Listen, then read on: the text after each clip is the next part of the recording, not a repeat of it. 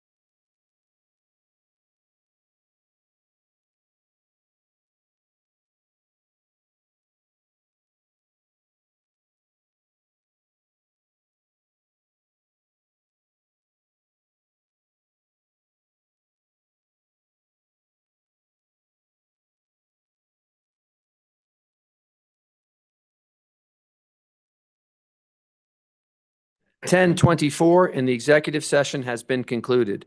The participants in the executive session were me and Fee, Dan Enright, Kevin Geiger, Zoe Denal, Lance McDonald, Geneva Shawnette, and You. myself, Teddy Erico, and Hayden, he was in there as well. For the record, if any person who participated in the executive session believes that any substantial discussion of any matters not included in the motion going to the executive session occurred during the executive session, or that any improper action occurred during the executive session in violation F of the open meetings law, I would ask that you state your concerns for the record. Seeing none, the next item on the agenda is item number 2, work sessions.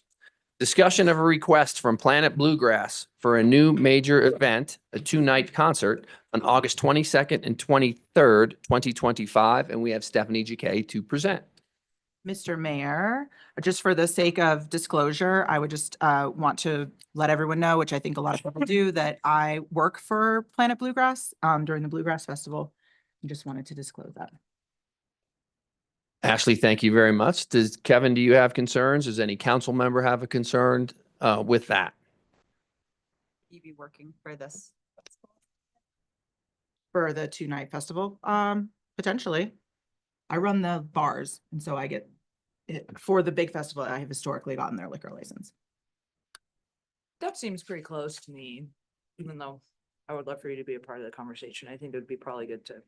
recuse Even on that for a one. work session, do we I mean, care? it's a consequential work session that will decide whether their application continues, so. Yeah, I just think that there's financial interest in the vote.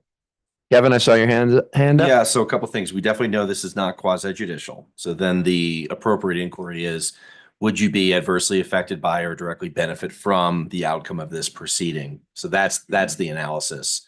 I don't know. I don't have enough information.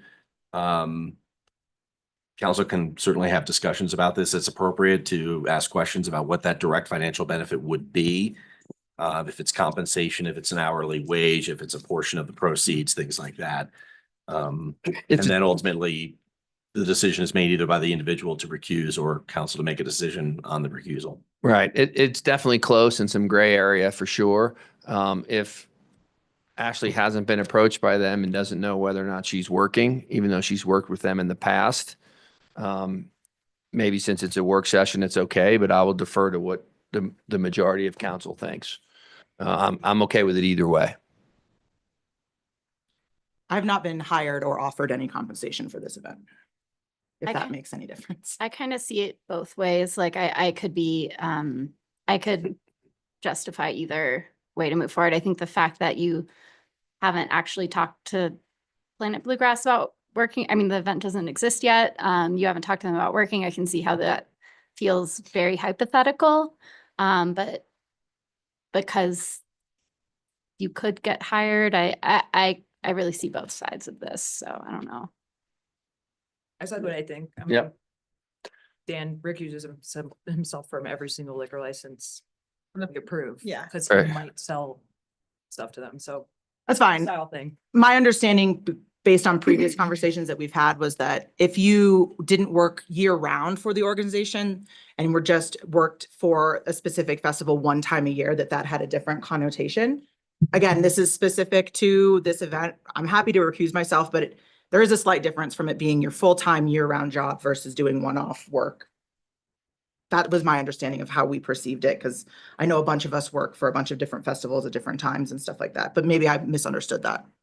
So I'm happy to recuse myself from this conversation, based on the fact that I could possibly might work for them, but I think that maybe we need to have a discussion as a council going forward about what our position is versus being an employee of the festival year round versus working one-off shows, and kind of what our strategy is on that, because I had a little bit different understanding. But like I said, I'm happy to recuse myself. Hope you hire me now, because Kevin, you want to chime in? No. Okay. We're in a good place. Okay. Proceed. All right, perfect. So for the record, Ashley has recused herself from the discussion, and I will hand it back over to Stephanie. All right. Good morning, Mayor and Town Council. This is a work session item to discuss a potential new major event, a two-night concert in Town Park on Friday, August 22nd and Saturday, August 23rd. So jumping into the discussion, I'm going to mostly allow the applicant when it's their turn to talk about their proposal, their event proposal, but you do have a letter in the packet with quite a bit of detail. So once again, it would be a two-night concert format, not a festival per se. And this is a format that we've seen in Town Park over the years, but not in a few years now. The proposal is for gates at 5 p.m. Stage acts performed from 5:30 p.m. to 11 p.m. each day, and a maximum capacity of 9,000 people per day. This proposal was first communicated to town staff in early December by Zach Tucker with Planet Bluegrass. And it was decided that the discussions should start at the council level with today's work session. Initial discussions did include the band Pretty Lights as the talent for the concert. That has since been removed from the event proposal as of early January, and the applicant is asking for date approval and venue approval prior to confirming talent or artist. And I'll let them speak more to that in their presentation. So this is once again, step one of an initial discussion. If you all decide that you want this request to proceed through the review process, staff would recommend that it go to Parks and Rec Commission next for venue approval, then to CASE for calendar date approval, and then it would need to come back to council for an exemption from the municipal code section regarding advance notice of impact specific to major festivals, and that's handled through a resolution. There's quite a bit of history on the proposed dates, which I've had fun digging into, and I do remember all these events as well, but doing a chronology of what has occurred on these late August dates in the past. So we're talking about the last full weekend prior to Labor Day. We always need to look at annual calendars for a 5 to 6 year period because Labor Day moves around, a number of weekends move around. So we're talking about the last full weekend in August prior to Labor Day. There has been major events occurring on the proposed weekend in the past, starting in 2012. The inaugural Ride Festival that came in conjunction with the Pro Cycle professional bike race was organized by Kodo that year, and it occurred on Saturday and Sunday of the weekend that we're talking about. Then in 2013, Kodo hosted their last Doodah concert on just Saturday of that year, August 24th. And then in 2015 and 2016, the same applicants, Planet Bluegrass with AEG Live, hosted Pretty Lights for 2 years in a row on Friday and Saturday of the same weekend that we're talking about. In both 2015 and 2016, they were granted 1 year only approvals, and that did go through the review process that we're talking about today, starting with Town Council, then going to Parks and Rec Commission, CASE, and back to Council. Then in 2017, the town actually had 2 applications for the same proposed weekend. One from the current applicants, Planet Bluegrass and AEG Live, to bring back a concert format, not Pretty Lights, but a to be determined artist with a reduced capacity of 7,500 people per day. And then the Kodo Doodah concert wanted to return as well, and they were proposing a medium event of a maximum of 2,999 people per day. This went in front of council in a work session since we had dueling applications, which doesn't happen often, but does happen at times. Council provided direction that they would prefer that the Kodo Doodah concert proceed through the approval process because it was 1 year only and because it was a smaller event. You may recall 2016 was a year of a lot of extras in the event world. We had the Pearl Jam came to the Ride Festival, and that was a 12,000 person capacity, so a 3,000 more capacity per day. Then we had Pretty Lights 2 nights, and we had Neil Young 2 nights. It was also the first year of the new stage. So I think that the council direction to move with a smaller event, I think that's the context there from my recollection and the history. So with that council direction, Kodo Doodah concert proceeded to the Parks and Rec Commission for venue approval for this late August date. and they actually were denied use of town park in a 3-2 vote. And I've included all the meeting packet materials in your packet today. So if you're interested in reading more about what happened and what those discussions were. But that was a close vote by Parks and Rec Commission. And at that point, we didn't have any more large or medium events occurring on this weekend. Telluride Mountain Run, which has been in existence longer than 2019. They came in and received approval to use the town park core area starting in 2019. And that's in addition to existing approvals, for regional trails. And so they have historically occurred in town park the 4th Saturday of August. And so their approved 2025 event dates with their historic venue approval is Saturday, August 23rd. Gotta love the event histories. So once again, this is a general discussion. Staff is not prepared to fully analyze all the event impacts. And the event is still working on a final application as well. After this discussion today, they'll have more direction on how to proceed with that. But there are some general talking points in the memo and on the screen just for an initial discussion. And then if you decide to move forward, Parks and Rec Commission and CASE both have specific review criteria and purview that they look at in relation to this request. So first of all, timeframe of the application submittals and providing more specific event details. In this case, that could be the artist, determination of the artist. That's a timeline that they want to discuss. For context, on the screen is the medium and major events occurring in town park over the course of the summer. So you can see the proposed concert is the 5th one down there, and it's 2 weeks after jazz, 1 week before film festival, and 3 weeks before Blues and Brews. That's all event days. That doesn't count setup and tear down dates in town park, which extend past the event dates. Also the overlaps with the CASE calendar, specifically Mountain Run, and then potential overlaps in town park. So film festival setup is in some venues, and youth and adult soccer. These are talking points at the Parks and Rec Commission level, should it proceed to that point. And then overall, the event organizers' plans of how they're going to mitigate the impacts associated with the major event: camping, parking, barricade, transportation, emergency response, crowd management, medical services, sanitation, recovery, resource recovery, and ticket structure. And I think these are all items that the applicant is ready to share some initial thoughts on, but once again, not fully fleshed out at this point of the application process.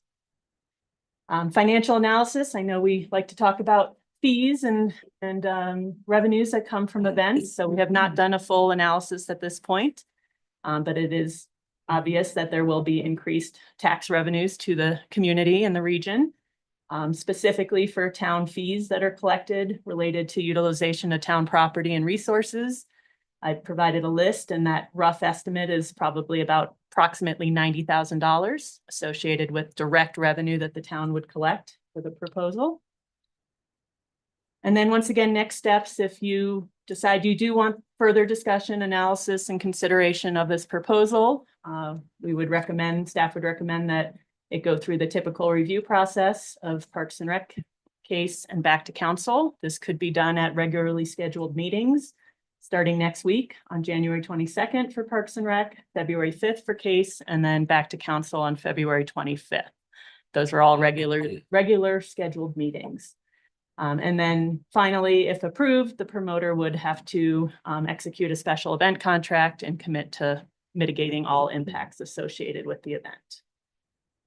And then the review criteria for Parks and Rec Commission and CASE is listed here. I'm happy to come back to this slide later if that's helpful to your conversation. But once again, you have lower boards who have specific review criteria and purviews, and are happy to have some of these discussions in a lot more detailed format, and also with a lot more analysis from staff to help with their discussions, which we're not at that point today. With that, any questions for me before you hear from the applicant? Great. Stephanie, thank you very much. Thanks for making that pretty clear. Before we hear from the applicant, are there any questions from council for Stephanie? I have a quick and very specific question. How late does the mountain run, like in the day, how late do they use the park? Like, what's their timeline? I'm happy to have them answer that Okay. question. I know they're here and want to speak later, so. Okay, so I'll Yeah, hold my they question. are using the park both Friday night and all day Saturday. And it's a Okay. very long day on Saturday Okay, into the night. heard. Any other questions for Stephanie?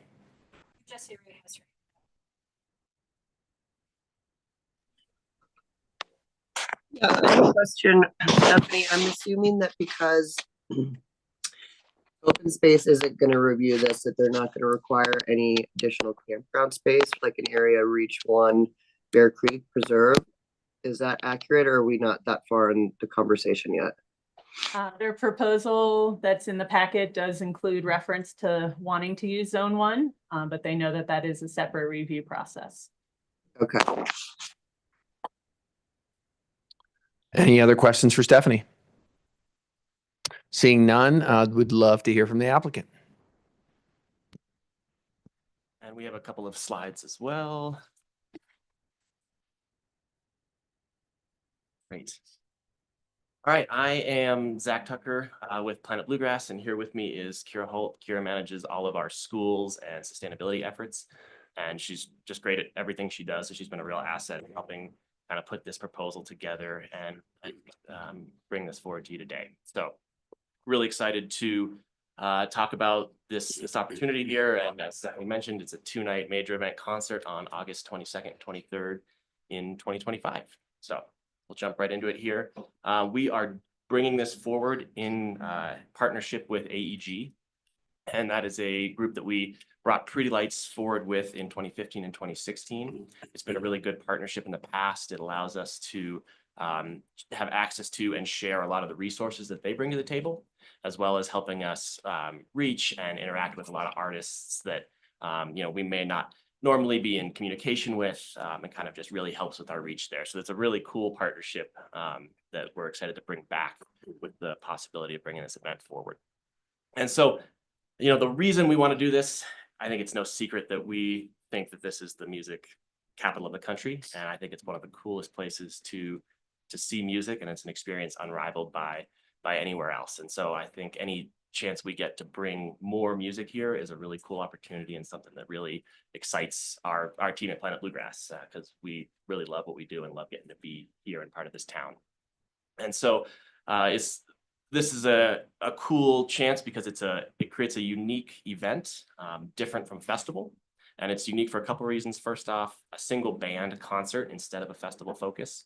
And that single band allows us to go after, not only different types of music, different genres, but also artists that may not be within the budget of the festivals to bring to town. So a lot of cool opportunities there for what the artist can be, as well as the structure of the event provides a unique experience for the attendees, because we're not even opening gates till 5 o'clock. So they have all day to be in town, enjoying recreational opportunities, and very importantly, hopefully visiting shops, restaurants, and spending money in town. And that's a kind of a real benefit of this beyond that we don't normally see as much at festivals where the gates are open at 10 in the morning. And so that kind of ties into the economic bump that I think is an important piece of bringing an event like this to town. And we'll dive into a little bit more of the economic details later.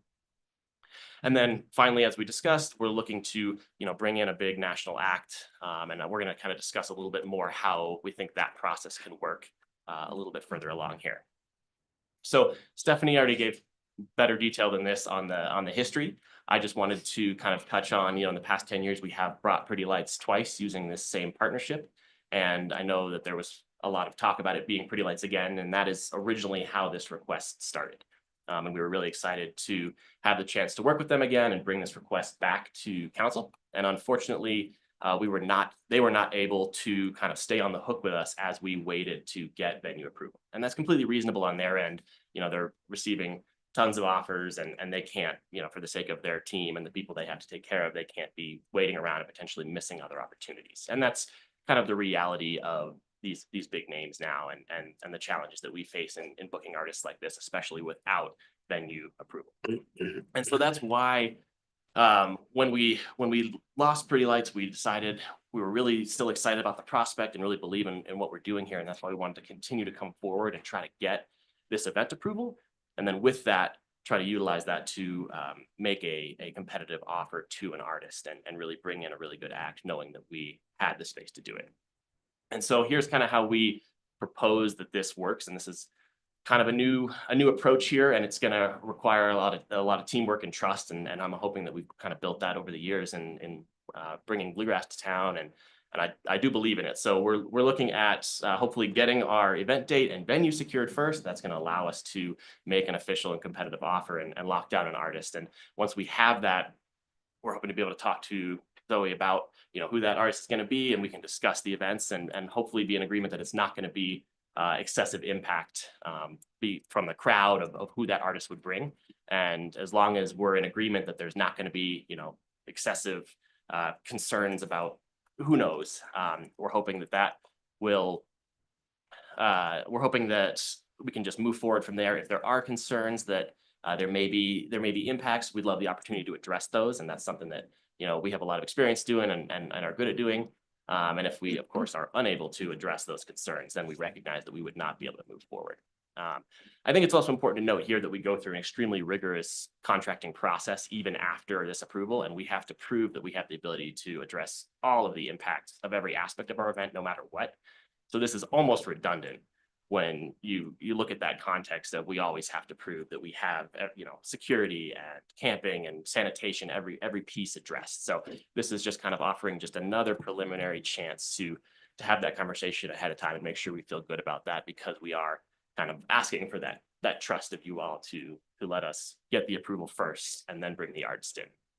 I also think it's important to note that our views are very much aligned, I think, in what artists should be here. We're not interested in bringing an artist that's not going to have the right vibe for the town, that's going to bring a crazy crowd, that's going to, not be a good experience for all of us in town or even the people that are coming up to do it. So I think, our interests certainly align with this, and I don't anticipate running into major issues here.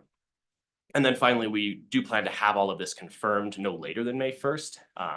Obviously, we are going to be shooting to have it way before that so that we can be on sale and marketing and have tickets sold. But we wanted to kind of state that deadline so that like the marshals or really anyone doesn't have to be concerned that we're going to be jumping up in the middle of the summer with a surprise artist that changes maybe the impacts or what we need to be prepared for. So we're hoping this kind of creates a safe way for you all to feel good about approving us without an artist, and that we can kind of move forward in partnership to find the right musicians to bring for this show.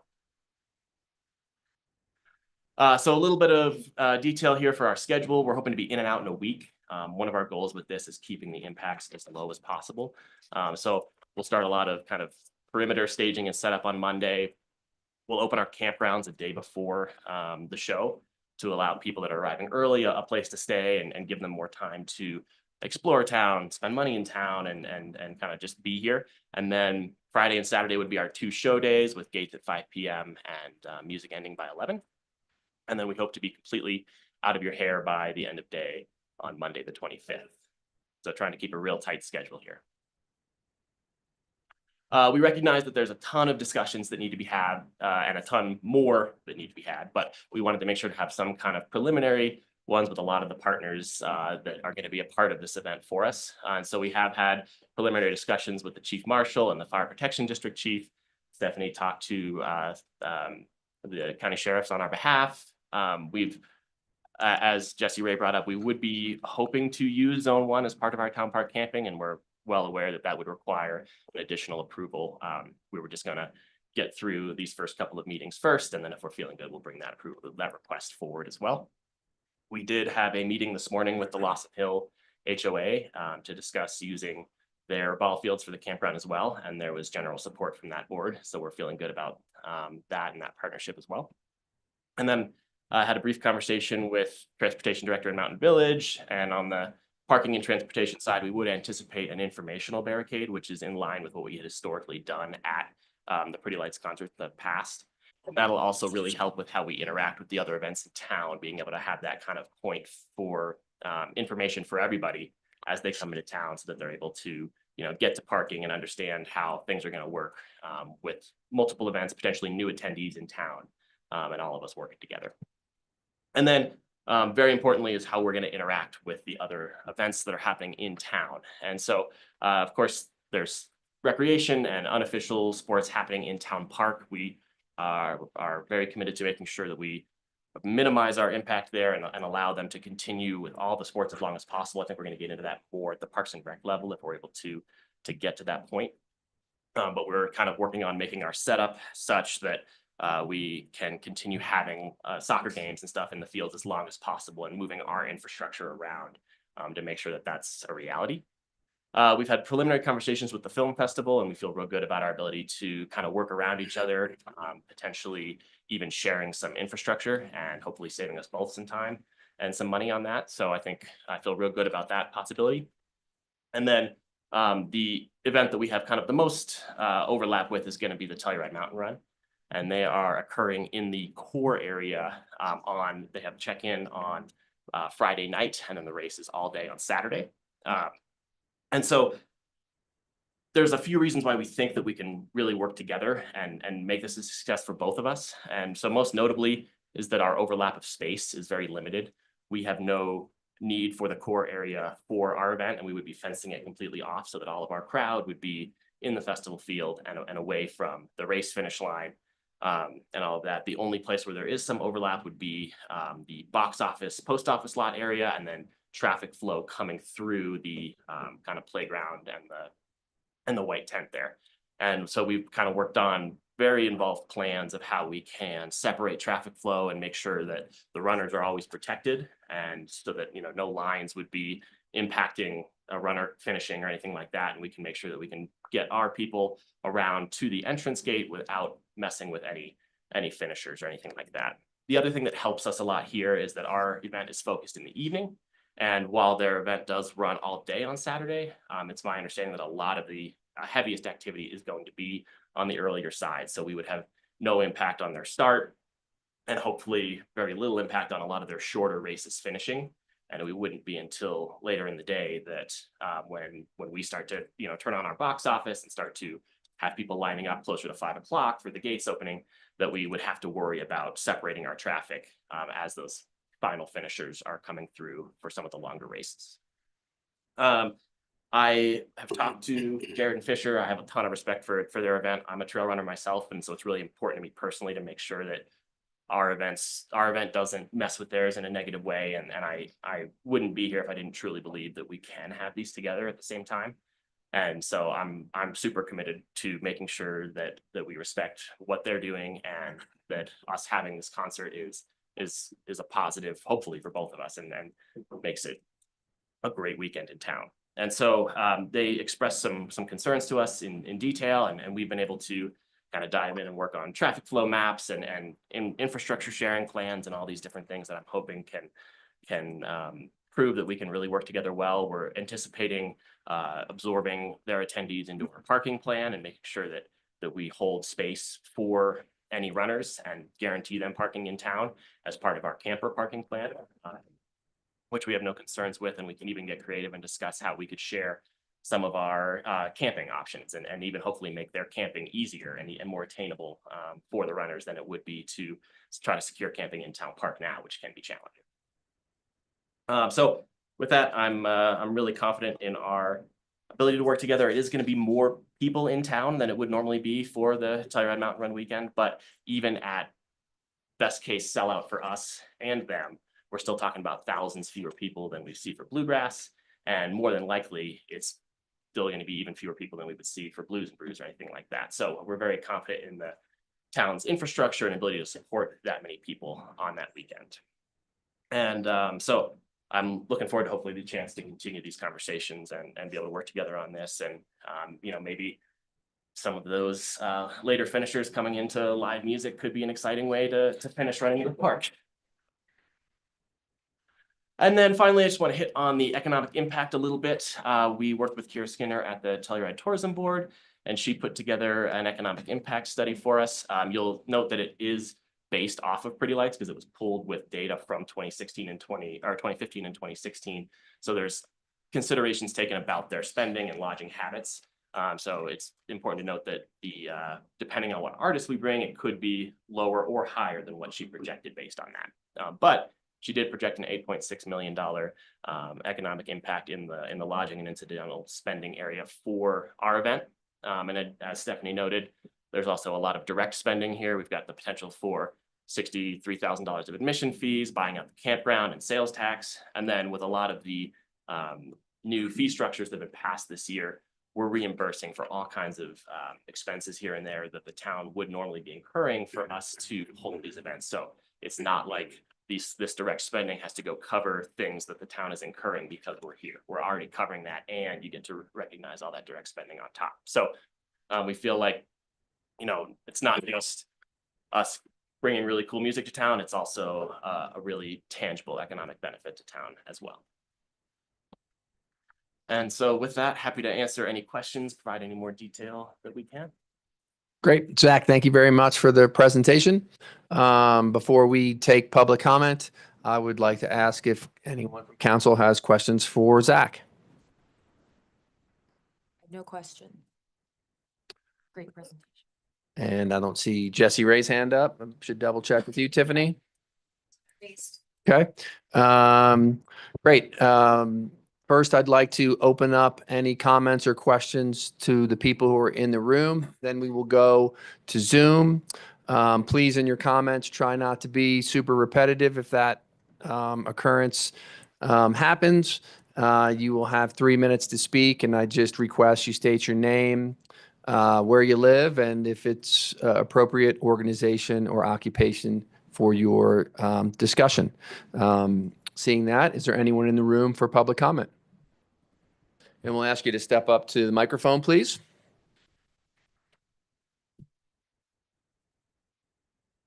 Morning, Mayor and Town Council. I want to start by saying I'm going to read my statement today.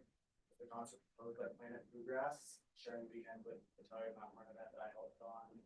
It's a large concern to us, and I want to make sure I clearly communicate my thoughts on this. My name is Fisher Hazen. I work as an ecologist locally in town, as well as serving as a search and rescue coordinator for our county with the sheriff.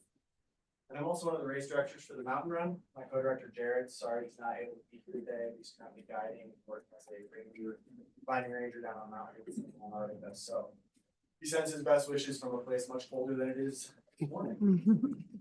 First off, I would like to say that in my comments today, in addition to the submitted letter in your packet, they have nothing to do with the quality of events that Planet Bluegrass puts on, and the amazing work done by Zach Tucker. So, in fact, it was my first concert at 3 months old in 1994. I've gone many times since. I'm looking forward to taking my kids this year. So thank you for what you guys bring to this town. I'd also like to thank Zach for reaching out to us about potential impacts and coexistence. In advance of this meeting, we really appreciate it. We should do that continue. Today I'm speaking up for my own event in addition to other small events within the town of Telluride. This town thrives due to organically cultivated and diverse cultural, athletic, community events that are present today. Should town council choose to move forward with Planet Bluegrass's proposed concert, Telluride Mountain Run will struggle to exist in its current form. We'll be unable to safely host, manage, and mitigate risk for 450 runners in the mountains around Telluride due to in-town congestion and monopolization of general community resources by a larger event. I recognize that the financial benefits of a small 450 person running race are vastly different from a large up to 9,000 person concert. That being said, the impact on local resources, including our wastewater system, park availability, camping, lodging, parking, etc., is significantly larger. I would posit that an additional large event the weekend prior to Film Fest will accelerate the burnout felt by many who live in this town. Planet Bluegrass already has an incredibly successful weekend. They enjoy the knowledge that they are secured in their historic use on that weekend. We only ask for the same treatment. At a bare minimum, we request that town council holds this large event to the required case calendar date process outlined in the municipal code. The purpose of the code is so that potentially impacted events, residents, etc., have the ability to comment and plan ahead should the event be approved. Why do we have that provision if it's just going to be a waive for large events? The impact of TMR on a Planet Bluegrass event are relatively minimal, in contrast with the extremely large impacts of a larger concert on the TMR race itself. Additionally, this year with the warming hut construction, there are unknowns regarding our area of historic use.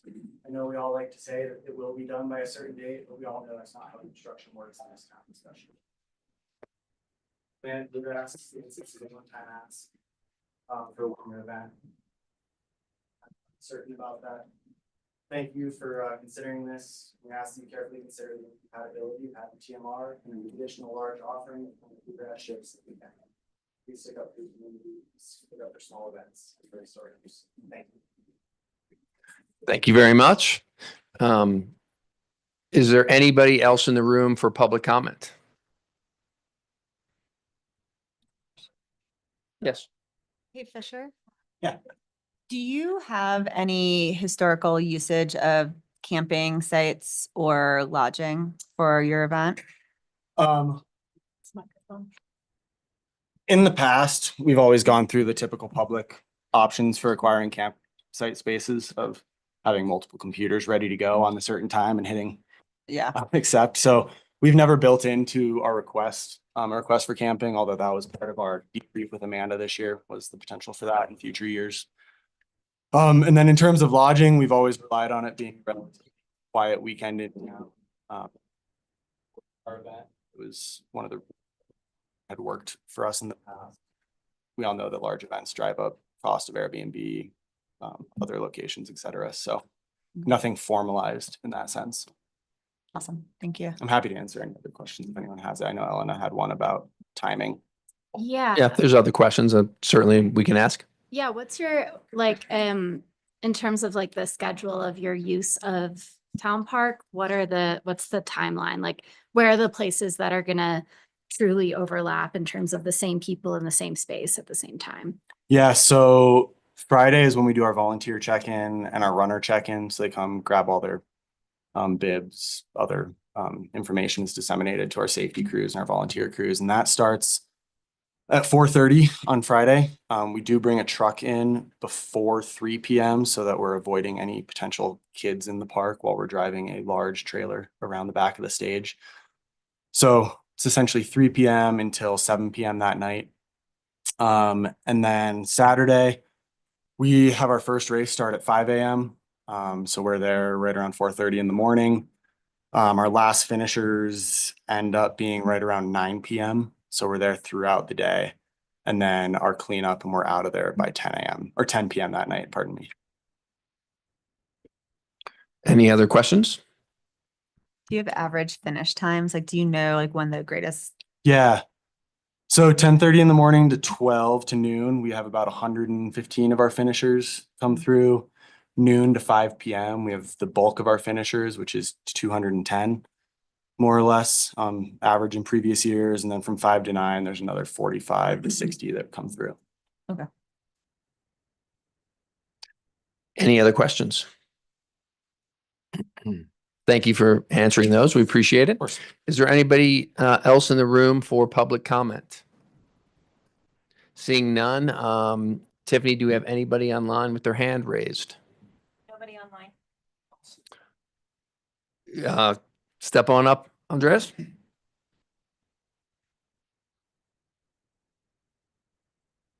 Hello, my name is Andres Vargas Johnson. I run the Alibi Music Venue and Bar in town.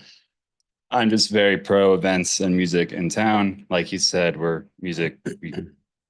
My experience, Telluride is like the coolest music place in the country and venue. So any opportunity we can to bring national acts is huge. 10,000 people, I know to the bar would be, I mean, I just looked at last year. It'd be huge for everyone. All the service workers and people who are fans of music in town anyway. So why do we have that also in Town Park stage if we don't use it?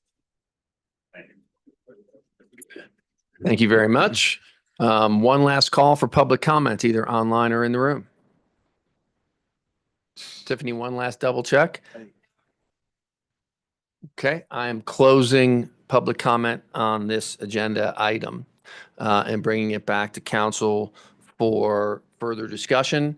I think what we have to determine and would love to discuss is, do we feel that we want to send this event through the channels of Parks and Recreation in case and waive that timeline? And we've heard our challenges via public comment, Stephanie's presentation, Zach's presentation. Would love to get everyone's thoughts.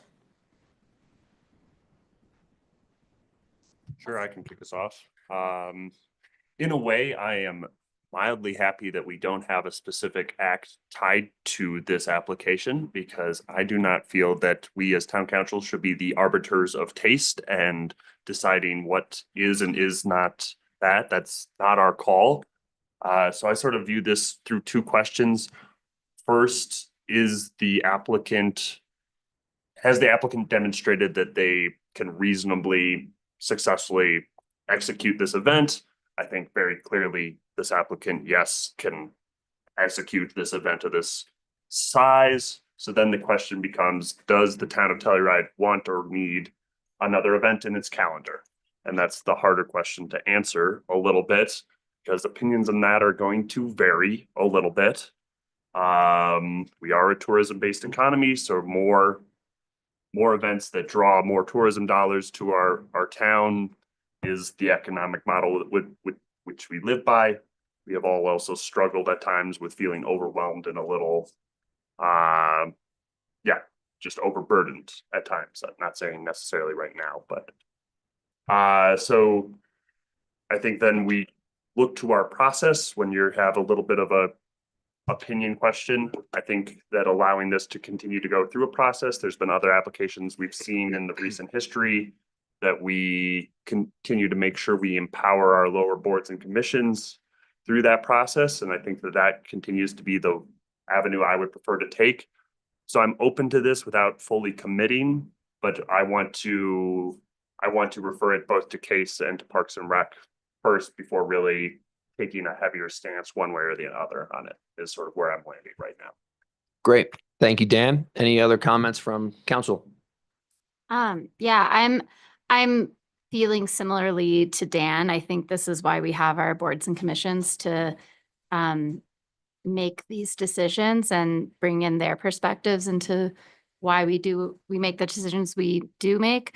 I'm feeling somewhat torn because I think that Planet Bluegrass puts on great events, and I have full faith that this would be really a well-run event. I remember the Pretty Lights events and Neil Young going really well, and them being really kind, a kind crowd, very clean, very respectful of our town. And so, we don't know what the crowd will be exactly, but I do have a lot of faith in them as organizers. I also see how this does impact the mountain run, and I don't want to be totally swayed by, the dollar signs that this could bring in, even though that does weigh pretty heavily on me, especially because I feel like our numbers have been a little bit down. And so anything that helps booster our economy and our local businesses, it's hard for me to not explore those options. But in general, I agree with Dan that I would love to empower our Parks and Rec board and Case board to decide if this is appropriate. Great. Thank you very much. I see Jessie Ray's hand up, so if we can make sure she's unmuted, that would be great. Yeah, I'm kind of the vein of Elena and Dan in that I can see the pros and the cons, and I would like to congratulate these guys for the Pretty Lights concerts. I think the town was left the cleanest I've ever seen it after a major event, and I appreciate that. The economic benefit is obviously a big consideration to take into mind, but the people that I've spoken to about this thus far have been very resistant. I think that our summers are already really busy. Knowing too that a majority of Film Fest volunteers will already be in town for setup is concerning. And then also taking into consideration the mountain run and the importance of maintaining smaller events that aren't just music and kind of party based is important to me as well. again, I see the financial impact and the importance of music. I mean, I've been going to Bluegrass since I was born. So I'm torn, and I do think that we should let it go through the process, but if I had to choose now, it would be no. Jesse Ray, thank you. We haven't heard from two other council members. If you want to chime in, if not, it looks like we're having a direction is forming, but I'm 100% behind shows, and I think that this is great. I think that the application and Zach's presentation kind of outlined a more than a willingness to try and work with other events going on in town. I also totally appreciate that this will change the vibe for Mountain Run, and hope that there's even a little more extra kind of accommodations and support that such a big festival or such a big event could try and extend to Mountain Run. But I do think that there is historic precedent for shows being on this weekend. So even though there hasn't been one since 2017. So I think we spent a lot of money as a community on our stage, and we should be hosting world-class bands. And I think that also we should take the opportunity to try and attract new different kinds of music fans to town, because we have 3 really great heritage 30+ 50+ year festivals that are a very specific music and specific audience that come every year, which is incredible and kind of adds to the specialness of them. But it's important to bring younger people into town for music and different kinds of people that maybe haven't been here before. So I trust Parks and Rec and Case to get through to support Mountain Run with their needs through the process. And if they're not able to come to an agreement there, that's their decision. And I don't think we should be getting into the nitty gritty of those negotiations, because that's not our specialty. great. So Awesome. Thank you. forward. Me and anything to add? Yeah, I mean, I think it's important to note in the process that each of our lower boards and commissions have a very specific purview when they are looking at events. And we have a very different one as well, which is why Planet Bluegrass is in front of us currently. Parks and Rec, Case do not look at the economic impacts of a festival on the destination. We have to take a much broader perspective when we're making these decisions. And so that is why it is really important for us to be able to weigh all of the details and decisions when it comes to bringing in an event like this, because those are not decisions that Parks and Rec or Case should be considering when they are making their decisions. Their decisions are based on field usage, calendar dates, those sorts of things. And I think one of the nice things, to Dan's point, in not knowing what the musical act is that we are making a decision based on what we should be making that decision on, which is the economic impact of this event on the destination. And I take an even further step back and say, in that I don't necessarily care that this is music or not. This is thousands of people coming in to be able to spend money within the destination. And ultimately, I actually am thrilled that this is following the model that we use for Pretty Lights, and less the model that is used for Planet Bluegrass, in that since these concerts are occurring in the evening, it does allow these people that are in destination to be spending money within our businesses and our restaurants and with our tour operators. And that is really crucial to me, and honestly, candidly, something that I have been concerned with and frustrated with our larger festivals as more and more attendees spend that time in the park. I think to that extent, like, we do need to understand that there will be more compression within the town as a result, because we will not have all those bodies contained in our park, but we will have them kind of throughout the community. And we need to be able to mitigate that and work with our businesses to be able to manage that effectively, both for the businesses and then obviously for the people that are living and working here, so that they have a beneficial experience. But the other thing that I do want to be really heavy-handed with is that I want to ensure that the Mountain Run is protected at all costs. That festival has been here for multiple years. They are growing. They are doing, to Jesse Ray's point, something that we don't traditionally do here, which is provide an activity and event that is not centered around revelry, for lack of a better word.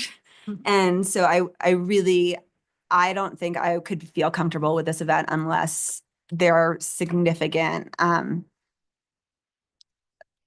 arrangements made with Telluride Mountain Run to protect their lodging, to protect campsites. I mean, I would prefer to see camping pulled from Planet Bluegrass and given to Mountain Run just in order to ensure that they are able to continue with the number of attendees that they have had in the past. And I think that's something that we would look after the fact at as to whether or not this was successful and if this is something that we as a council would ever want to approve again.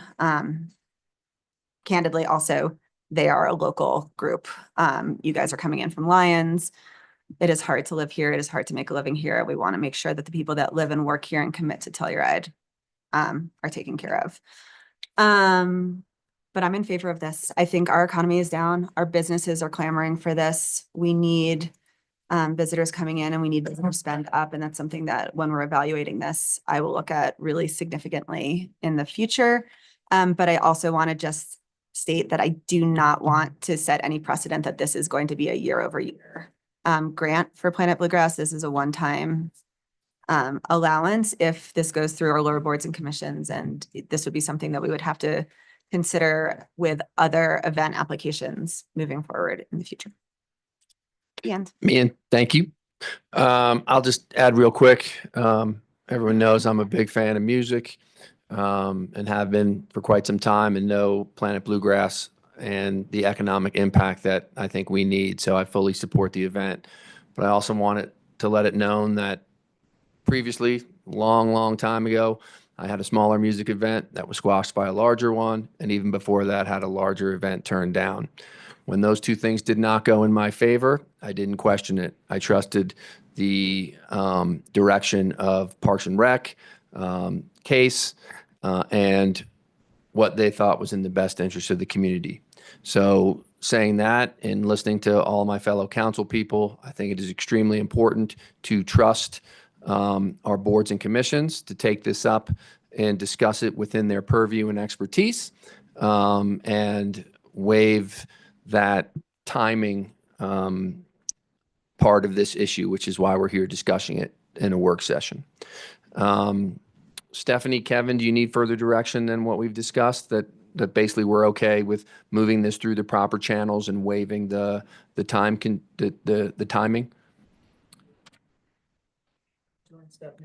You bet. Just wanted to say a few things. It's JJ Osla with Chair of the Parks and Rec Commission. You know, we've seen this a couple times throughout the years as far as appreciating the empowerment of our lower boards and commissions. We are volunteer boards and commissions. You are elected officials. It puts tremendous pressure on us when we're talking about $8 million worth of economic impact versus it's going to come down to moving a couple soccer games, potentially. So anyway, I just want to let you know that. So sure. At this meeting, I appreciate the comments. I would like a little more backbone from some of the members just saying, yes, this is a good thing for our town.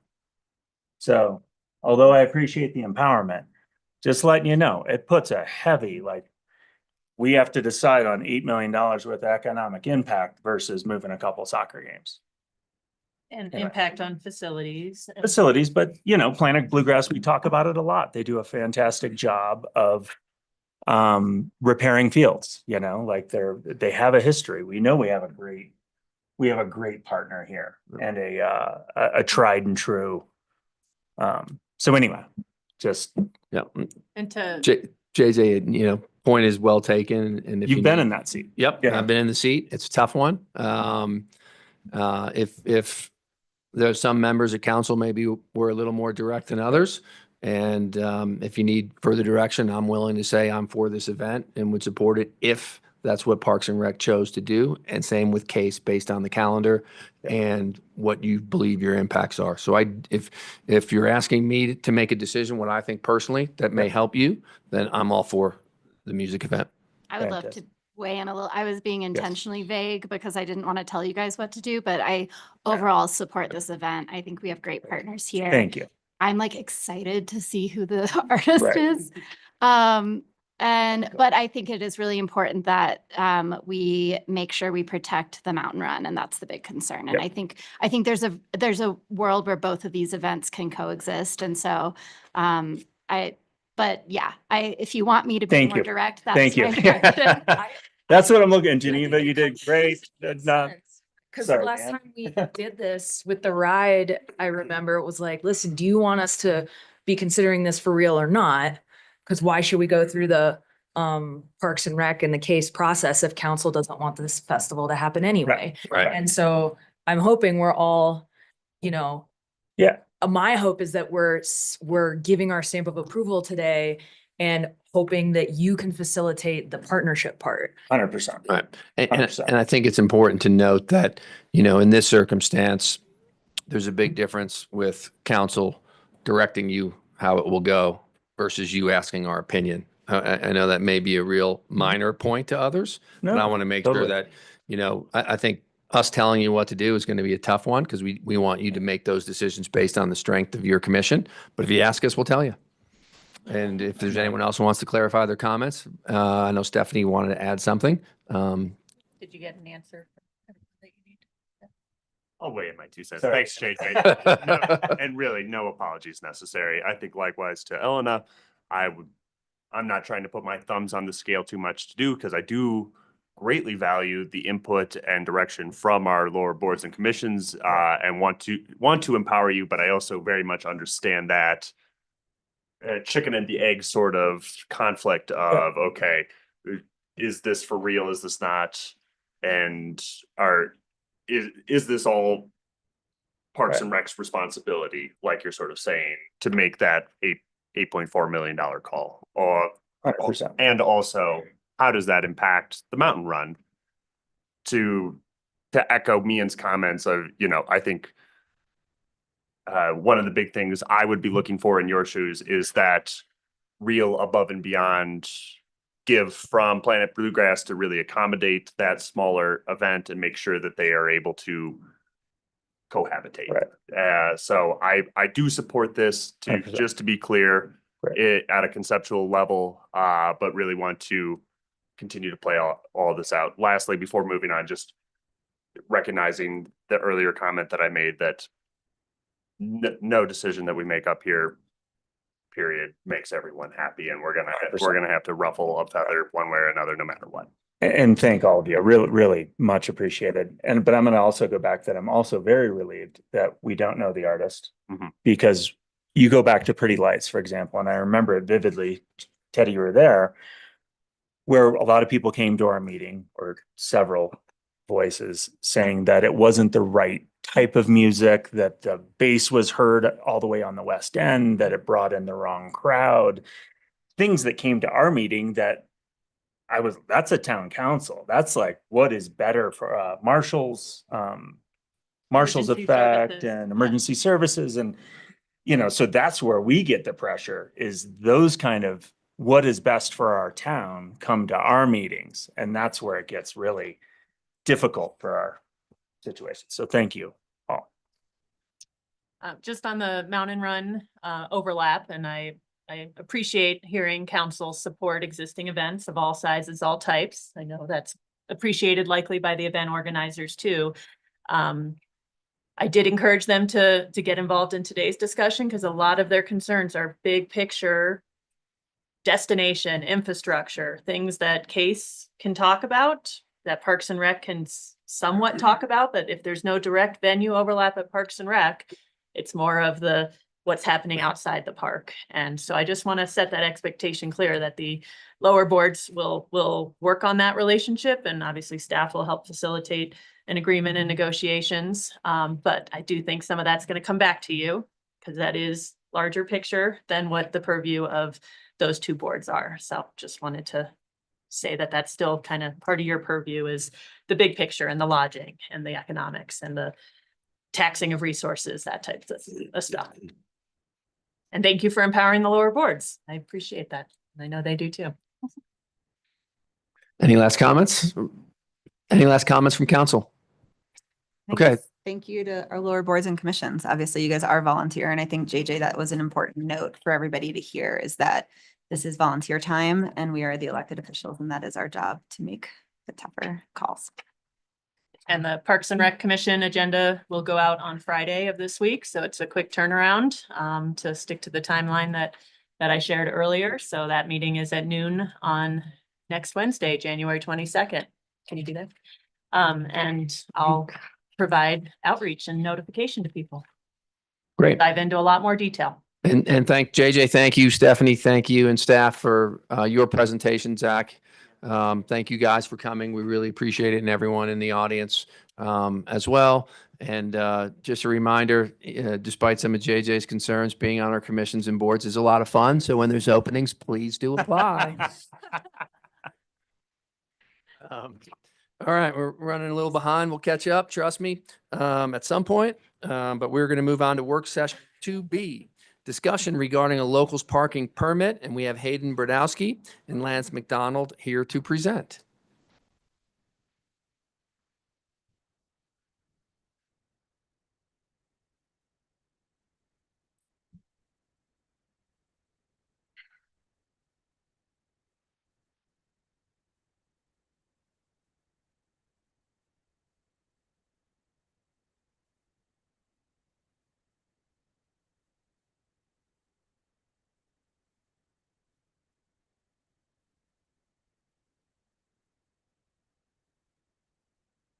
Good morning, Mayor and Council. So going back to kind of how this whole thing originated, we had the parking analysis that was done for parking. And from there, we kind of updated council's goals and objectives. Move this. And after we updated all of our parking analysis stuff, we got on the topic of the locals parking permit. And so as we started to dive into what this looked like, we started with the current language that exists in the master plan. And so two things jumped out at us immediately, which were discouraging unnecessary use of private vehicles, which is the first objective, and then encouraging frequent turnover. And then from there, the climate action plan, strategy 1, really emphasizes the reduction of single occupancy vehicles. And then after the parking analysis, council goals and objectives were updated to include increasing pay to park areas and modifying permit parking zones, increasing rates and fines, and then carrying out a new LPR system. And then from the November 19th council meeting, a resolution was passed that made all that stuff real. So metered parking zones increased from $2 to $2.50. And then we expanded the pay to park zones to Columbia and West Colorado Avenue at $2. And then we implemented a new LPR system. Then after that, we had the December 10th work session where we really started to dive into what was this locals permit supposed to look like. And there was a lot of emphasis on kind of an easy way for folks to get downtown and run errands. And so from that, we met with T2, who is our current permit folk. And these are the 3 options that are currently available today. So the first one is a discounted hourly rate for local permit out holders, free parking time for quick errands, and a special rate coupon. It's important to note, though, that all these options require the user to go to the actual meter itself. So none of these options allow you to go on your phone and just quickly do something. Each option has to go to the meter to actually enter the service, put in your information, and then get whatever benefit we decide on. So the first option at a discounted hourly rate, what that could look like is you create a log of folks who are registered, and then you can pick what rate that is deducted from the normal rate. The next one is the free parking time. This option, again, is the easiest to administer because there are options to either have everyone involved in this process or just the locals. The first block of time would be free, and then after the block of time is used up, they'd be notified to extend their parking. And then the last one is a special rate coupon, which could be pre-purchased for X amount of hours of parking and then used over the course of the year. From there, we kind of broke down what are the potential implications of all these new options. So the free parking, I would have a quick turnover due to the limited ability to stay for 15 minutes or 30 minutes. But there's quite a few negatives that can be kind of associated with that. One being just increased congestion. You'd be encouraging vehicle trips that might not happen normally. Requires submittal and review of a huge applicant local list. That's one thing we've kind of not landed on yet, is how this list would be created and administered. One option would be to use the existing local passes, and the next would be to have a whole new process that they have to apply for. Providing a free option softens the parking increase as well for locals. Next is the discounted hourly rate. This option provides, again, the discounted hourly rate. Same issues as the first option. And again, you might have people driving to the downtown corridor that might not drive due to the discounted rate. And then the special rate coupon code, same issues as before. This one has the most likelihood of being abused because the code can be just transferred to really anybody. There's no way to make sure that not someone, a local gets a code and then gives it to one of their friends from out of town. And then we'll dive into what's currently available. T2 does have an online platform that you can log in or register your license plate and prepay for parking from really anywhere. This is the current look of it. If you were to go to the t2.mobi, you would create your account. You can select the area you're parking in and then pay. And you don't have to go to the meter for that. Yes, this option does not need the meter involvement. So once you create your account, you can do this from really anywhere. It's also important to note that Desmond, in their draft from December 10th, mentioned that the financial implications for this, we don't really know because we don't have a base data set of who would all be partaking in this locals permit. So the revenue loss or gain would be unknown until we have something kind of in place. Great. Thank you for that presentation. I've got a quick question I think might help us start. Sure. Just want to be clear, when we say locals, we mean town and Telluride residents. Because that is a little bit of, I think we have to figure that out first with the specifics of your proposal, because there's a difference between, I live on, the 700 block of East Columbia and I need to run to Ace Hardware versus I don't live, or Sunset Ridge, because that's the town of Telluride, versus I live in Lawson and I've got to figure out where to park and then I want to run over somewhere. I think they're two different scenarios, and I know that may have two different discussions, two different solutions. I'm just want to see if we can be. Sounds like we're not going to be clear on it, but yeah, we in my memo I did bring up too that if we did include just Telluride folk, you can utilize the existing permit base, right, and then have an additional folks who don't get permits today that can apply. And then if you include everybody, then that's going to be a whole new permit set that would be a lot of utilization of time. And so both are options here. It's just a matter of how much kind of time we want to invest into it. And the other thing to keep in mind is that the free parking for running an errands can be applied to a locals permit only, or it can be just allowed for anybody that's coming to town, whether they're a regional resident or a visitor. And other communities have that type of option available. So you plug in you use the code to get your free, 30 minutes or 15 minutes or an hour, whatever, and then it reminds you that you need to pay because you're getting close to having that free time expired. No, God, I was just going to take that. So just to kind of reiterate that point, I think it's important to understand these options and then the administrative aspect of those options, as well as what you'd like to see from the definition of who could use them. So some could be, there would be no administrative burden because it would be applied to everyone, limited administrative burden because it would be Telluride specific residents, or a large administrative burden with at the new influx of the R1 school district, or however you would like to define a local. But throughout that, the rest would be for your discussion. right. And I think that you run in that scenario, if you're figuring out non-town and Telluride residents, is that encouraging the bad behavior, or is it giving them a break if they park, at the Doka all day or Carhenge all day and they need to run to Ace? I saw Elena's hand up first, so I will start there. Yeah, Lance, you said that you get So with this free initial parking period, you get a text that your time's running out and you have to pay for parking. Do you then have to go back to the meter to pay for parking, or can you do it remotely from your phone?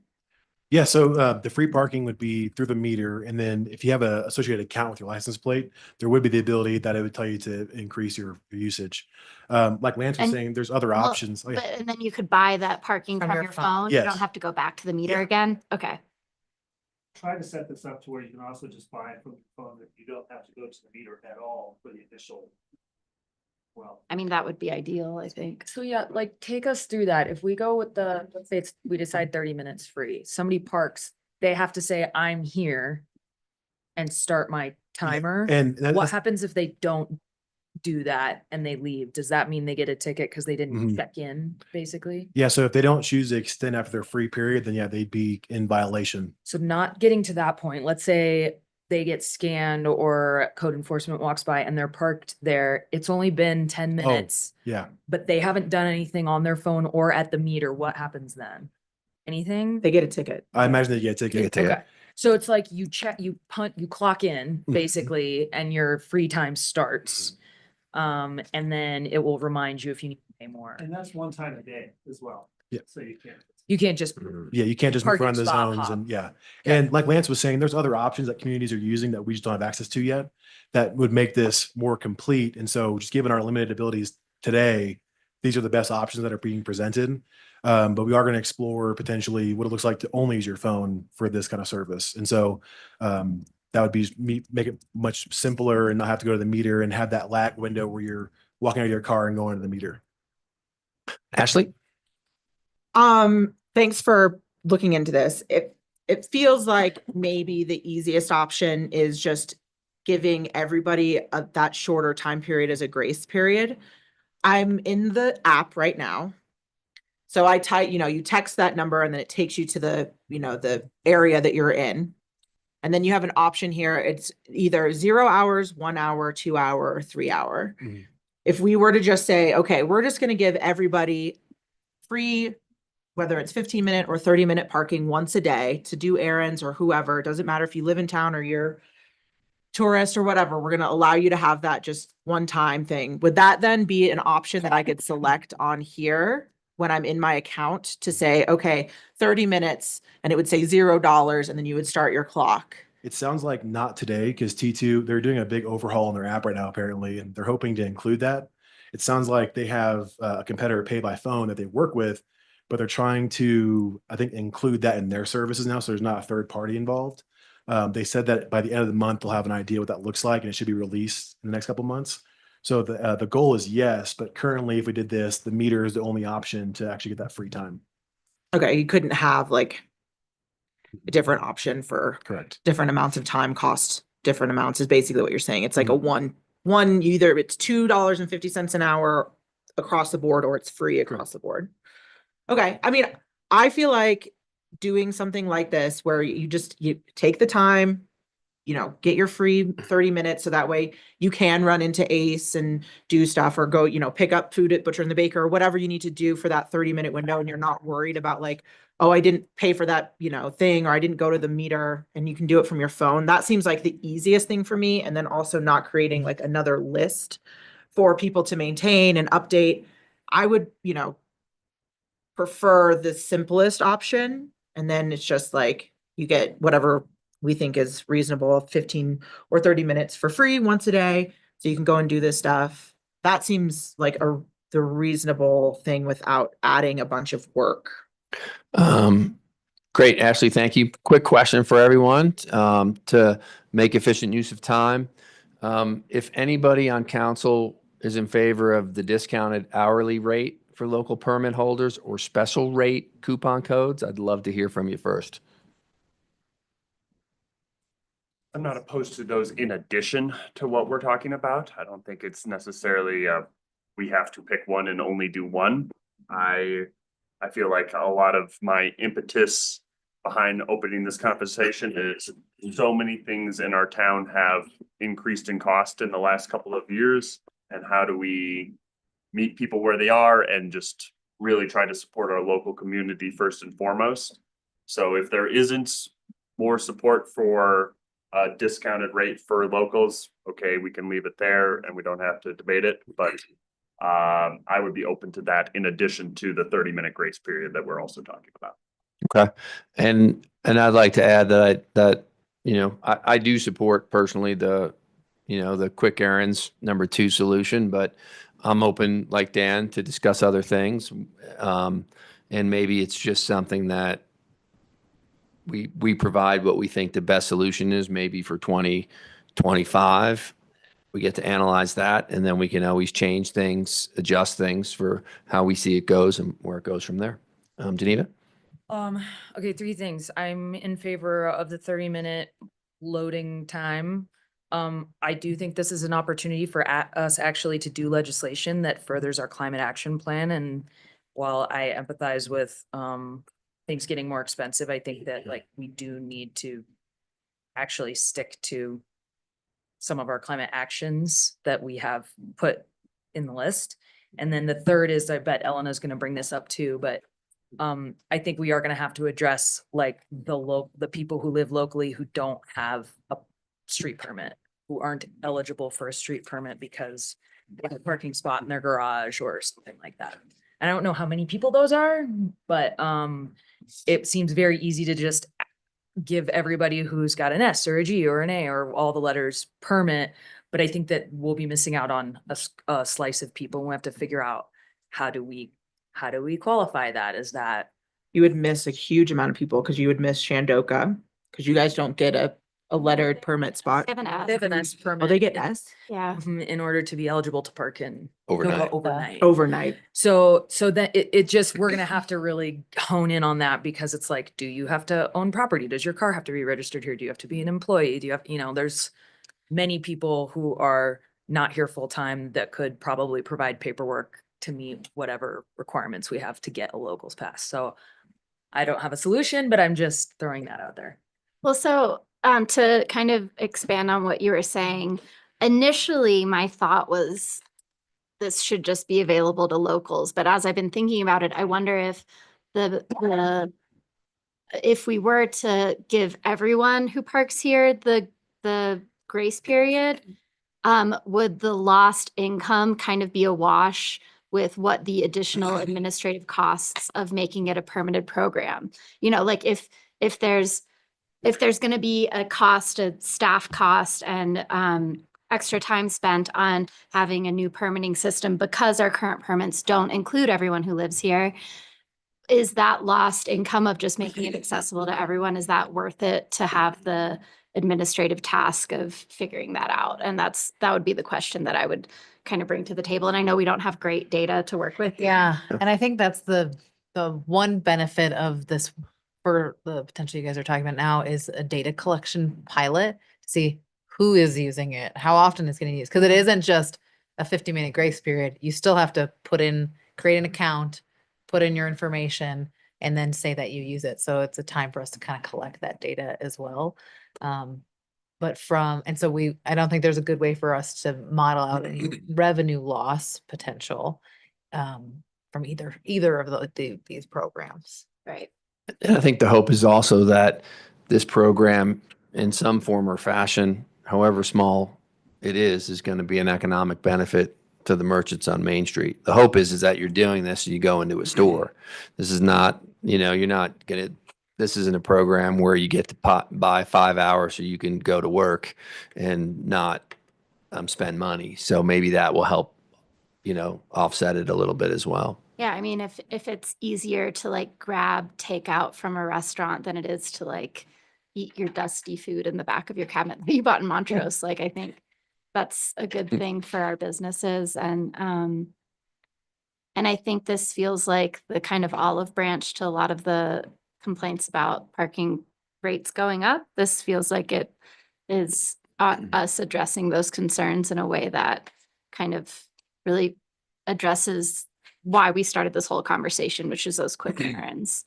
But then, yeah, my question is it accessible? Is that grace period accessible to everyone? And we just like eat the cost of that, but then don't have any extra administrative work and to do it, or is it worth it to create a new locals program that staff has to design and administer and kind of like, receive all those applications? And is it worth it to go through that to get the extra revenue from that, let's say half hour of people who aren't locals?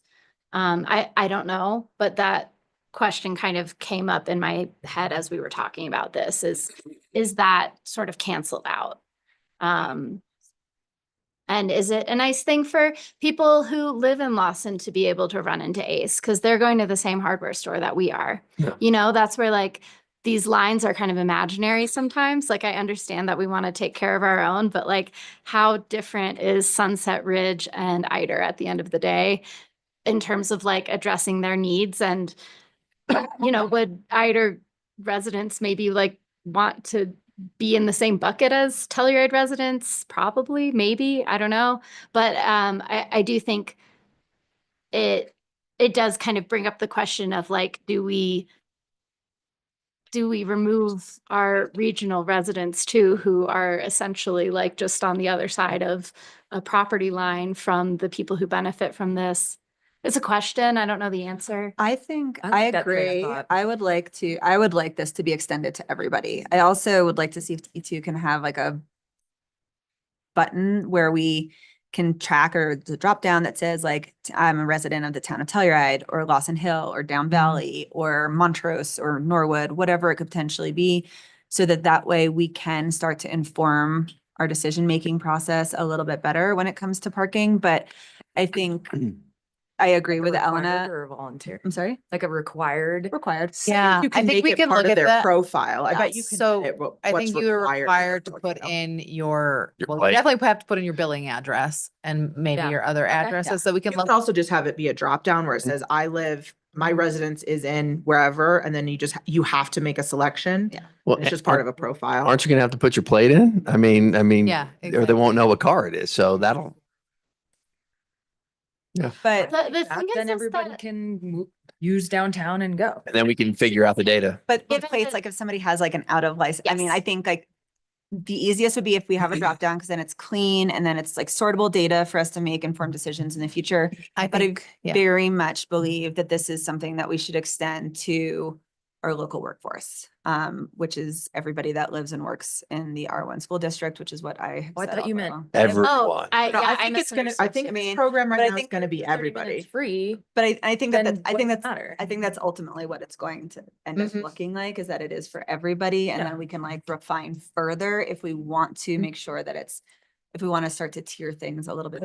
I think the biggest Yeah. lessons learned in this process is just learning more about the capabilities of our system and also the potentials that we want to see through looking at advancements to that system. So if, as Hayden has presented, this was with the tools we have now and what options we have of it in front of us. Right. I think we definitely see lots of opportunities for evolution and growth in a lot of these aspects. So look forward to continuing the conversation from whatever is decided today. I think it will continue throughout as well. And, Oh, sorry, go ahead. and the thing to keep in mind, and maybe this is kind of a compromise, because I originally came in thinking that it was going to be just locals, and whether it was town of Telluride locals or R1 or whatever we decided.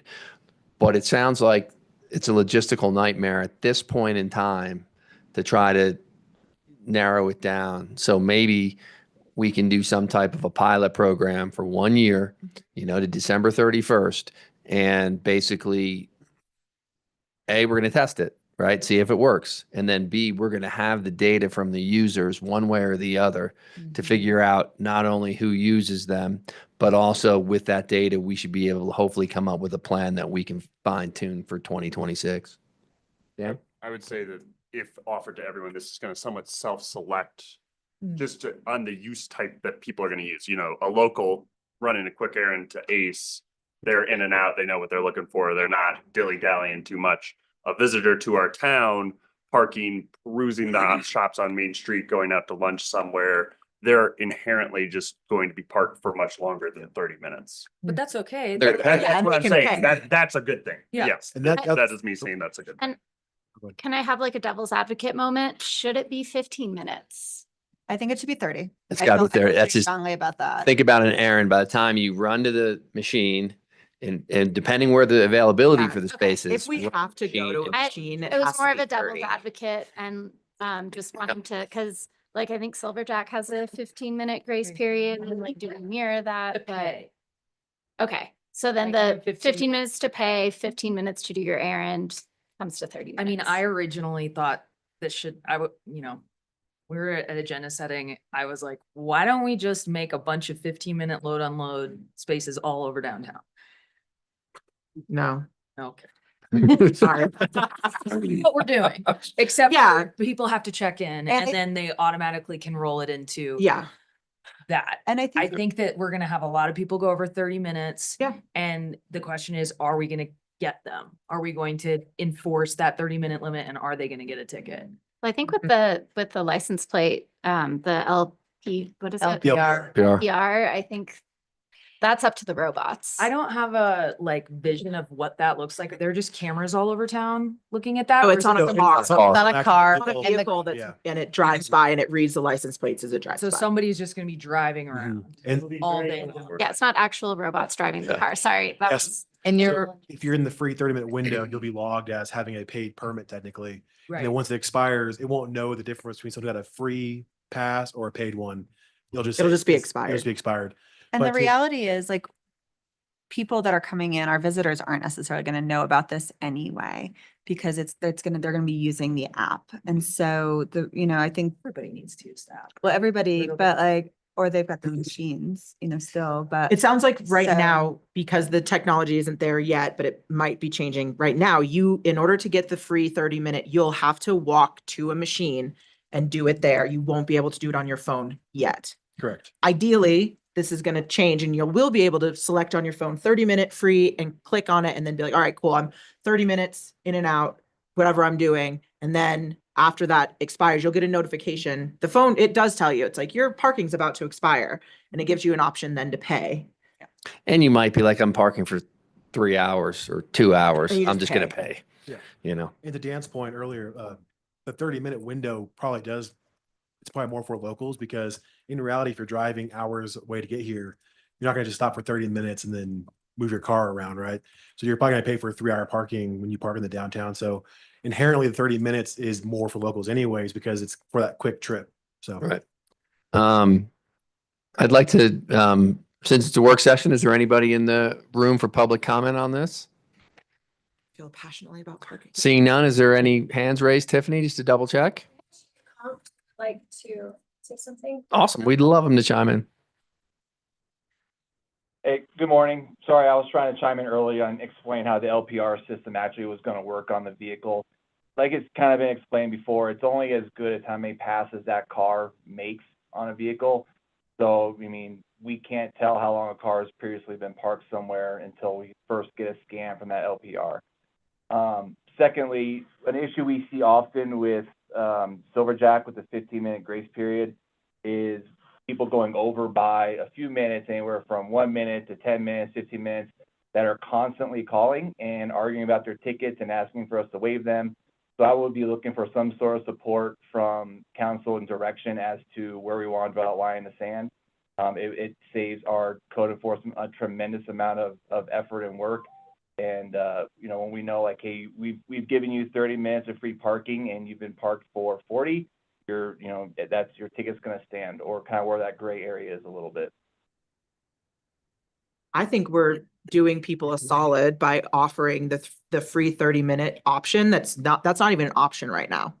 Right now, if you park and you don't pay, you're getting a ticket, even if you're going inside for 30 seconds. And so I feel like this is an opportunity for us to be a little bit more gracious, give people a break, that kind of thing. And I think that the reality is that parking enforcement sucks and it's always going to be tough and nobody likes getting parking tickets.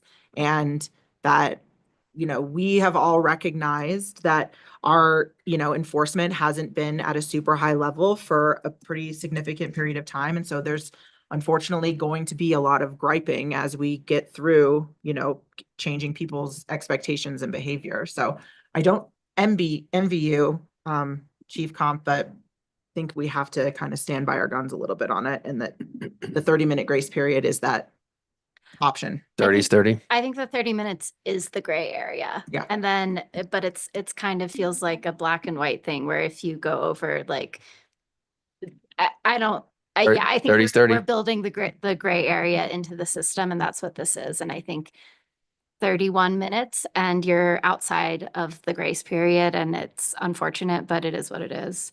And the system will notify you when you're getting close. It'll say, hey, you've got whatever 5 time. minutes or something. Yeah, 30 seconds. No. No, I think it's a little bit like, but it'll tell you when you're getting close. And so Yeah. if you're anxious about that, if you get that notification, you have the opportunity to pay. Chief, anything else to add? No, thank you for the clarification. I just wanted to get ahead of that a little bit because undoubtedly we'll have concerns with it. Yep. I appreciate you listening and chiming in. That's really helpful for us. Is there, Dan? Yeah. If for the next time we discuss this topic, if it is a requirement with our, sorry, not consultant, but whatever the word is, so the company we utilize for the parking, if it is a requirement that we have to do this through a parking meter, can we please see a map and a breakdown of where all those meters are? I believe there might be sort of a couple sort of cross streets where there's not a parking meter currently, and making sure that there's good signage, or just if we can maybe expand that coverage potentially as well, examine options on that front. I think execution and how this will have more details given this direction, and we can bring that back to council when we go. and- Are these So- the meters in the So app? right now, those are zones where Okay, there are meters, but that doesn't show every single meter that we have. okay. Yeah, so when they made that map, they had to quantify like the areas in town. And so those are a meter location, but there's a lot more meters. And so we've discussed, do we add all of them, some of them? There's options to do all that to that map.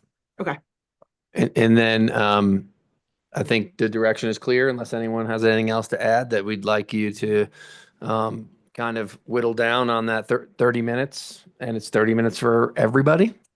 Just because that's just going to be easier, and then maybe a 1-year pilot plan, collect the data and refine as necessary. Are we good with that direction? Okay, awesome. Hayden, Lance, thank you so much. It is 11:56, and what I'd like to do right now as part of the administrative reports is take care of the 2 administrative reports that people are sitting in the audience for. And so the first one, based on that agenda, underneath 3A, the manager's report, would be 3A1, an update on snow removal operations with Kyle Beck, since he's been sitting there so patiently. You want to pull it up then? Okay, you do that right there on the table. Morning, council, mayor.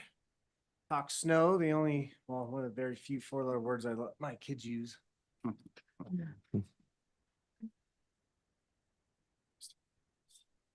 Perfect. All right, kind of just do this overview of what we're going to discuss here today. I'll try to cruise through this. I know we're approaching lunch here, and I know there's a couple questions specifically around parking that we'll address here in a few slides. And so I'll go through the presentation. If you have questions at any time, just let me know. I'll also let you know if assuming you'll ask a question in related to parking, and hopefully I'll be able to touch on a further slide. So I'll let you know if I think I'll be able to answer some of those questions in a later slide. The items that I'd like to discuss are first and foremost, the team itself. I think it's important to understand kind of what the team looks like, skill level, years of service, just so everyone understands kind of where we're at today on staffing and what that looks like for the future. Our snow plowing and removal operations, we'll go through that, give a couple examples, and then obviously maps that you see online, which kind of relate to the recent changes. You'll see what the historical map looks like versus new. And then we'll kind of go over some best practices and some things we can do as a community to assist with the snow and ice operations. This is the streets and utility staff, specifically to snow and ice operations. By all means, this is just one of their daily tasks that they have to perform. Just to go over a few things, just so it, you can relate to other things that they're doing throughout the day. their streets and utilities, so they are responsible for collection, distribution. That's all the pipelines, that's the water, that's the sewer. You know, so they're dealing with water breaks, sewer breaks, our lift stations, pump stations, pressure reducing bolts, water shutoffs. A lot of development lately. They're doing the water shutoffs to the buildings. They're doing and assisting with meter reader backflow program. So there's a lot that these individuals are dealing with. And by all means, the ones on the bottom are really your operators that are out in the field. So I wish I could just have these playing cards super tiny, showing that we have just a ton of staff, but this is it for our snow and ice operations. The guys on the top, that's Lynn White, he's the superintendent. Johnny G is our newest supervisor. And so lately they have been out in the field. You're seeing them in the equipment just because we're short staffed. We got a lot of things coming up with the Telluride Petri dish at the moment with people being sick. And then you have Justin and Jason, which you see on the right-hand side, the stars there, that kind of associates the number of years they've been here. Those are our two mechanics. Those guys keep everything active on the street as fast as possible. Very important individuals, very smart. Can't thank them enough. They do so much to just keep our operations moving. CJ White is someone we recently hired from TGI. He's my capital project manager, but just the resources he has for snow and ice operations, he's a huge asset. So he's been filling in, helping out where possible, just again, because we're short staffed. Again, the folks on the bottom, those are our operators. Those are the key players out there making things happen. Of course, you got the stars that just fill up the page with Pat Delpez. And then you got Rich Estes and our boy Matt, who shadowed Rich for a week, one of our best pod drivers with no license, but it was pretty fun. That's my brother-in-law. Yeah. Big help He's to in the team. pod there. Yeah, he was awesome. Just a side note, Rich is retiring on the 24th. I hate to see him go, but talk about someone that deserves to retire, and I wish the best for him. He's just been a huge asset. Love the guy, so it'll be sad to see him go. He's been just amazing, but definitely deserves to retire. So moving forward with this, just want to kind of point the individual with all the stars. As you can see, they're getting close to retirement. All have housing. So I know, Dan, we've had the conversation about the housing situation and just trying to have a succession plan to be able to fill these positions as these individuals do deserve to retire, and kind of what that looks like for the future to try to staff up and to be able to support these operations. They're very important people to assist with operating and maintaining the town. And then folks that you don't see on here that I want to give a shout out to is definitely our water wastewater crew. They do a whole nother type of snow and ice control, which no one ever sees. They are clearing the roads for all the roads to get to their facilities, which are extreme. That's to get up to Pandora, that's to get up to Mill Creek, that's to get up to Stillwell. That is probably the scariest thing you could ever do, is clear those roads, especially right after an avalanche. So kudos to those guys too. And then staff here has helped them clear that out as well. So a big team effort, and appreciate all of them. Real quick, just kind of go over our objectives and kind of what we're about. We're there to focus on Telluride Snow Plan, or the point of the Telluride Snow Plan is to provide the transportation network that is safe as possible for the conditions.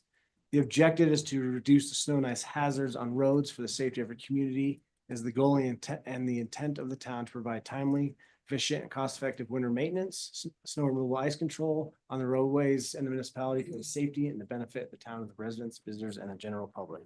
So in summary, just trying to keep the roads and the transportation options as safe as possible. One of the things I want to go through is really the definitions, because I know as a lot of the phone calls we get in, just trying to get folks to speak the same language. So go through some of the definitions and what those mean. That way we can have that conversation during the operations portion, and we clearly understand what these terms mean. When we use the term snow event, that is the period of time during which the public works anticipates the snow fall or accumulation, which is likely to require the extensive snow plowing. Last event that we had was Saturday. That hopefully everyone got to go up and enjoy kind of that powder day. Staff kind of have a different perspective on snow because doesn't relate to fun if you're out there plowing. I mean, it's not a terrible job, but it's definitely work, and it's not the playing you want to be up like you want to be on the mountain. So that snow event, you start seeing accumulation. We're already planning the event. We're assigning staff. We have the equipment assigned. And every storm is going to be different. You have equipment that's down, you have staff that's sick. It also depends on the day of the week. We run a 7-day operation. But when we get into the scheduling side of things, we run Monday through Saturday. So we have those 6 individuals that were on the bottom, split that up with, between 7 days. That's a really short staff, minimal equipment, minimal hauling off that could be done, to make that operation happen. So during a snow event, our main goal is to plow. And we plow every snowstorm, and that's when you're gonna see our 1-ton truck out there with the plow, you're gonna see the grader, you're gonna see the loader with that articulating plow on the front. That is the only goal of a snow event. We are just going down the travel lanes, trying to clear snow off for vehicles to be able to get around town, and we set those by priorities. So the one thing I want to make clear during a snow event, and this is where it's key for everyone to kind of, hopefully they're participating in that text alert or logging on to the webpage to show kind of the schedule for the day. But during a snow event, we are not picking up snow. So if you're parked on the street, it's Wednesday, it's snowing, and you're parked on a snow removal Wednesday route, we're not picking up snow. And so you can leave your car in place. But we don't want to hit that gray area or even where someone's saying, well, I saw a snowflake on my windshield. Technically it's a snow event. If it is actively snowing and we're seeing accumulation throughout the town, you can leave your car in place as long as you're not in one of the no parking from November, October, because that's where we're supposed to be putting that windrow, that snow. So that's where I want to make sure we're all clear on the snow event versus the plow scheduled snow removal day. So to continue on the snow event, those vehicles are going around on our priority routes. Our priority routes are going to be the main spur connecting the roundabouts. You have our main street from Mahoney, the west roundabout to Gold Run subdivision, the Galloping Goose route, and the designated school bus route. Those are our priority one. Those are our main focus when we start plowing for the day. And we will continue to stay on the priority one routes until that those pieces of equipment can feel confident that they've removed the snow. Then they can move to priority 2, which is the remaining streets around that network, which I have a map here that'll kind of illustrate what that looks like. But again, if the snow accumulation continues and they're on priority 2, they will fall back to priority 1 because this is the main network to get through town, to get emergency equipment throughout town, to get people in and out, where the priority 2 routes are just those connector streets to where if there is an emergency, we are in direct contact with TMO fire to where we could assist if there is a street that hasn't been plowed and they need our assistance to get to those locations. And then in priority 2, that also includes the bike path. So we do pull someone off the equipment to get the bike path in between the 2 roundabouts because we do consider that as a high traffic option for people to travel into town. And then priority 3 routes are going to be the alleys, which require more specialized equipment, backhoe, smaller equipment, as those get pretty challenging. And so that snow plowing definition falls with the snow event. That's where we're specifically plowing. We're not picking up snow. So during a storm event, plows start clearing and maintaining streets by priority routes, which are the 1 through 3. The plowing operations create the windrows, which should also be a 4-letter word, but it's not. Everyone hates those berms that are put in front of the vehicles that cover the driveway.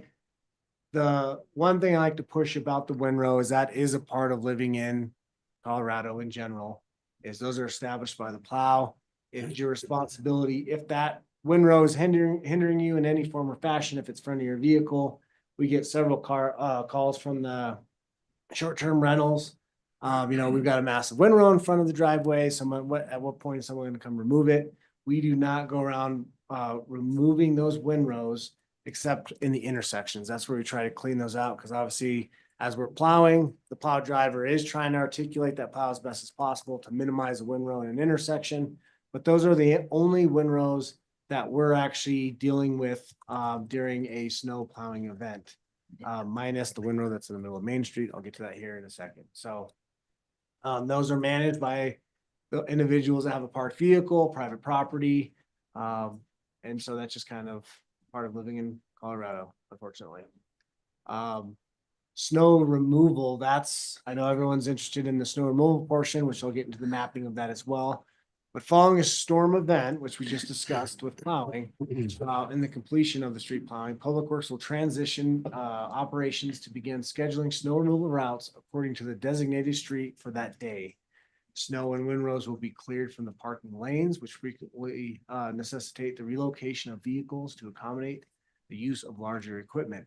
This doesn't mean you leave the vehicle and we'll get the windrow. This is where vehicles need to leave so that the large equipment can actually come and clear out the snow that's been accumulating underneath the vehicles within that scheduled time frame, which I'll go over here in a second.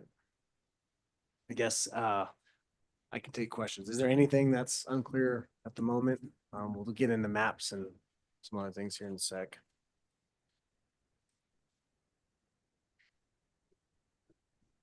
Okay, so this is the priority one route. What you see with the dashed lines there, that is just our main network throughout town, which I think everyone kind of understands why those are hit first. Only way you really get in town, and then kind of that circular networking nature around Pacific, Columbia, also developing Goose Route, and then obviously around the school for school pickup and drop off. This map here, you'll see a little more detailed map that's going to be on our webpage. This kind of paints that picture, and this is the changes that I know everyone is seeing according to the scheduled day for snow pickup.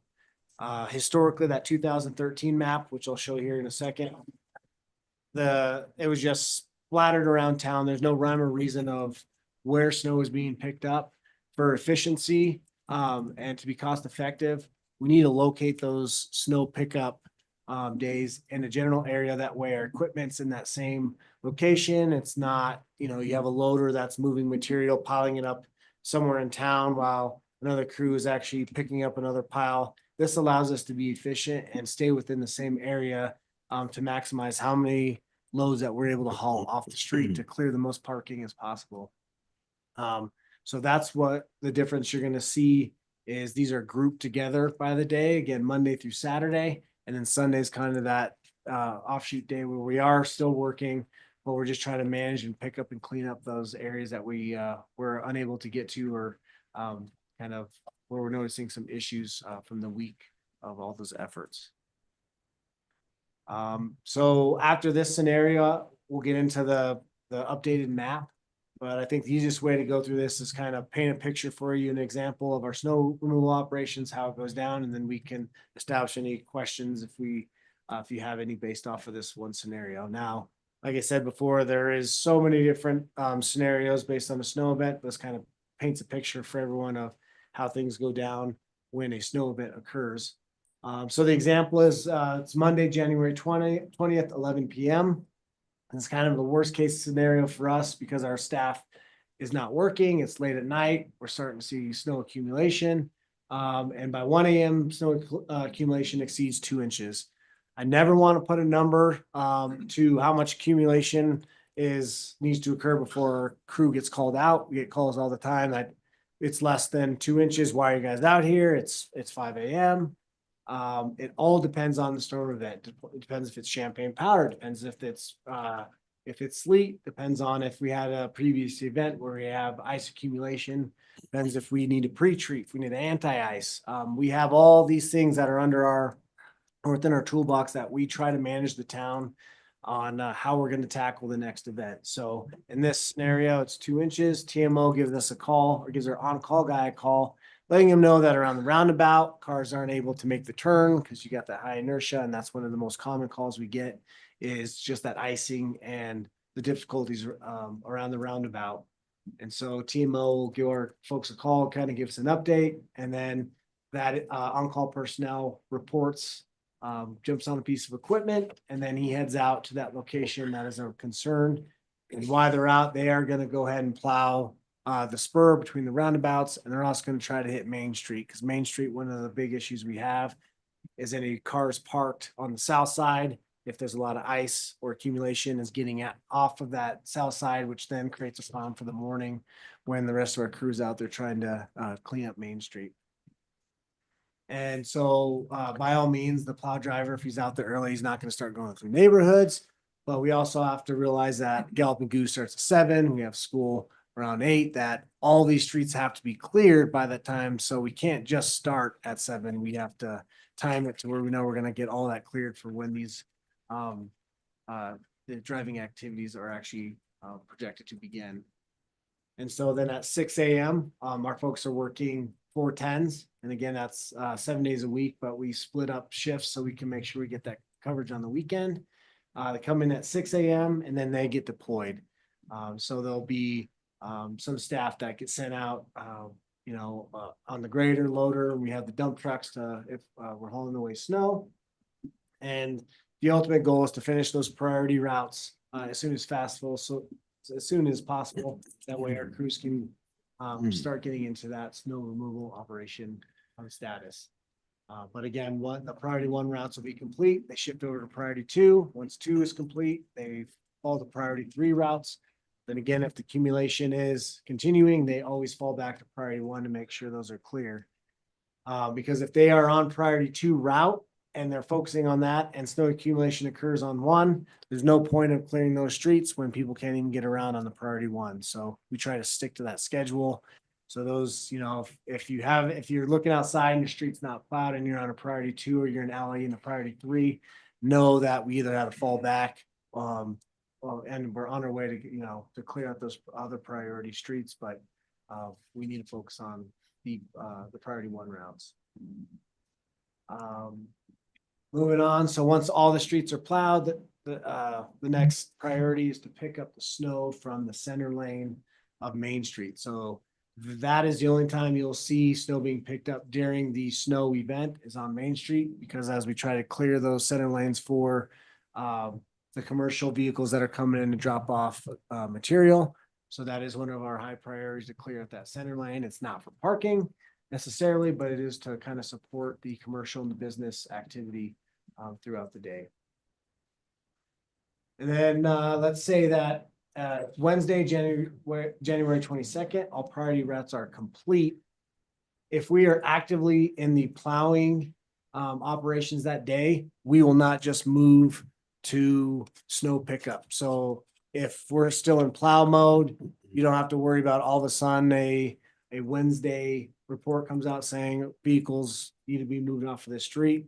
We will make sure that comes the next day, so everyone's notified well in advance that we're now in snow pickup mode and people need to pay attention to the notifications. And if for some reason you're not getting notifications and you're not participating on getting online, then you need to follow the signs, because the signs are, I'd say gospel, but we're trying to push out this courtesy notification to allow more parking in town, to allow people to be able to park on streets that we know we're not going to get to. So if Wednesday, the plowing is complete, we push out that notification for Thursday. It's going to list the streets that are tow and ticketing. And so those are the streets that if you're parked on there, you need to move your car because you will get towed or you'll get ticketed. But it also has the list of streets that we're not going to get to. So if you're parked on that street that's listed under okay to park and the sign says Thursday, you are okay to stay there and you're okay to park there. So just please, if you can, participate in the courtesy notifications, as well as be actively looking at the online webpage list, so you can understand if you're good to remain parked or if you need to move your vehicle.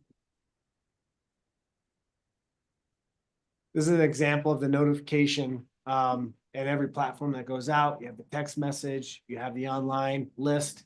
What I want to put here is you won't necessarily see the map, but when we were looking at that grouping of this example is for the previous scenario for Thursday, all the streets you see there that have kind of the yellow line through it, that's what that previous map showed as Thursday.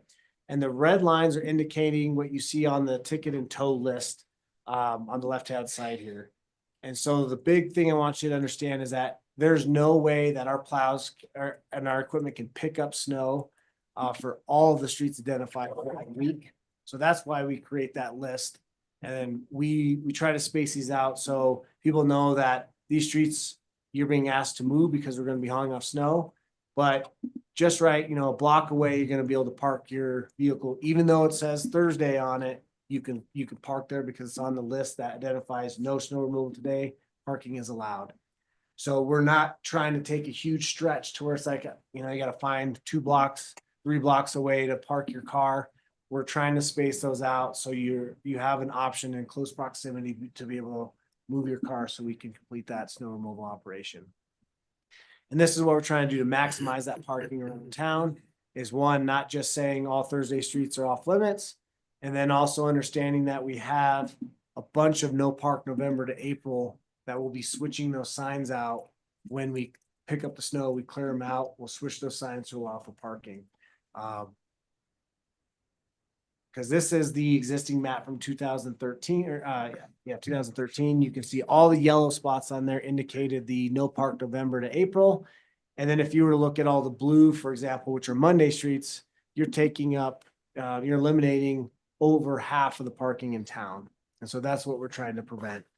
And so, yes, the new map, which is here, you're going to see that it's switched from that yellow color to gray. You're going to see there's a lot of locations that are no park November to April, but know that we're actively having staff go around switching signs. When it's safe for people to park there, we're going to allow people to park there because we can't actively maintain and manage all these no parks from November to April, and we're not constantly storing snow on there. So we're going to do our best to try to clear those out and make those available for parking when we can.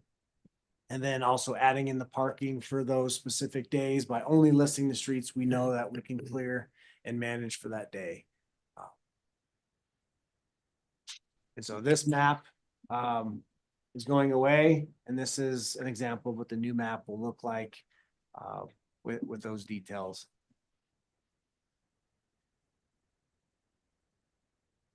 Some of the recent changes that you'll see, we're trying to optimize parking. The biggest one is Colorado from Aspen to Davis, both north and south side. We're moving those towards more of the zone parking. We'll have a sign on there. They're going to be a sign for cleanup one day. And so what that means is now that will be allowed for that overnight parking option, which historically that was a no park overnight from 2 a.m. to 7 a.m. Some signs said 8 a.m., very confusing, but this will assist with having all those, permit parking, folks that park in front of the units there from relocating to side streets. This will hopefully free up some of that congestion around that area, allowing them to park overnight and also for paid parking. That south side gets pretty bad, so there's going to be some points in time where it may be, and this one we haven't defined exactly yet. Say it's a Wednesday on the south side, which gets really bad. We may have to throw in another day, which we'll notify, we'll cone off, we'll let people know that, hey, we need to get cars cleared off of here. We need to do an additional day of snow removal. Because once you block that flow line, it gets pretty bad if you have a high melt with overtopping the sidewalk. You're just creating a bigger issue. So that's why historically that street has been a no park overnight, but we're going to give it a trial to see if we can add some parking options to both the south and the north side. And then we'll just work hard to try to get that cleared up as much as possible to minimize the impact. Other changes you're going to see is with the street signage. This is the first year the snow removal map has changed since 2013. So definitely there's going to be some growing pains, specifically if you're used to a certain date. Those did change, and I hope everyone understands it's for that efficiency and to try to get and focus our equipment in particular locations versus just random spots throughout town. And then based on the previous discussion with Hayden and Lance with the extended parking zones, some of those parking zones, like on Columbia, the south side, are no park November to April because that is the snow storage side. So some of those pay to park options will go away and we'll have to change out signs back and forth. As those get stored with snow, obviously we don't want people parking there. It'll be physically impossible. So we'll be managing those just like we do all the other no parking November to April. We'll be switching out signs, trying to maximize parking, but also allowing our folks to be able to store snow during these high impact events. We haven't seen too much of it this year. My first year here, we couldn't find enough places to store snow. So definitely don't want to give up those options because we do, and I hope we have some big events here in the near future. This is the notification discussion that we've been having. Last year, the town implemented the text notification system as a courtesy to address the shortage in parking throughout town. And our goal is to ensure that there's parking available to as many people as possible, as often as possible, especially in the permitted zones. But again, when in doubt, if you didn't get a notification and you're not quite sure if you're supposed to be parking there, if the sign says no park and it's that day, just don't park there. But that's where really encourage people to sign up on this text notification and look online, because that'll be that benefit for you to remain parked if it's going to be on one of those no snow removal on that street today. And again, we already talked about the snow storage area, that November to April. So I don't think we need to touch on that anymore. And then real quick, parking lot, snow removal, car hand jobs, that's the no parking overnight.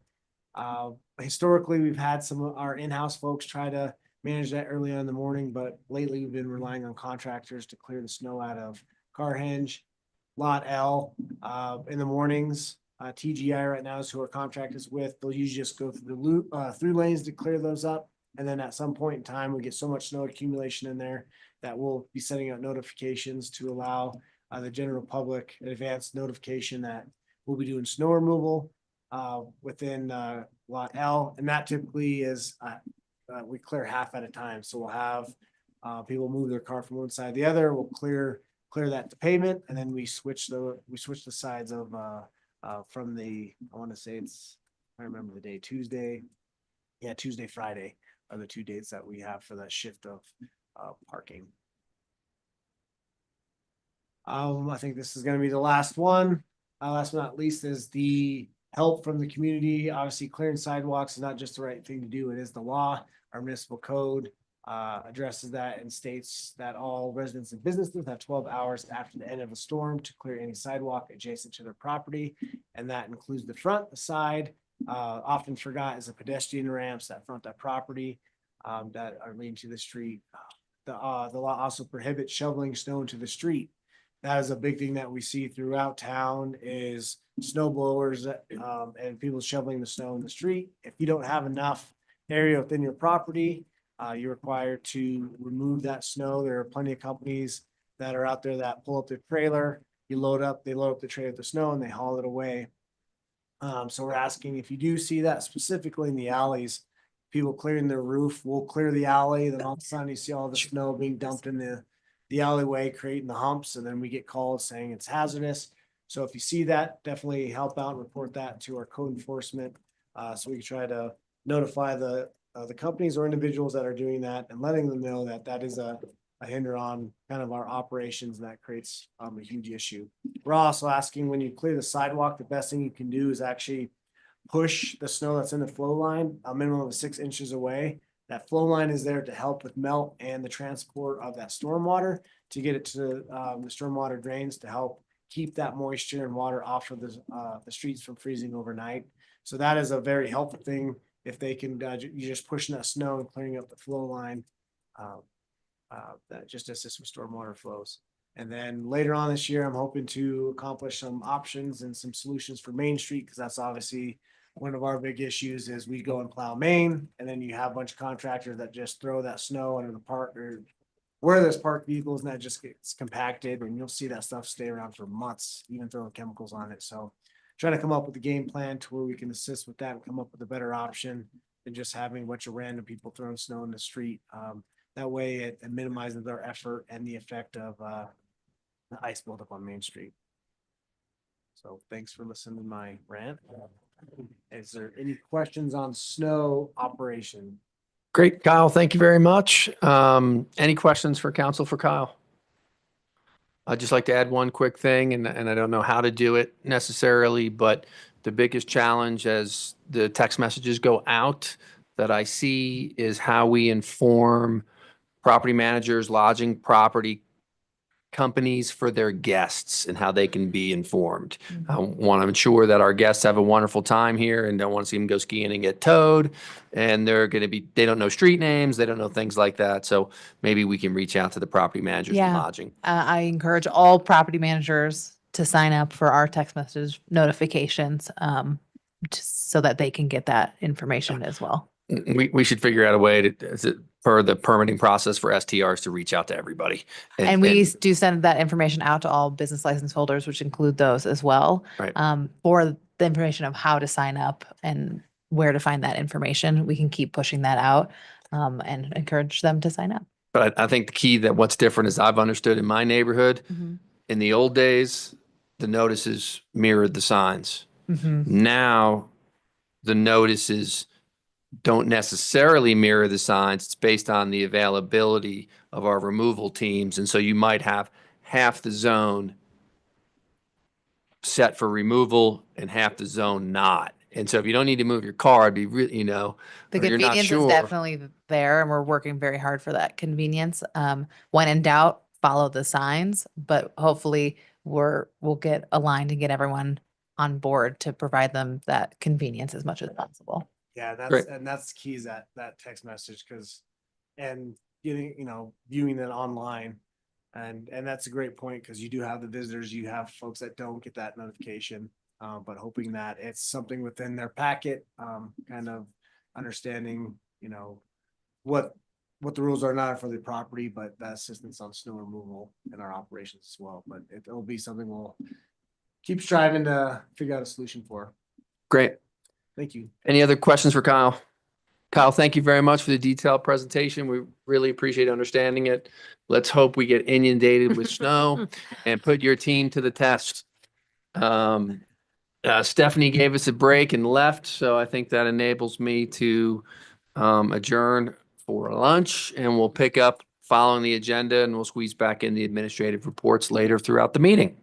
Sorry for the delay, everybody, to get us to 12:30. Thanks for hanging out. No worries. Thanks, Kyle. Get ya.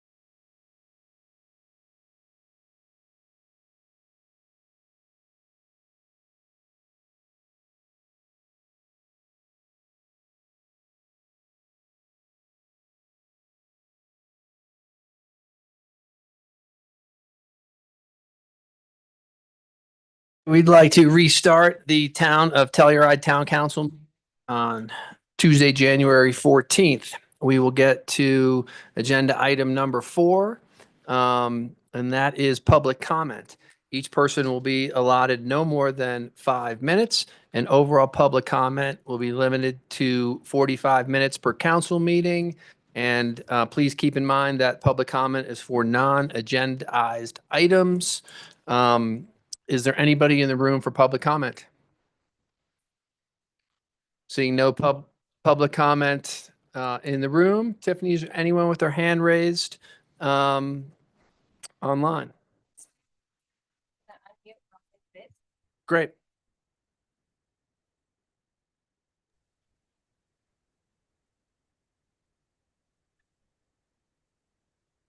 Muted, but we can't hear you. Hello, There we go. I can hear me? Yes. Okay.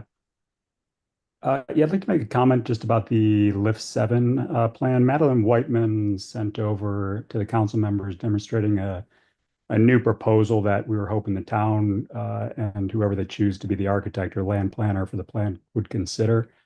Some of the benefits of the new plan would be less traffic in town, specifically the intersection of Davis and Colorado, which currently is already a bottleneck, and with the Telsky plan, which is currently proposed, would be exponentially worse. The new plan that Madeline put forward provides more affordable housing in town, as much as double the number of housing units than proposed by the Telsky plan. The new plan is considerably less expensive to build because it's scalable, saving millions over the existing Telsky plan. The plan also does not shut down Lift 7 for years, while the Telsky plan would need to.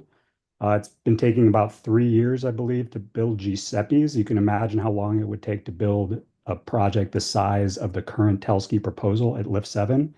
The new plan preserves the open space, wetlands, and lift queues surrounding Lift 7. Telsky plans to eliminate the open space and the lift queues, as well as eliminate skier access to Lift 7 from Telluride Trail and O'Reilly, just based on the current layout. I know that layout is not set, but if the town were to look at the proposed plan, they'll see that this is a much better option. The new plan also provides a rec center in town, which the Telsky plan does not. The new plan provides a ski in, ski out hotel with better views, open space, and less congestion than the current Telsky plan. So to summarize, the new plan is being proposed by the Coalition for Lift 7. It is more affordable housing than the Telsky plan, more open space around Lift 7, retains skier access, and space for lift queues. So anyone interested in a copy of the proposal can get in touch with the Chair 7 Community Coalition. We already have, I think, well over 160 members. So anybody that, would like to learn more about it can contact us. And I just want the town to hopefully really consider what would happen if they were to build that type of density as proposed in the current plan. You see these social media posts about, massive lift lines, congestion, the number of housing units to be proposed right at Lift 7, and the hotel on the open space. Telluride, we're trying to preserve it as close to it can be now and still get a lot of these things that the town and Telsky would like. And I think the new plan checks all those boxes, but then also keeps Telluride and tries to avoid Telluride turning into a park city. I think once we eliminate that open space and once we overdevelop this area, it's gone forever and Telluride's gone forever. So hopefully everybody understands that when they start thinking and voting in that direction. Thank you. Thank you so much. I was aware, and I believe council was emailed that proposal. So just to let you know, council has seen it. Anybody else online for public comment, Tiffany?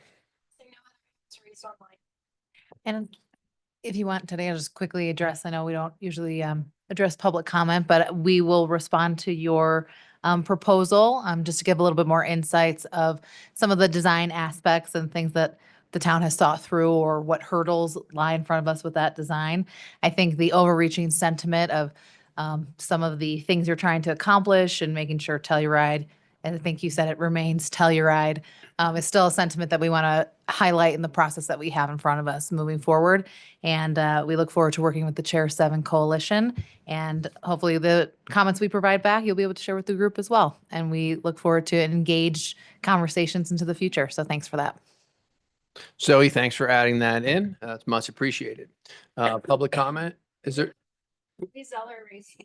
Oh, okay, great. You can unmute her.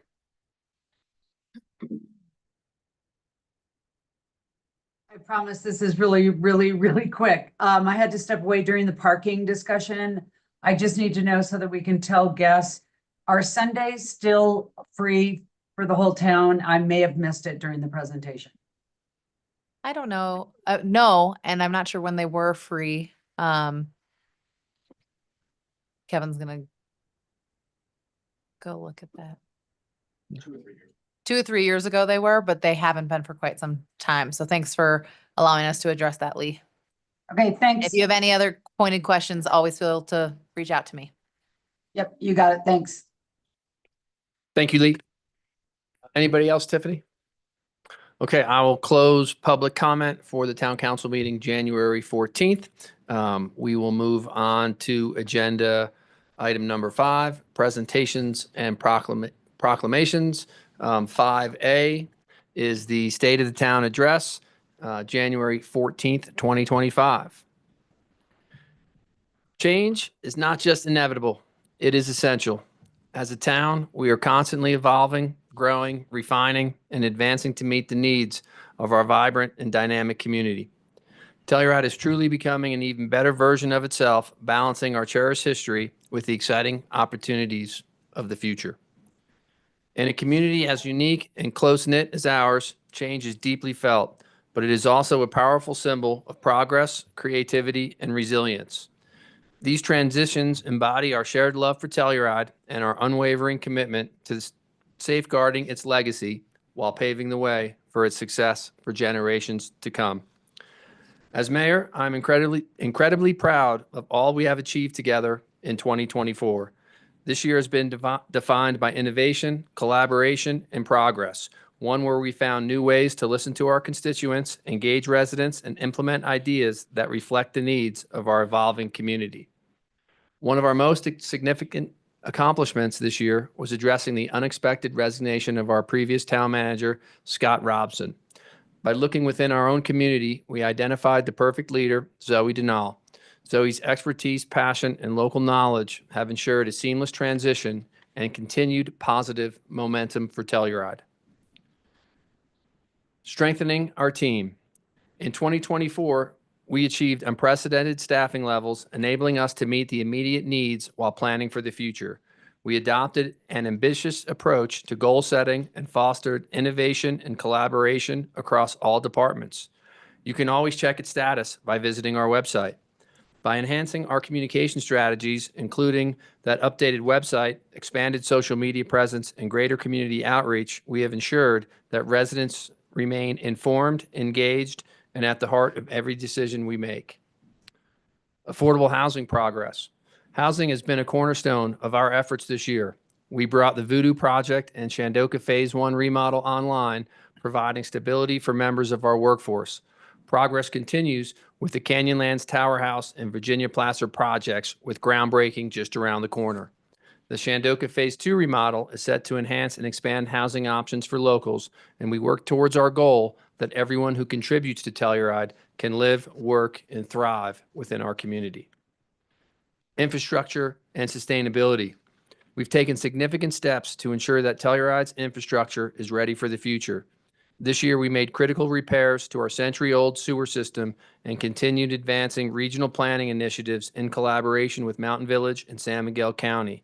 These efforts include major projects such as the gondola, wastewater treatment plant, and affordable housing developments, reflecting our commitment to strong regional coordination and teamwork. Financial leadership. Our budget is the foundation of our success, and this year's strategic and thoughtful budget process highlighted the exceptional dedication of our finance department and department heads. Their collaboration and forward-thinking approach have ensured that we are well positioned to achieve our ambitious goals and continue building a thriving future for Telluride while being fiscally responsible to you. Community events and spirit. This year, we celebrated Telluride's unique character and vibrant culture with a wildly successful 4th of July bash. The event, held in partnership with the Volunteer Fire Department, local musicians, and nonprofits, culminated in 2 breathtaking drone shows that honored our mining and musical heritage, proof that we can innovate while staying true to our roots and come together to celebrate our one-of-a-kind community. We will work on more events. Advancing unity and vision. In 2024, we launched a new brand identity for the town of Telluride, reinforcing our shared mission of serving the community collaboratively and cohesively. Through initiatives like the Jedi Action Plan's collective envisioning process, we've gathered valuable feedback to improve parks and recreation offerings and communications, ensuring that our town remains inclusive, transparent, and forward-thinking. And teamwork. There are so many other departments that are performing their jobs very well for you. And often, it's the one that you don't hear about that are executing at every level to make our lifestyle here a little bit easier. Correcting course and building trust. Every decision we make is driven by our love for this town and our commitment to its success using data-driven insights and community feedback. While challenges inevitably arise, we view them as opportunities to learn, adapt, and refine our approach. Together, we are charting a course for a brighter future, one that reflects the values, aspirations, and voices of the people who care most about this community. And a shared vision for the future. Telluride's story is one of resilience, creativity, and collective effort. As we continue to evolve, I encourage everyone to embrace the opportunities that change brings. Whether through participation, collaboration, or simply offering your support, your involvement is what makes Telluride the incredible place it is. While we celebrate progress, we also hold dear the qualities that define Telluride: our strong community spirit, stunning natural beauty, and genuine character. These timeless elements make Telluride more than a town, they make it a home. And what truly endures is the essence of Telluride: our great town park, world-class skiing, breathtaking views, and authentic charm, along with our proud standing as one of the best mountain towns in North America. These are the reasons people visit, stay, and fall in love with this extraordinary place. As we look towards the future, let's honor our accomplishments, embrace new opportunities, and work together to ensure Telluride remains as exceptional tomorrow as it is today. Thank you all for your trust, passion, and unwavering commitment to our community. Sorry, that was a long one this time. All right, that brings us to 5B, presentation of a service medallion to Jonathan Greenspan for his 10 years of service on the Ecology Commission. Do we have Jonathan online? Great. I think I'm online. You are online. That's a pretty sweet Aspen snowmass jacket. You might want to put some duct tape over that. Sorry, that's where I'm working. Skiing's really good, by the way, Teddy. I know they've gotten a lot of snow, much to my chagrin. But Jonathan, thank you so much for your dedication to the Ecology Commission, and I'd like to read this letter to you. Dear Jonathan, on behalf of the town of Telluride and Telluride Town Council, it is with sincere gratitude that we present this letter and medallion to you in appreciation of your over 10 years of service on the Ecology Commission from November 2014 to January 2025. Simply put, you gave a significant amount of time to the town of Telluride. We also know your dedication is not limited to the Ecology Commission, and you have put countless hours in as a volunteer firefighter, town council member for the Mountain Village, ski instructor, and TMVOA board member, among many other causes. You have been a valued contributor to this important commission and the entire Telluride and Mountain Village community, and we thank you for your passion, dedication, and service. Your professionalism, dependability, and ongoing willingness to be a public servant have been a welcome addition to the Ecology Commission these many years, and you will be missed. We want to extend our warmest thanks and best wishes to you. Please accept this token of appreciation for your service to your community.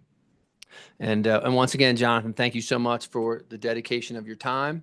And we've got a medallion we will send to you. And if you'd like to say something on your lunch break, you're more than welcome to. Thanks, Mayor Teddy. It's an honor and privilege to be able to work with the people that I have worked with and the town staff, as well as councils, several councils that I've seen go through. The working for the environment, all of you know that it is my deepest passion on that. So thanks for the very kind words, Mayor. And I just, I take my show on the road apparently here, and environmental issues need to be on the forefront of everything, as we all know. They should be treated as equally as school system or a medical system or firefighters or anything else, but they're very, very important. I was very happy that we got the plastics ban through, the first town in Colorado to do that, which is very, very good and very special on that. There's lots more work to do. On the table, what I'm leaving on the table for you guys is raising the fine significantly for littering, for instance. We shouldn't have to have volunteers clean up the town and whatnot, and we can always further other issues. So we don't do these boards for the accolades, even though they're very kind, but we do it because we care about our community. So thank you so much, everybody. And actually, I'll be back in town tomorrow, so I can slide by town hall and maybe pick that up or something. And I don't know what I'm going to do with it, but it's a very special thing to have. Thank you. You have to wear it every day from now on. That's right. Is it made out of the Telluride gold, and am I going to be dragging my chin around on the ground, or how's that work? It's pretty heavy. So when you're teaching in Aspen, you can wear your Telluride medal with pride and Deal. show it off. That's a deal. In response to this, I will do that very proudly. Thank you so much, everybody. No problem, Jonathan. Once again, thank you. And have fun on the Hill. I certainly will. It's Bluebird Day. That brings us to 5C in the presentations and proclamation, and that is introduction of a new town marshal, Stefan Zwemstra. Hopefully I pronounced that close. All right. And we have Josh Compt here to introduce. Good afternoon. It's my pleasure to introduce our newest deputy, Stefan Zwemstra. Comes to us from the Netherlands, where he was a police officer out there for 2 years. He recently graduated the academy in December and represented the town and department very well. He was top of his class in physical fitness, academics, driver, and defensive tactics. He, side note, speaks 5 languages fluently. We're working on his 6th being Spanish, so we started Spanish classes on that. But we're very happy and very fortunate to have him be a part of our team and our community. He's currently in his FTO training, and hopefully we'll be graduating that within a month or so. Welcome. Yeah. Great. Welcome. Thank you, guys. I don't have a lot to say. Just thank you for having me. I'm excited to be here. It's a unique town. I've traveled quite extensively over all the world, and Telluride is a unique town. So thank you guys for all that you do in keeping the town the way it is. Yeah. Glad to be here. Great. Thank you for joining the team. Thank you. 5D, introduction of new accounting tech 2, Andrew Haubenstricker, and we have Kaylee Ranta here to introduce. Thank you. This is Andrew. He joined the finance department about a month ago as an accounting tech 2. He's doing our sales and excise tax collection, payroll, and accounts receivable. He's jumped right in and really learned that municipal code and working on our delinquent list for sales tax. He was in the real estate industry prior to joining the town around here and in South Carolina. He also spent some time as a professional golfer on the mini tours, mainly the Carolina Mountain Tour and Outlaw Tour. And he still enjoys golfing and snowboarding in his free time. Awesome. Well, welcome and thank you. And if you'd like to add something, please do. Well, thank you very much. I'm excited and honored to be here. I've lived in Telluride on and off for about 6 years, and it's one of the greatest places in the United States. So it's definitely an honor and a privilege to live here and work for the town of Telluride. Great. Thank you for being a part of the team. 5E, introduction of a new town facilities maintenance manager, Fernando Pena. And we have Delaney Tapson to introduce. Hello, everybody. We're very pleased to announce our recent hire in mid to late December of Fernando Pena, who is our new facilities maintenance manager. He brings more than 20 years experience in various forms of facilities maintenance to our department, which we are extremely grateful for. He most recently was living in the great state of Alabama. So coming back to his home state of Colorado has been also, I think, a very welcome thing for his family. And I would love for him to add anything else. I really don't have anything to say. Just thank you for the opportunity. Great. Thank you for being a part of the team. That brings us to agenda item number 6, appointments to boards and commissions. Current board openings. The Telluride Town Council is accepting applications for current and upcoming vacancies from citizens interested in volunteering their service on one of the following towns' boards, committees, or commissions. Applications must be received by noon on Monday, January 27th, 2025, for possible consideration at the next town council meeting, February 4th, 2025. Board of Adjustment and Appeals, 5 regular seats for a 1 or 2 year term, 2 alternate seats for a 1 or 2 year term. Commission for Community Assistance, Arts, and Special Events, 1 regular seat for a 1 or 2 year term, town or county resident. Ecology Commission, 1 regular seat for a 1 or 2 year term, town or county resident. Ethics Commission, 3 alternate public at-large seats for a 1 or 2 year term, town resident. Planning and Zoning Commission, 1 regular seat for a 1 or 2 year term, town resident at least 1 year. Public Art Commission, 1 regular seat for a 1 or 2 year term, town resident. Please note that town council may choose to appoint a sitting alternate to a regular seat vacancy. Should that occur, council reserves the right to appoint any applicant to an alternate position. And we are going to hear about the 1 regular seat that is open for the Planning and Zoning Commission, agenda item 6B. And Piper Miller is here to present that opening for the 1 regular seat for a 1 or 2 year term. Thank you, Mayor. So our applicant is Kathy Green. She has served on the Planning and Zoning Commission since 1983. Her attendance for the past 3 years is provided in your memo. And if you choose to reappoint her, it would be recommended for a term of 2 years effective immediately. And she is here in the room to speak if you'd like to speak with her. That's great. Kathy will have you sit up to stand up to the microphone or have a seat at the desk, wherever you're most comfortable. I think this is fine. I know all of you. I think most of you know me. I'm happy to answer any questions. I'm still very interested about serving on this board, and I will always have a passionate interest about the future of Telluride. Great. Kathy, thank you so much for your dedicated service for a long time and reapplying for the position. Are there any questions of council for Piper or Kathy? Okay, seeing no questions for either of you, is there any discussion about Kathy's application for reappointment to P&Z?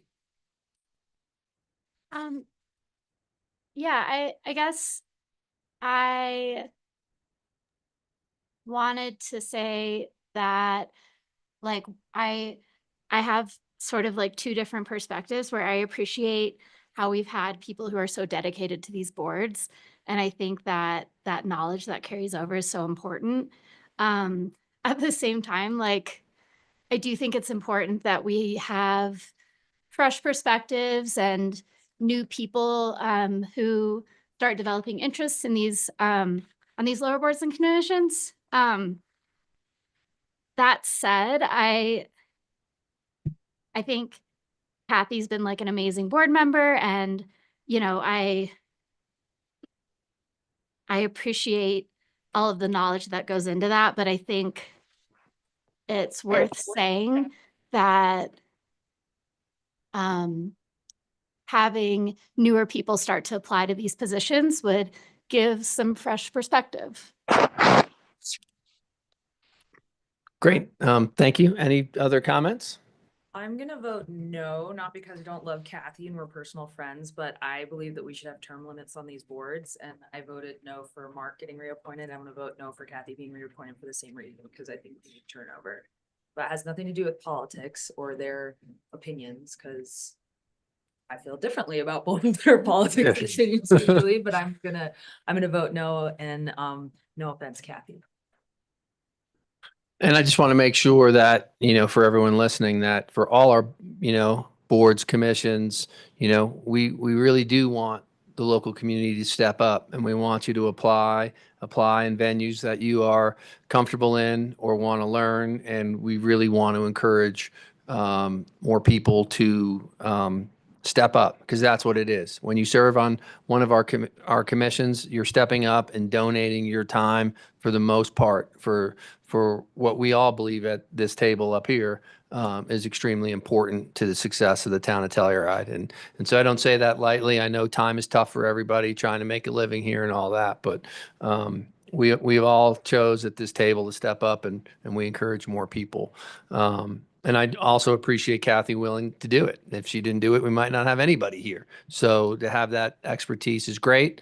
And we don't necessarily have someone sitting against her right now, and that makes it a little more challenging. But any other thoughts from council? I just would say, yeah, there's, I'm happy to reappoint Kathy, and I would vote in the affirmative to have her be on this board again. But I would also appreciate, I like it when we have to make a tough decision, because we have people that are stepping up and wanting to be involved. So I would just encourage people to, if you have an interest, please come forward, apply. But just to clarify that Kathy was our only applicant for the seat, and I am happy to have her join the board again. Great. I would entertain a motion if someone's willing to make one. Move to reappoint Kathy Green to a regular seat to the Planning and Zoning Commission for a two-year term effective immediately. Second. We have a motion from Dan and a second from Ashley. We also have Jesse Ray online. Dan, how do you vote? Dan, yes. Ashley? Ashley, yes. Elena, yes. Jesse Ray, yes. Geneva, no with love. And Teddy, yes. So it is her appointment is approved 5-1, 6-1. Sorry, my math was wrong there. Kathy, congratulations. I hope it's congratulations. And thank you so much for your continued service and dedication to the town of Telluride. Before moving on, can I quickly ask, just because it's been now brought up during these discussions twice now, is there any appetite for staff to do an additional work session at some point this year to relook at term limits for P and Z and Hark? Or is this something that we can keep? Change Their their behavior. mind. Okay, just making sure. I mean, I'm not gonna be around for it, but I think there's potentially 4 new people here in November, and that would be a good time to bring this up again. But Okay, I don't. just want to make I sure I'm don't not want- missing any if we staff can direction change our on that. mind as a group, then I don't think we should spend time. I mean, I think we spent a fairly significant amount of time discussing this a year ago. I think like I've changed my stance. That was like one of the first things we talked about when I was elected. And I think I feel a little bit more like bold in my opinions now.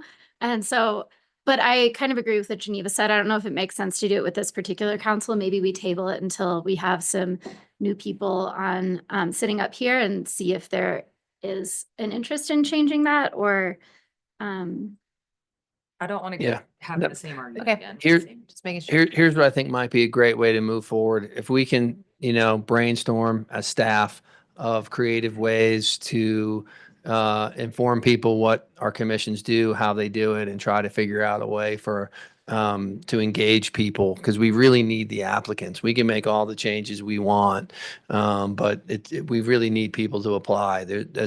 I read the list every meeting, and there's lots of vacancies that aren't filled and there's different reasons, right? Some people are intimidated to run against the long-serving people. Some just don't want to get involved. Some don't like the commission or like I said before, they're busy in life and don't want to give that time. But maybe that's a good start to try to continue to get out there that we need people to step up. And if you think you're doing something good for the community, no one across the seat from you, even if you're running for the same position, should be taking any of it personally, and nor should you. So maybe that's kind of a little bit of way we can try to see if we can gain a little momentum for more people to get involved. That's great staff direction.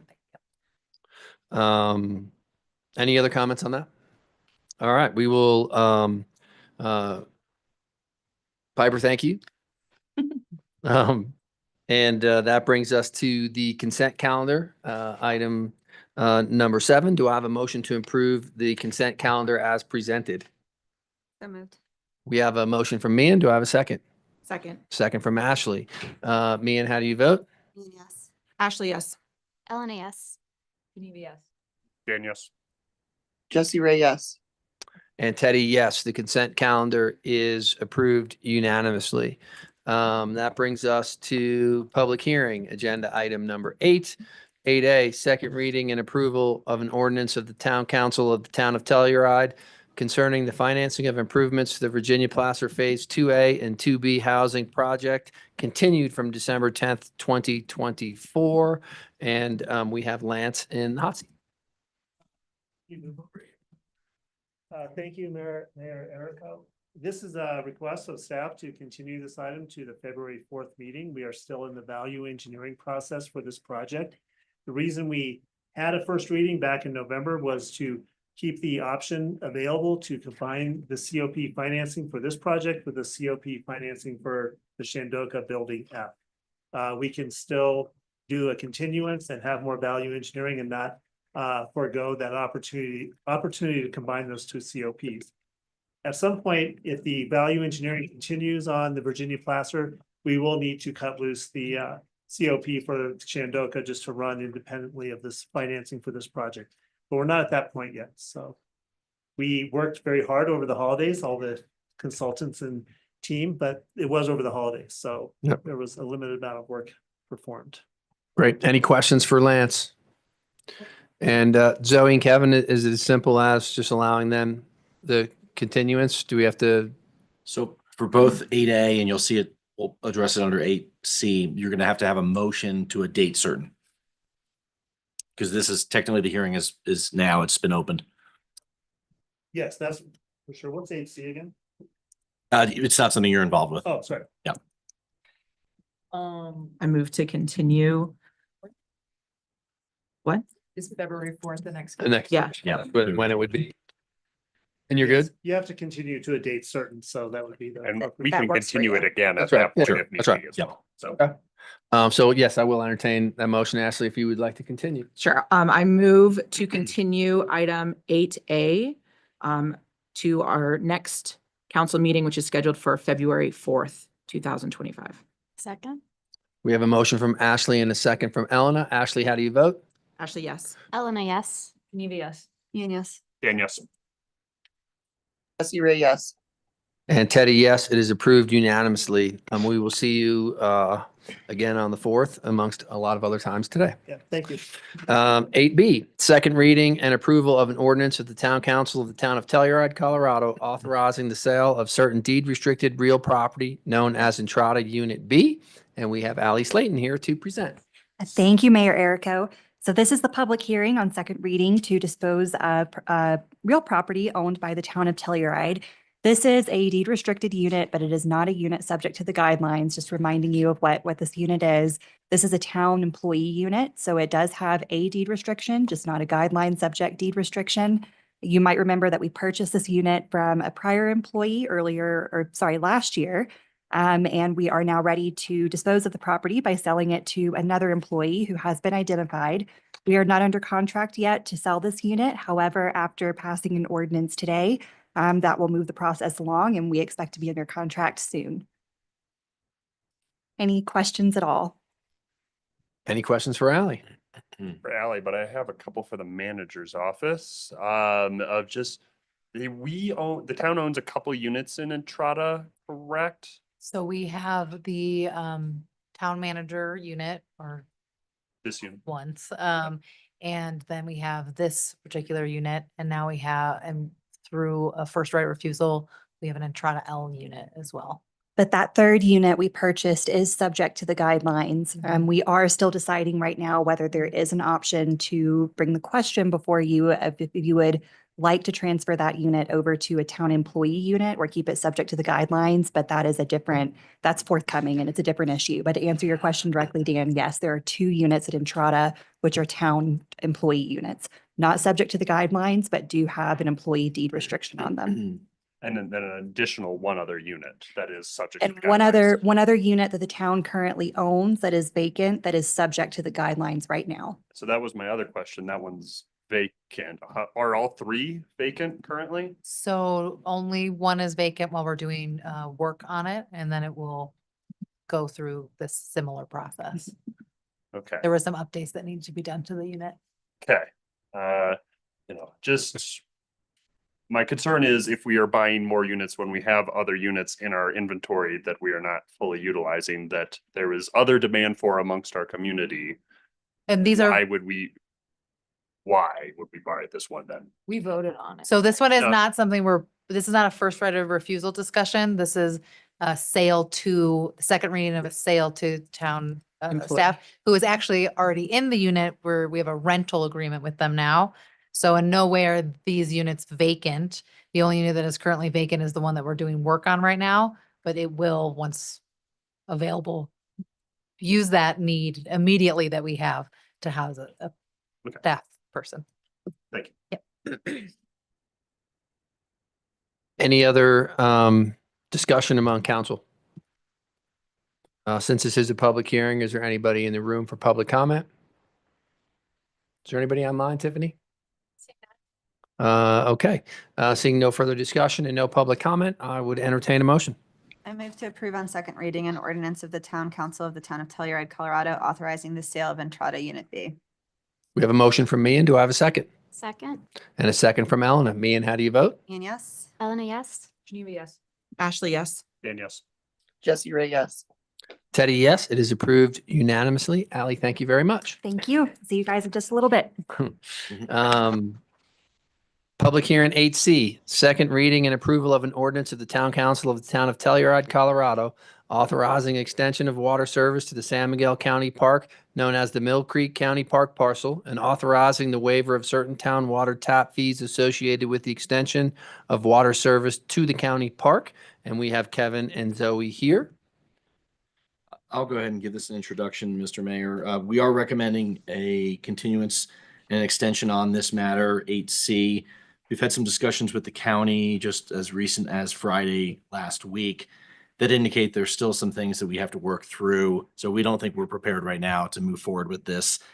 You've already approved it on first reading. We're just asking you to continue it. I think we probably want to go out to the meeting on February 25th to make sure that we have enough time to go through some of these issues and negotiations with the county. That would be our recommendation, Mr. Mayor. Okay, great. Any questions for Kevin or Zoe on that recommendation? Seeing none, I'd entertain a motion. I move to continue the second reading and approval of an ordinance of the Town Council of Telluride, Colorado, authorizing extension of water service to the San Miguel County Park known as the Mill Creek County Park parcel and authorizing the waiver of certain town water tap fees to the February 25th Town Council meeting. We have a motion from Mian. Do we have a second? Second. We have a second from Dan, a motion from Mian. Mian, how do you vote? Ian, yes. Dan, yes. Elena, yes. Geneva, yes. Ashley, yes. Jesse Ray, yes. And Teddy, yes. That continuance is approved unanimously. That gets us to agenda item number 9, action items. 9A, consideration and action on the Commission for Community Assistance, Arts, and Special Events. That's C-Case, funding recommendations for 2025. And we have Stephanie and Amanda and Catherine. Stephanie, you're not coming up? Okay. Well, alrighty then. Well, then we will hand it off to Amanda and Catherine. Hello, Town Council. Amanda Baltzley, Parks and Rec. Catherine Warren, in this capacity, I'm the chair of the board chair of CASE. So today we're going to talk about the CASE grant allocations. On January 8th, which was just Wednesday, CASE voted to unanimously approve the recommended grant allocations, which are provided in your packet in 2 spreadsheets showing recommended grant amounts for 2025, along with the grant request amounts. And then during this cycle, there were 7 CASE board members. In the room are obviously Catherine, Courtney McElhenney, and Mason Osgood. And on Zoom, Jeannie Walker, Josh Layden, and Stephanie Hatcher.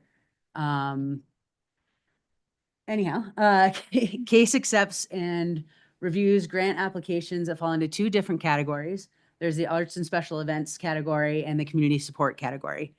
The 2 grant categories differ very slightly in terms of use of funds. Municipal Code Section 2-6-50B requires that grant funds allocated by town council for arts and special events are separate from those that are allocated for community support. The grant application and guidelines were included in your council packet for your reference. I'm not going to put them in here because they're very long. So the staff memo also outlines a CASE mission, commission composition, and duties as background for this item. Memo also discusses the CASE budget and grant process. So this year, the grant was opened on August 8th and closed on at 11:59. So there's no confusion as to whether or not it's due that day or what time that day. 11:59 p.m. on September 23rd. CASE also hosted a grant forum, which was on September 4th, and that was encouraged any new applicants or applicants that haven't applied in the last couple of years. We encourage them to attend the grant forum so they can learn about how CASE reviews applications. This year, CASE received a total of 43 applications, 29 in community support and 14 in arts and special events. During the review process, 1 application in arts and special events was deemed ineligible prior to CASE review. So that brought us down to 42 total applicants this year.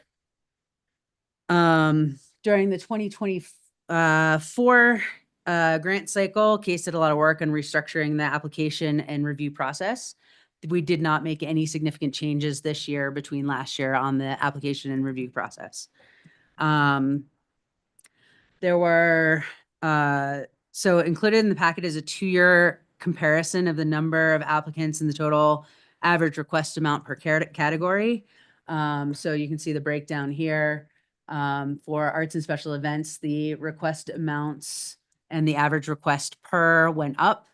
And community support went down slightly with 1 fewer applicant. That did change things a little bit. And then the total budget this year, CASE did not ask for additional money for the budget this year, so it remained even from last year. The only difference is in the community support category.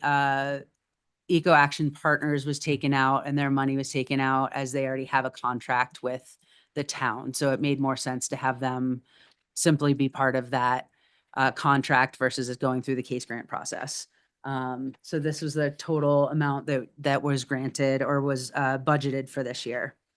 And then Catherine's going to go through the review process right now. Excellent.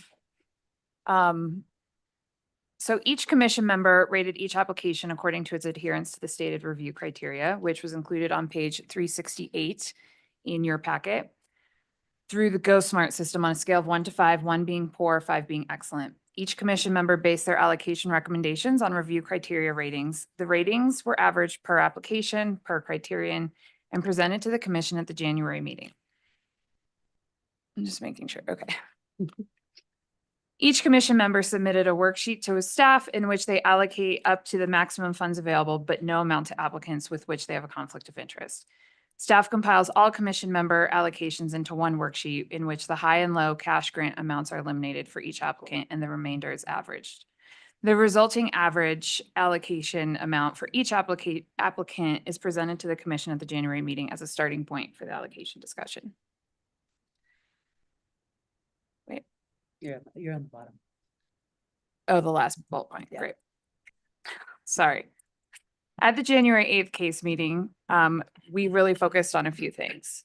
The discussion should focus on information provided in the grant application with minimal discussion of previous grant cycle, please. I'm not used to the, Review like, criteria, just so you guys have a reference, but it's also in your packet. Thank you. Thank you. And now we're talking about the process. Discussion should we focused on the grant application itself with minimal discussion on previous grant cycle data. Commission members avoided opinions and comparing and contrasting applicants and organizations.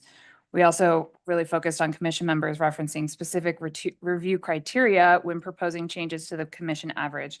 And the average should only be changed if there's a compelling and agreed upon reason to do so.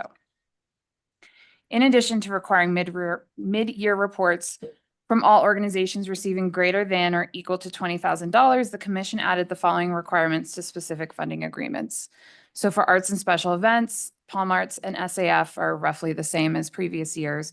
Provide an end of year report on the use of the venue subsidy funds by November 14th, 2025, and venue subsidy funds shall only be given to the nonprofit organizations. SAF, of course, Sheridan Arts Foundation / Sheridan Opera House. And then Telluride Council for Arts and Humanities, thank you. The total grant award of $27,325 must be spent on the small grants for artists program only.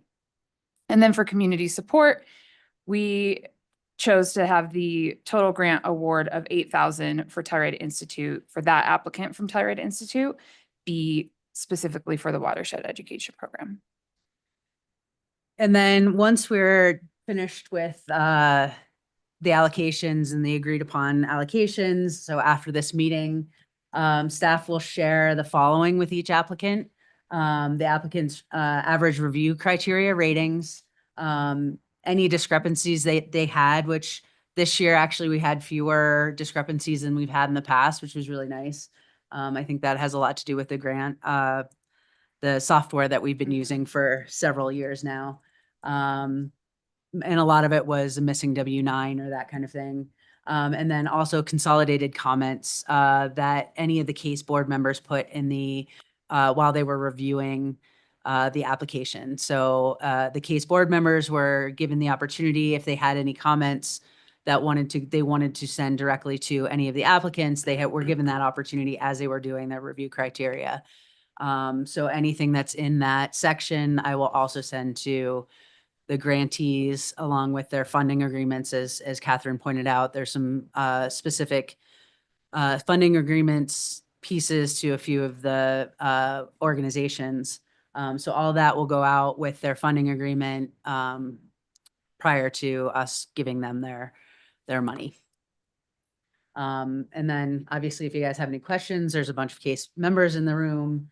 And then I also have the final slide, which is the actual allocations. So you guys can see the breakdown just as a straightforward, not with a comparison of last year, or sorry, not with a comparison of what they asked for. Great. Thank you very much. And I would like to open up any questions of council on this topic. Does anybody have any questions?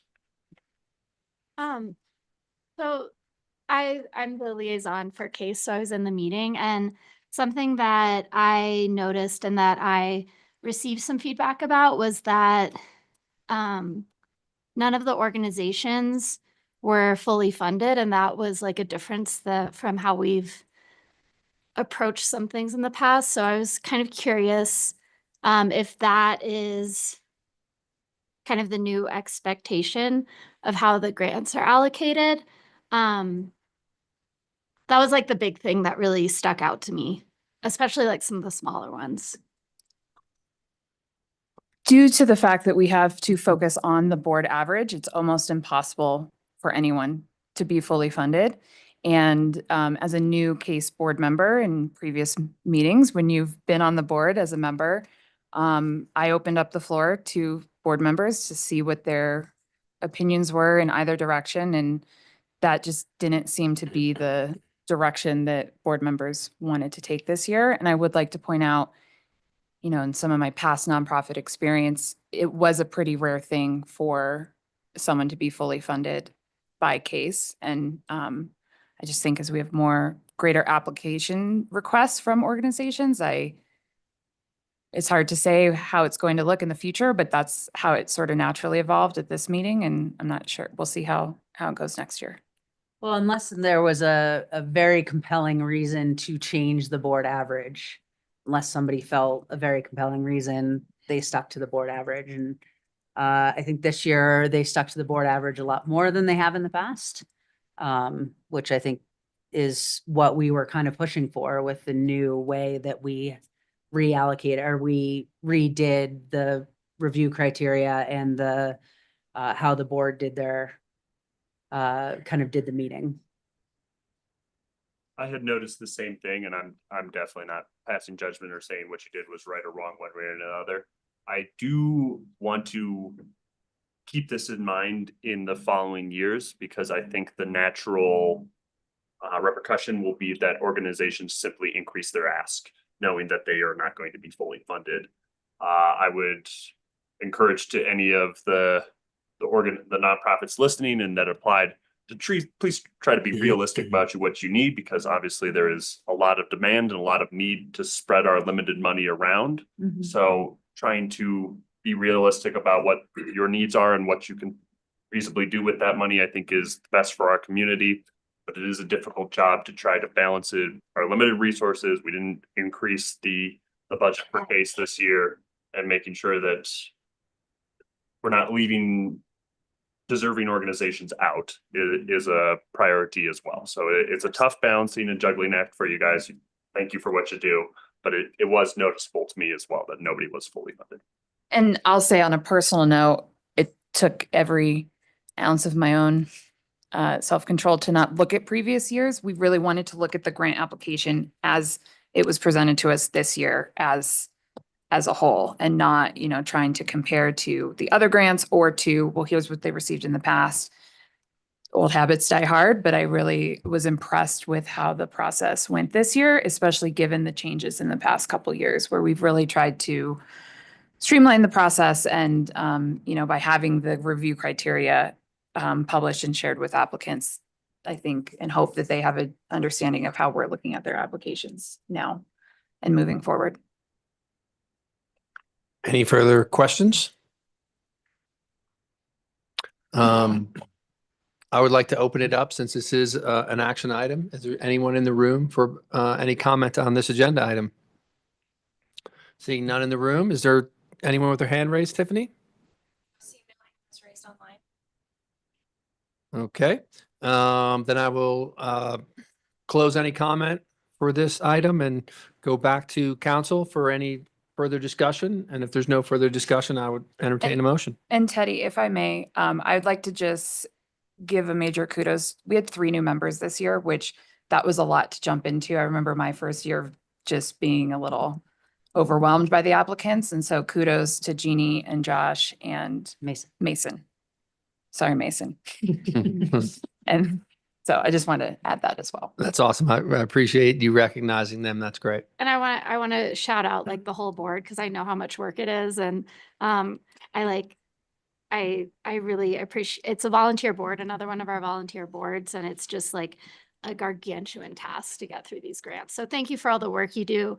I like in my seat, if there's anything that I see, I have to like say it, because that's why I was elected to sit here. So, but it's by no means like a criticism of the work. And I think, you know, we talk a lot about how there's no decision that we make up here that leaves everyone happy. And I think this is another one of those instances that, you know, it's hard to fulfill everyone's needs with limited resources, and you guys do a great job of allocating that, and thank you.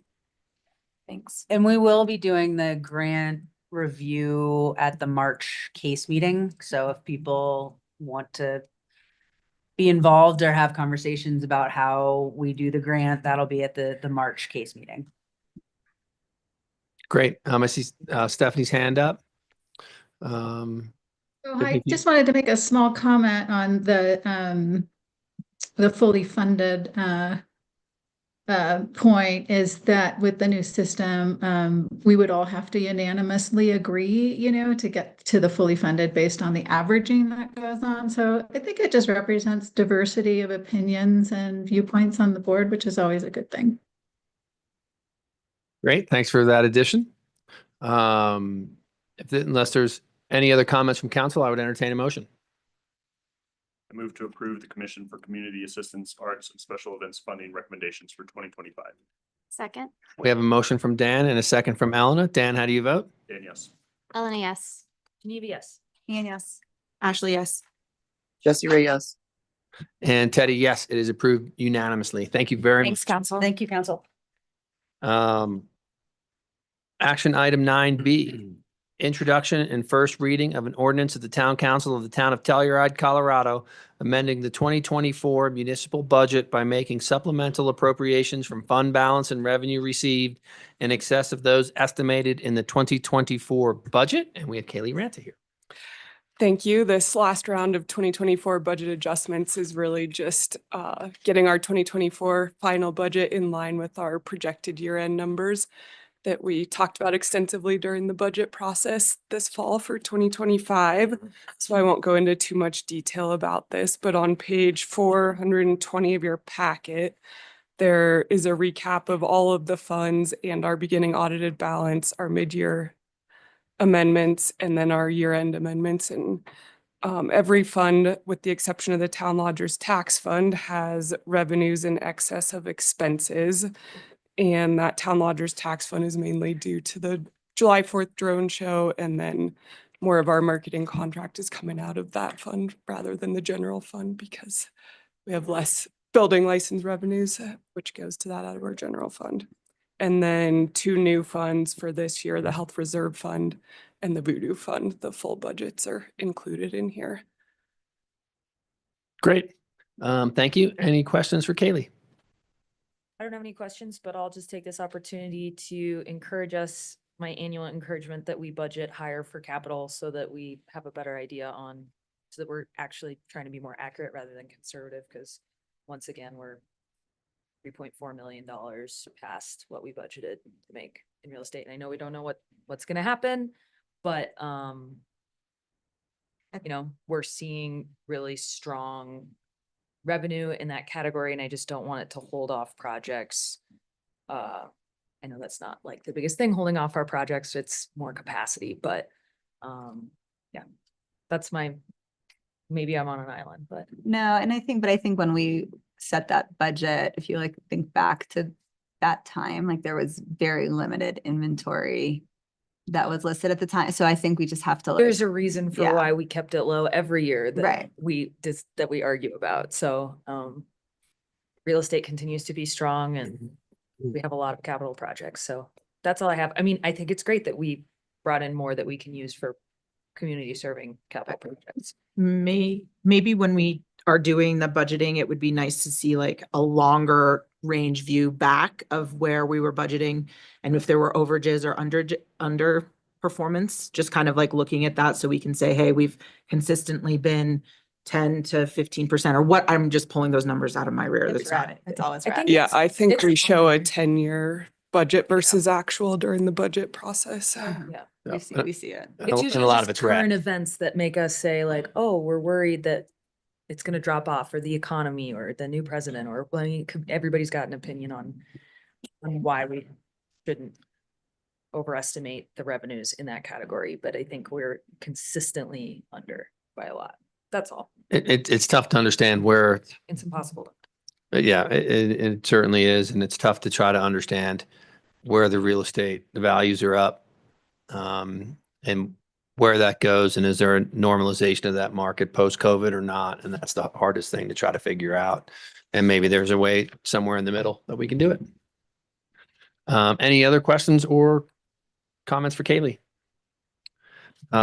This is an action item. Is there anybody in the room with any questions or comments?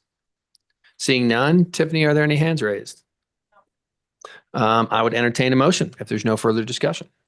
I move to approve on first reading an ordinance of the Town Council of the Town of Telluride, Colorado, amending the 2024 municipal budget by making supplemental appropriations from fund balance and excess 2024 fiscal year revenues and direct the town clerk to set this matter for a second reading at a public hearing scheduled for February 4th, 2025.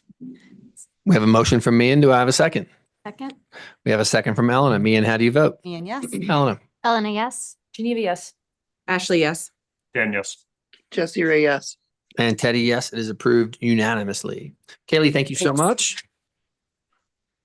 That brings us to agenda item 9C, introduction and first reading of an ordinance of the Town Council of the Town of Telluride, Colorado, amending the Telluride Municipal Code by adding a new Division 5, prohibition on the sale of dogs or cats by retail pet stores within Chapter 7, Health, Sanitation, and Animals. And we have Ally Slayton here to present. Allie, we need Harper for this one. Where's Harper?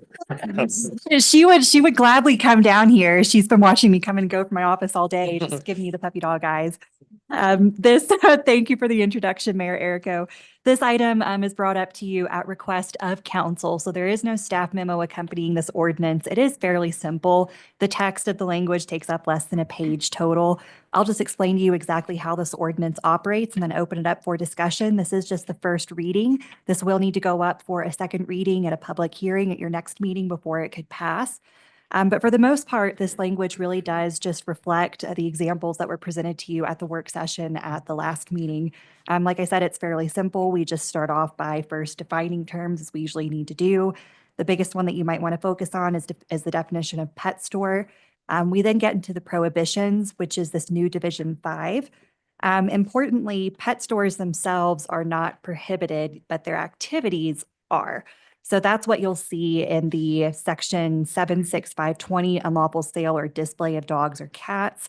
That language is also very similar to the examples that were given to you. However, I did add in there advertise. So places would not be able to advertise dogs or cats for sale in town either, which I think is important because it means they wouldn't just be able to post up a picture and say for sale. Even though the sale's not occurring there, that wouldn't be allowed either. So we also prohibit the advertising of sale or display of dogs or cats for profit. The other two definitions that you'll see are animal care facility and animal rescue organization. These are allowed, their activities are allowed, and pet shops could advertise those animals. However, they have to say where they came from. This is also in line with the other examples that were provided to you at the last meeting. So if the animal is on premises or if they are advertising that animal, they would just need to say the rescue organization that it came from and give a history of the animal. That's also under that section 76520.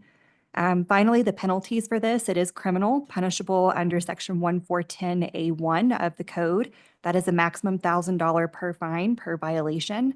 Those violations are per animal and also per day.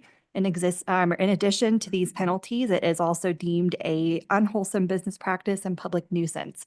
So if someone were to open up an illegal pet store in town, we would be able to shut that down through the nuisance procedures, if not through enforcement through municipal court. So any questions about what this ordinance means? Any desired amendments before we bring it back for a second reading? Do we have any questions or comments for Ally? Seeing no questions, since this is an action item, is there anybody in the room for public comment? Seeing none, is there any hands raised online, Tiffany? There are none. Unless there's any further discussion from council, I would entertain a motion. I move to approve on first reading of an ordinance of the Town Council of the Town of Telluride, Colorado, amending the Telluride Municipal Code by adding a new Division 5, prohibition on the sale of dogs or cats by retail pet stores within Chapter 7, Health, Sanitation, and Animals, and set this for a second reading on February 4th. Is that correct? Yeah, February 4th. Second. Great. We have a Motion from me and a second from Ashley. One, what did I just recommended friendly amendment, second reading and public hearing. And on public hearing. Yes. On February 4th. I accept the amendment. Okay, great. Mian, how do you vote? And yes. Ashley, yes. Elena, yes. Dan, yes. Geneva, yes. Jesse Ray, yes. And Teddy, yes, it is passed unanimously. Ally, thank you very much. Thank you all very much. That brings us to 9D, consideration of approval of a facilities master plan memorandum of understanding with San Miguel County. And we have James Van Hooser and Lance McDonald here to present.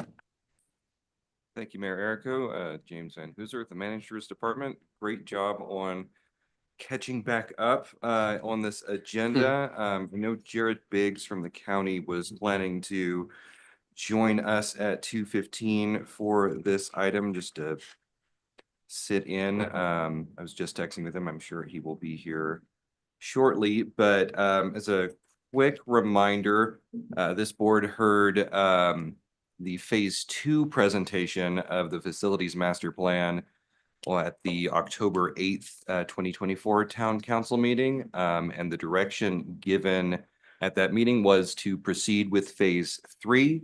However, not to execute the contract for phase 3 until a memorandum of understanding, or MOU, was signed with San Miguel County to codify the agreement to agree to work together. There's Jared here from the county. We're gonna say hey. Thanks for running over. So again, the MOU is pretty broad and just says things like we will collaborate together on this next phase of the process as far as a design for a joint facility at the county-owned Fruin site at Aspen and Colorado. The commissioners considered that MOU at their December 18th regular meeting and authorized the county manager to sign that document. We are recommending you authorize town manager to do the same. One slight clarification, the MOU is specific only to the joint portion of the facilities master plan. Our phase 3 will include the additional town only things such as the renovation of this building, Parks and Rec, Town Hall, and that scope and contract amount have been negotiated. We'll be ready to sign those and move forward tomorrow. Jared, would you like to say anything? Say hello? Hello. I walk in, I'm expecting it to be 5 minutes later, but it's all good. I'm just here to, one, express the appreciation of the county to continue to explore these opportunities. We've got a little bit of land. We've got a little bit longer lead on what our needs look like. I think you guys are well ahead of us in some respects in terms of comprehensive facilities planning, but where we can make things function for both of our organizations. Our commissioners have seen it as a win-win, and we want to figure out how through this MOU, we can continue to refine that and figure out how we might move forward on the bigger picture.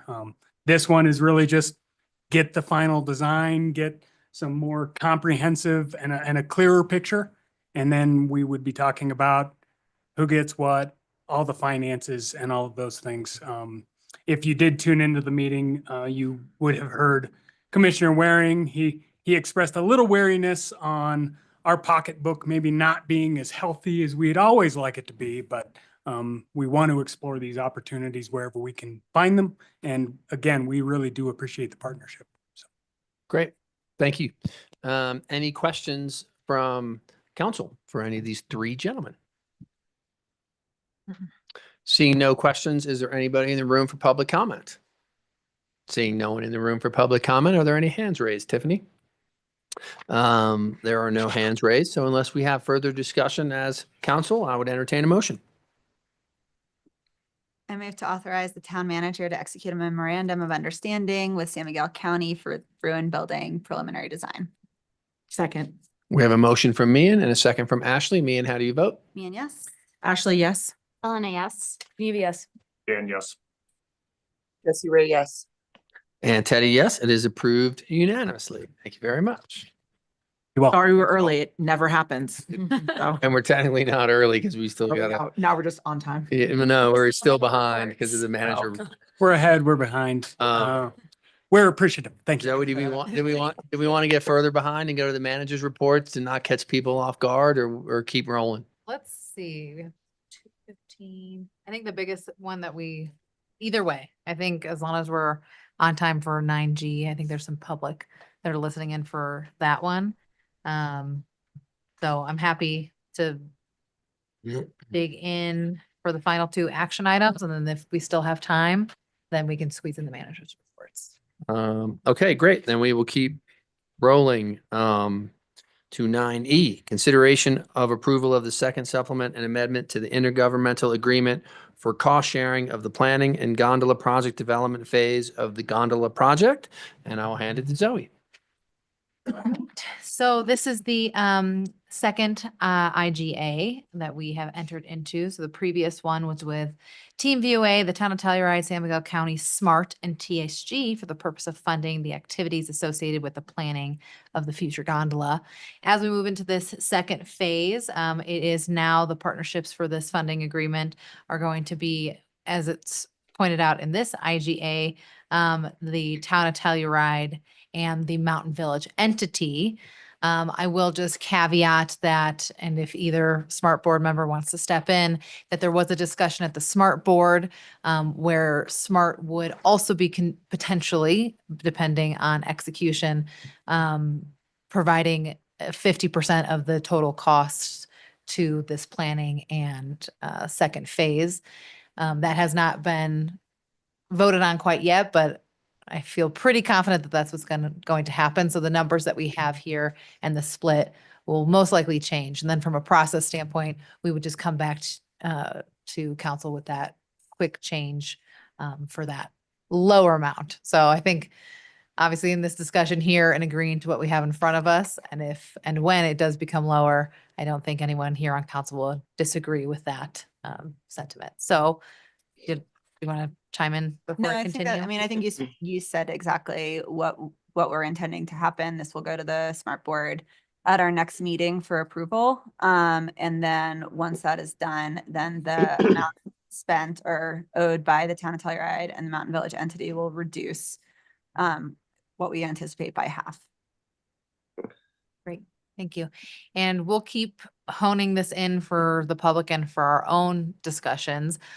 When we're talking about this intergovernmental agreement, it is looking at what we're calling Project A, which is the replacement of the like for the gondola system that we have, and then also station planning. The amounts that we are splitting equally is obviously for our planning and design work for the Project A, and then the Town of Telluride will be looking if we do anything additive for station planning for Oak Street Station. But that's what this covers. And Town of Telluride, we will be looking strictly at Oak Street, where the other entities will be looking at the other stations. So with that, if you have any additional questions, the memo did provide a little bit more history, but happy to address any questions that we might have. Are there any questions for Zoe? It is an action item to remind everybody, so I will check the room for any public comment on this agenda item. Seeing none in the room, is there anybody with their hand raised online? There is none, so we will close public comment on this agenda item and leave it for any further discussion amongst council or questions for Zoe. Seeing none, I would entertain a motion. I move to approve the second supplement and amendment to the gondola project IGA as to form and direct the town manager and town attorney to finalize the agreement. Second. We have a motion from Mian and a second from Ashley. Mian, how do you vote? And yes. Ashley, yes. Elena, yes. Yes. Dan, yes. Jesse Ray, yes. And Teddy, yes, it is approved unanimously. Thank you, Zoe. That brings us to 9F, introduction and first reading of an ordinance of the Town Council of the Town of Telluride, Colorado, amending the Town of Telluride Municipal Code at Section 6-1-35, cumulative short-term rental limitations. And we have Kevin Geiger to present. Yes, thank you, Mr. Mayor. Kevin Geiger, I'll present on agenda item 9F. Couple preliminary things. It occurs to me, I know we've had a council member who's recused on Mountainside, and I haven't had a conversation with you on that for this action item, Ms. Story. I didn't know if you had a position on that. I can recuse myself from this. That's fine.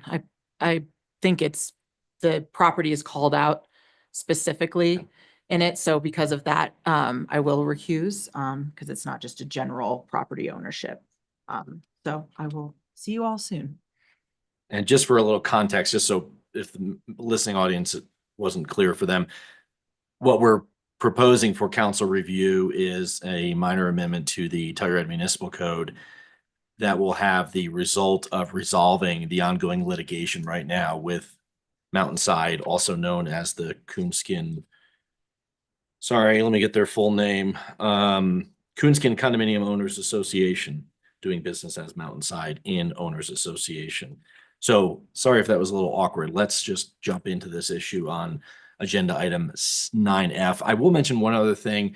We had drafted a memorandum for town council review to accompany this ordinance. The ordinance made it into the packet at page 449. The memorandum did not, for whatever reason. I supplemented the record both with Clerk Kavanaugh yesterday, and then I provided it to town council as well. Hopefully everyone on town council was able to receive that memorandum and possibly review it before the discussion today. If not, you might want to take a minute and just review it. It's your prerogative, Mayor. I think that probably best to take a minute. We have time and even we'll be able to catch up with manager reports. I don't want to move hastily along. So if you need to review it, re-review it, for when it came in, please do. I read it. I read it. I read it too. Did anyone not read it? Way to go, guys. Since it sounds like everybody read it, keep rolling. Homework assignment complete. Let's keep going. All right. Thank you, Mr. Mayor. So this matter comes before you on a first reading of an ordinance. I've provided some background information in that memorandum that this is a result of two things occurring. One was in the fall of 2023, council will remember you did a very comprehensive revision to your STR, short-term rental unit regulations in the Telluride Municipal Code, culminating in the passage of ordinance 2023-1578. Although there were about 25 pages of matters that were reviewed or amended in that ordinance, one in particular grabbed the attention of the Mountainside Inn Owners Association, and that was the prohibition that was inserted into section 6135 that prohibited maintaining a financial interest in more than 2 units that are issued STR, short-term rental licenses, in the town of Telluride going forward. This was not a retroactive application of that prohibition or what's called the cumulative limit. It was a prospective or future-looking prohibition. Nevertheless, the town was served with a lawsuit on that issue in late November of 2023. We've been working through a variety of different venues in that litigation. First, we started in state court. Then it was removed to federal district court in Denver, Colorado, because a number of the claims that were advanced were federal constitutional claims. We've been working with our outside counsel in Boulder and Denver on litigation of this matter, discovery of this matter, briefing. In fact, the court had already received a fully briefed motion to dismiss from the town of Telluride, at which time some negotiations and discussions did start to occur between the town and Mountainside. And we were able to arrive at a situation where, with one discrete change, we believe, to the Telluride Municipal Code, we would have a resolution and a favorable resolution for the town of Telluride in the pending litigation that right now is in federal court, but also had companion state claims as well. So let's talk briefly about what that change would be. That change would look at the provisions in the Telluride Municipal Code at 6135, where the cumulative short-term limit or prohibition is located. And it would add an exception, and that language is provided to you in 2 locations. One, if you're looking at the memorandum on the second page of that memorandum, I have that red line for you, but also in the ordinance on the very first page of the ordinance. At the bottom of the first page, you'll see the red line that we're contemplating and recommending for your consideration. And basically, it would clarify that the prohibition on the 2 or more limit would not apply.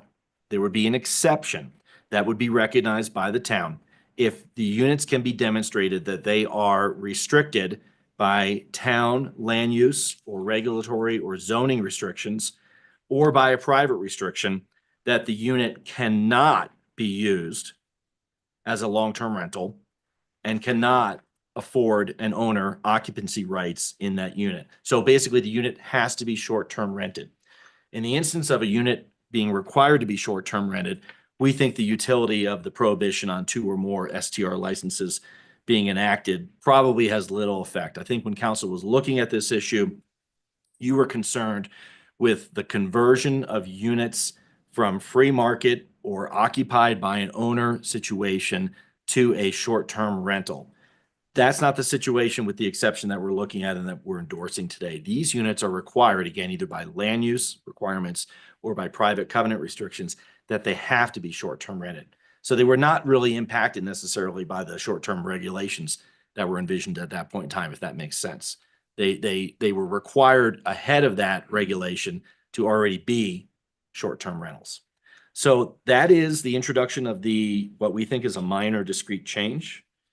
It does have the endorsement of the attorney's office. I know we've had some executive sessions on this. I don't want to get into the details of those discussions, but I am prepared to tell you that if this ordinance is passed the way it's drafted right now, and that would require a second reading at your next council meeting, but that this would conclusively resolve the litigation that's currently pending and the town is defending in federal court.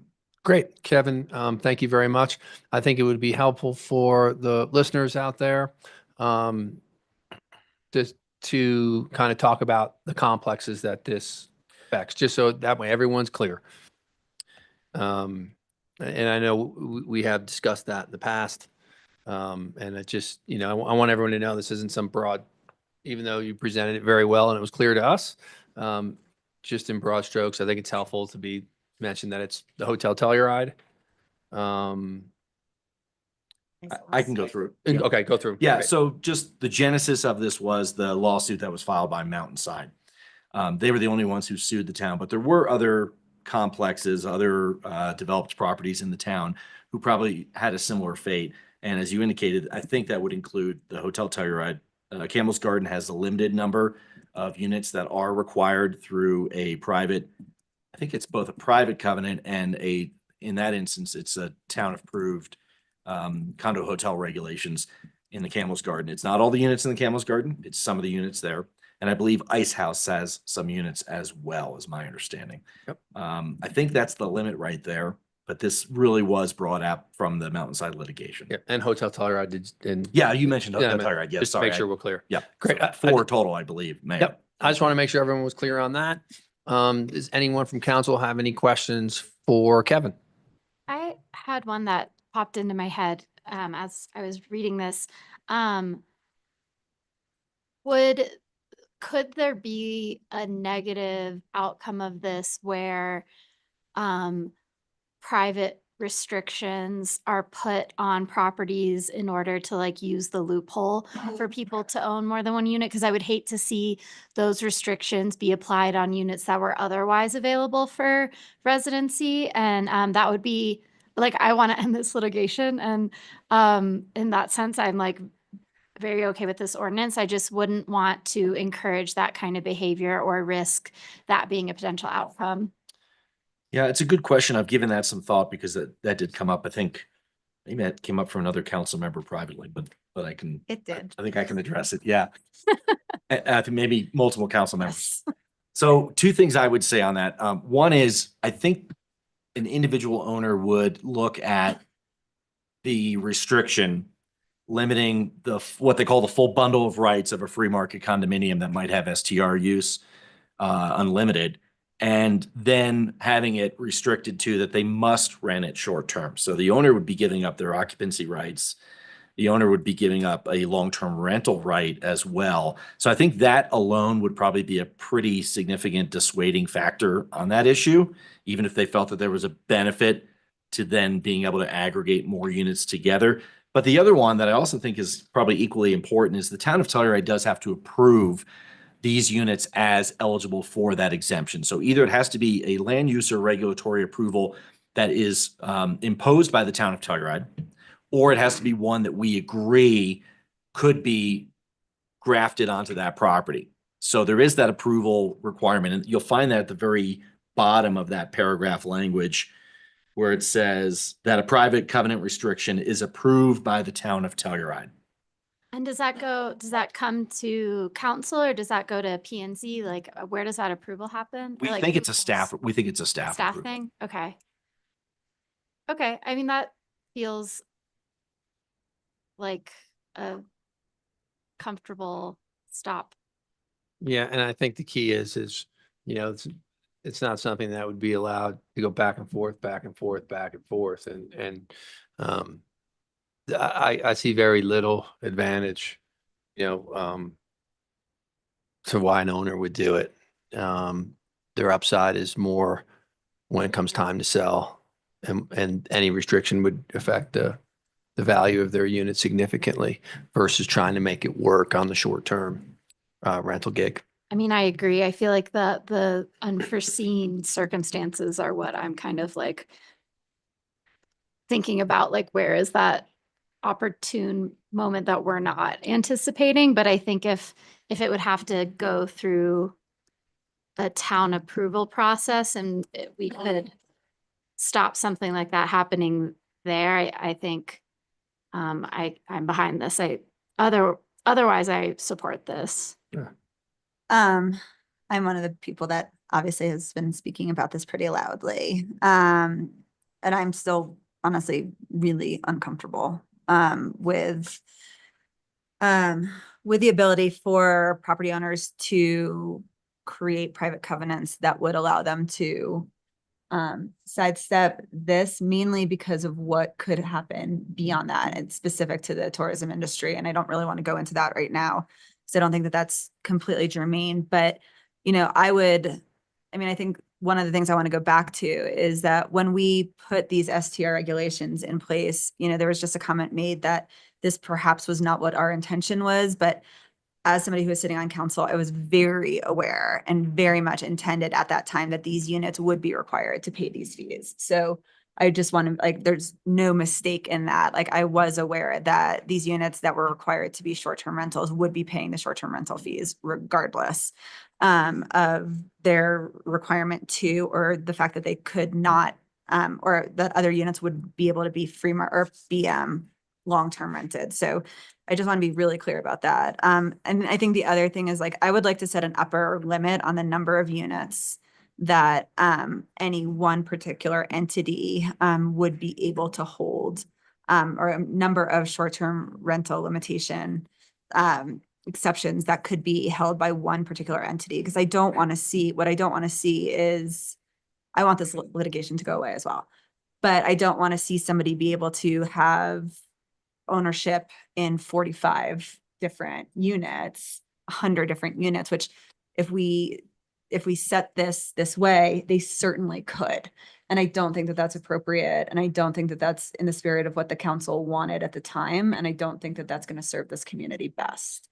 So I think that there needs to be a top level number on the number of units that any one entity can have. And I think that that needs to be represented in the language. What is the concern if the use is mandated for short term? I understand when somebody owns more than 1-2 units in the ability to lose a long-term rental, but if you know, like, for example, are we hating on the Sheridan right now because they own? That's what I was What's- gonna say. there's Like, no- how's that no different than impact. owning a hotel? Yeah, and that's what these were originally. Hotel Telluride all owned as one entity. Mountainside Inn or back when it was first built as the Coonskin condominiums were owned by one entity, and so was the Ice House as well. So to me, its functionality didn't change because we as the town had the regulations in place to ensure the hotbeds were there to help our economy. And you can never say, as the prices of real estate go up, in this example specifically, not going to open the can of worms for other examples, that you're cash flow, short-term renting them is going to pay for the purchase price of that unit. So as long as we enable any ownership to maintain these units as healthy contributing factors to our economy, I don't see the difference in how many people own them, as long as they're not taken away from long-term locals. Do you think that then in that set of circumstances, if we're looking at, number of units at Mountainside Inn versus hotel or the Sheridan, should they be taxed similarly? Should they both be commercial entities then, or should one be allowed to be paying residential taxes and the other is being taxed as a commercial property?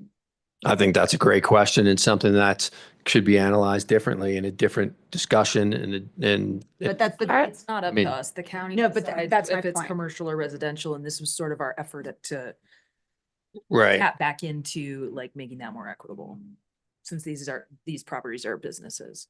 Right. So where, But I'm not but I'm kind of with Teddy on like, I don't know how that affects like who owns them. Are they going to be getting does it affect the the money? power in some way? And I think this is, again, I guess we can I'll just kind of. But it goes spell both out. ways. So in other destinations and other resort destinations, because they have also seen property values spike to the way that they are, individuals aren't necessarily able to purchase a condo. So they are condominiumizing, the unit XYZ in one building. And so they're turning it sort of into more of that timeshare component.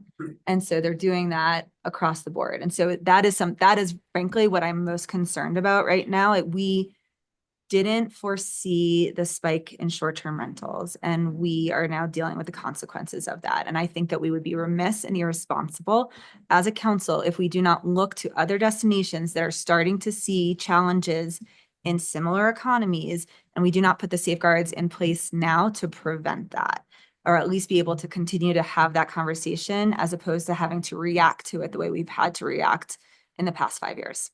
So are you concerned about, sorry to interrupt. Are you concerned about, like I'll play devil's advocate, like, boy, with Lift 7, it would be great if Mountainside was owned by one entity, because then we can negotiate with them on being incorporated in the project. So I can see the pluses and minuses each way. But for your negative, are you concerned that if Mountainside Inn was owned by one person, they change it to a fractional ownership model? Is that because Well, I think that's what you I looked at think other communities, and Kevin, I'll lean to you. Can you're gonna have to go to town for a fractional change? Absolutely. It's not, right now, it would not be authorized on their own. They'd have to go through a town process. Yeah. So I'm just trying to understand what the true downside is just in this. It only can be short termed. What's the downside and difference? I think the other side of it is it's revenue. Like at its base example, this is, and again, the county decides what is commercial property and not the town of Telluride. So I want to be very clear on that. Like, we don't get to decide if these units are commercial properties or if they're residential. The county decides that. However, when a property is being utilized as a business and is not being taxed commercially, that's where this backfill from the fees came in, because it is being used as a business. And so I think it's one or the other. And this is, I've said this to everybody before, so this isn't new information. This is my opinion, but I do believe at the very least, we shouldn't be incentivizing somebody to buy up a bunch of units, essentially let's call it Mountainside Inn. Let's use them as an example. Somebody could buy every single one of those units, operate it as a hotel, essentially, but they're still going to be paying residential taxes. But they're paying the fees on each unit, which But they is to but they close. wouldn't be if they're. Yeah, I think they would, right? Am I missing Well, something? not if they're required to be short-term rentals. No, they still have to pay the short-term rental fee. Are we talking about the regulatory fee, or are we talking Yeah, about the the regulatory county assessment that indicates whether they pick up the tax on the 2.5 STR? Are we We're talking talking about the regulatory fee? right? And they're still paying the regulatory fee for each unit. Yeah. Yeah, that was part of That's Depends like, on what license they have. right. So But they're not somewhat- residential zoned. So wouldn't that limit their choices? So I think what you're thinking about is it would be turned into a complete lodging establishment. That's the other definition. And that was the basis of the lawsuit, was they thought that they should be a lodging establishment, even though one of the definitions of a lodging establishment is it has to be owned by one single entity. If you are a lodging establishment, you're not paying the regulatory fee.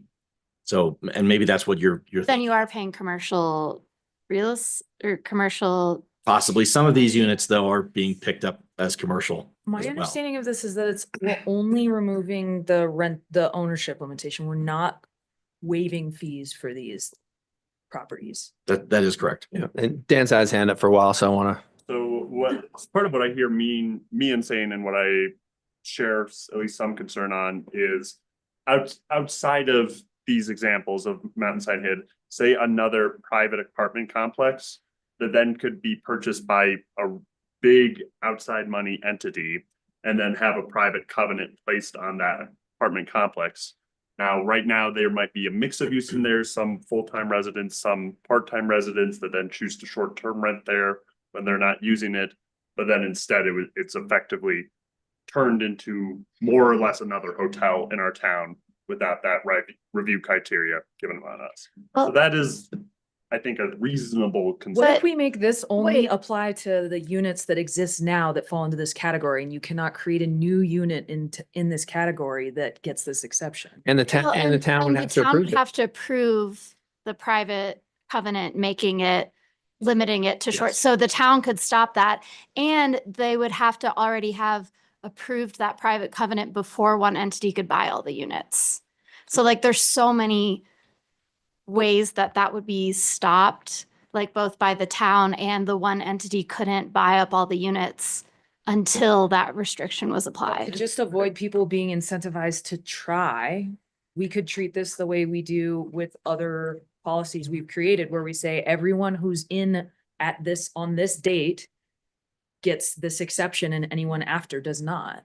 Yeah, but I'd argue that if we're looking for health and turnover and new people coming to spend money in Telluride, that one ownership might actually be better than having, an owner come 180 days a year and just taking their breaks on their 30-day increments, one day away from it to come back into the unit. So I'm not saying I 100% believe it, but there could be an argument made that it's more healthy for our economy because that one owner is going to have better turnover for new people to come to town. Well, and I would argue that because unless the town decides to allow more instances like this, what we're talking about is condo associations that used to be hotels that were condominiumized. And we're just basically saying you could turn back into a hotel if you wanted to.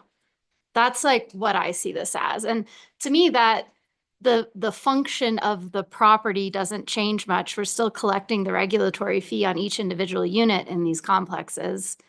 And the fact that the town has to approve any future private restrictions like this makes me feel confident that we have the ability to keep this from creating more problems. Like we can just say no to everybody. To everybody. Right. I mean, If our situations change, if we build more housing than we know what to do with, and this is a good thing for our economy, we can make that decision in 50 years. But I do feel like it still puts the control in the town's hands.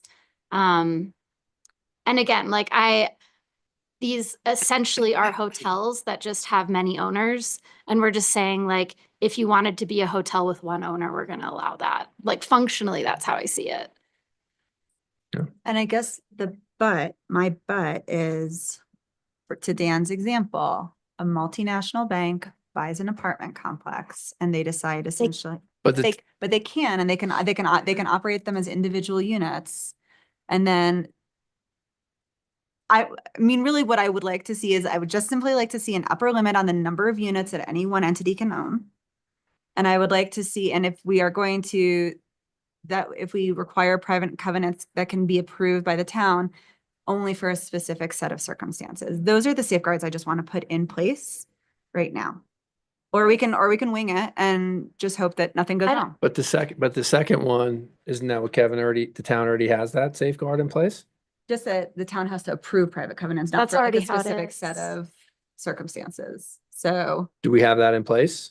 The language is or a private covenant restriction, this is what's burdening the property. There's a private covenant restriction that's approved by the town of Telluride that affirmatively prohibits the use of the accommodations unit for long-term rentals or from owner occupancy. So I think I know it's short. I think it's actually pretty tight. Okay. But look, if the council majority wants to go a certain direction, And we'll certainly. the first example, like if a corporation wants to come in, the only way they could come in and buy up multiple units or a whole condo building is if it's already under these restrictions. Right, That's the because they only way wouldn't they be could able, do it. they wouldn't be able to rent them if they were in the short-term district and they couldn't change without town's approval. Yeah, there'd be two Well, they scenarios. just couldn't buy them because we have the limitation in place, and this exception only applies to things that already have restrictions. Right, right. But to defend Mian's point, she's saying someone comes in and offers a ridiculous amount of money to every owner in Edda Place too. And then now they own the whole thing and they say, we're just, Couldn't though, because they're not They a, just couldn't have short. they just couldn't have short-term rental They licenses could all because sit of the empty zone. until they get their So- act so- together to apply. I see what you're saying. That's Okay, right. Yeah, yeah. But they couldn't do only short-term rentals as one owner because the town would have to approve that and that's the safeguard. And so I'm comfortable with that, but if there's anyone, unless there's something new to add, I think we should see if there's public comment, and if not, a motion to whatever that motion is and vote and see where we go. I mean, I think we all, in the spirit of it, have, what we want to be, with a couple of different opinions of where to go, and not saying one's right, one's wrong, but we'll vote and see how it goes. Is everyone cool with that, Kevin? Yeah, and let me just also clarify one point. I think everyone knows this, but I just want to make sure we understand it. The town had also been challenged on the regulatory fee. This litigation will take away the legal arguments that are currently advanced against the town on the regulatory fee as it applies to not only this individual that's suing us, but if the town was found to have enacted an unlawful regulatory fee, it could have implications on the 700 plus STR units that are out there right now and licensed by the town. So that's a component that I want to make sure everyone understands as part of this litigation. And the other thing is these units will be paying that regulatory fee. So they were challenging it on their own basis, but they're acknowledging that they will be subject to that full fee. And we haven't Okay. collected that up to this point. I think it was collected starting in December. Okay, is there anyone in the room for public comment on this agenda item? Seeing none, Tiffany, are there any hands raised? See, no hands raised online. Okay, I'm going to close public comment on this agenda item, and whatever the motion may be, unless we want further discussion, I'm good either way. I'd entertain a motion. Is there any appetite to set an upper limit on the number of units that any one entity can have?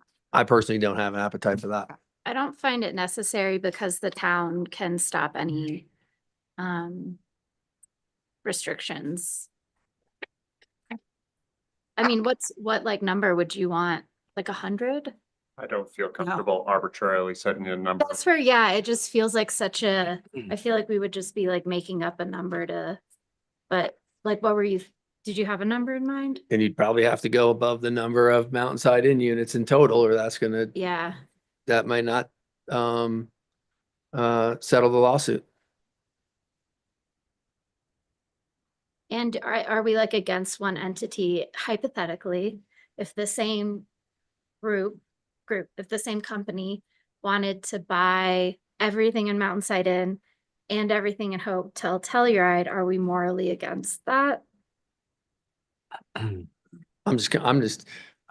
trust the town's discretion and having it need to be approved. And it's just me personally, I'm not saying it's right or wrong. Because it's already restricted in its use, I don't see the downside of it. I see the downside of it if it's a unit that can be long-term rented or used, whether you're a homeowner occupancy or a tenant occupancy, but this isn't the case.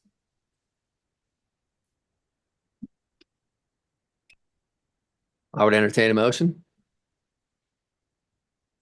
I move to approve on first reading an ordinance of the Town Council of the Town of Telluride, Colorado, amending the Town of Telluride Municipal Code at section 61335, cumulative short-term rental limitations, and direct the town clerk to set this matter for consideration on second reading during a public hearing set for February 4th, 2025.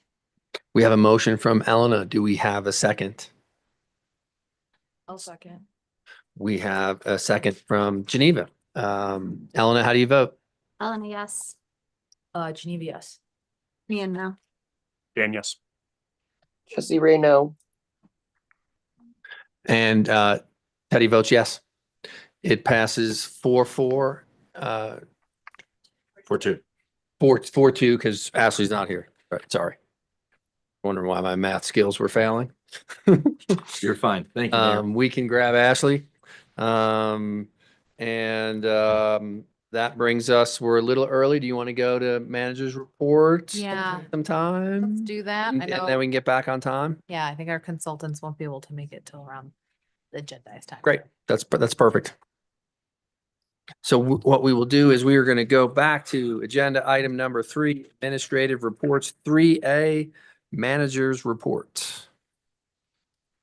That's Zoe. Thank you, Mayor Errico. So for the update, the manager's report, I'll do just our standard manager's update. And then I will also go over our 2024 town council goals and objectives, Q4 update. So just starting us off there for a housing development update, the town of Telluride continues to make significant progress on several impactful housing and development projects, always aimed to address the community's needs of supporting long-term growth and housing.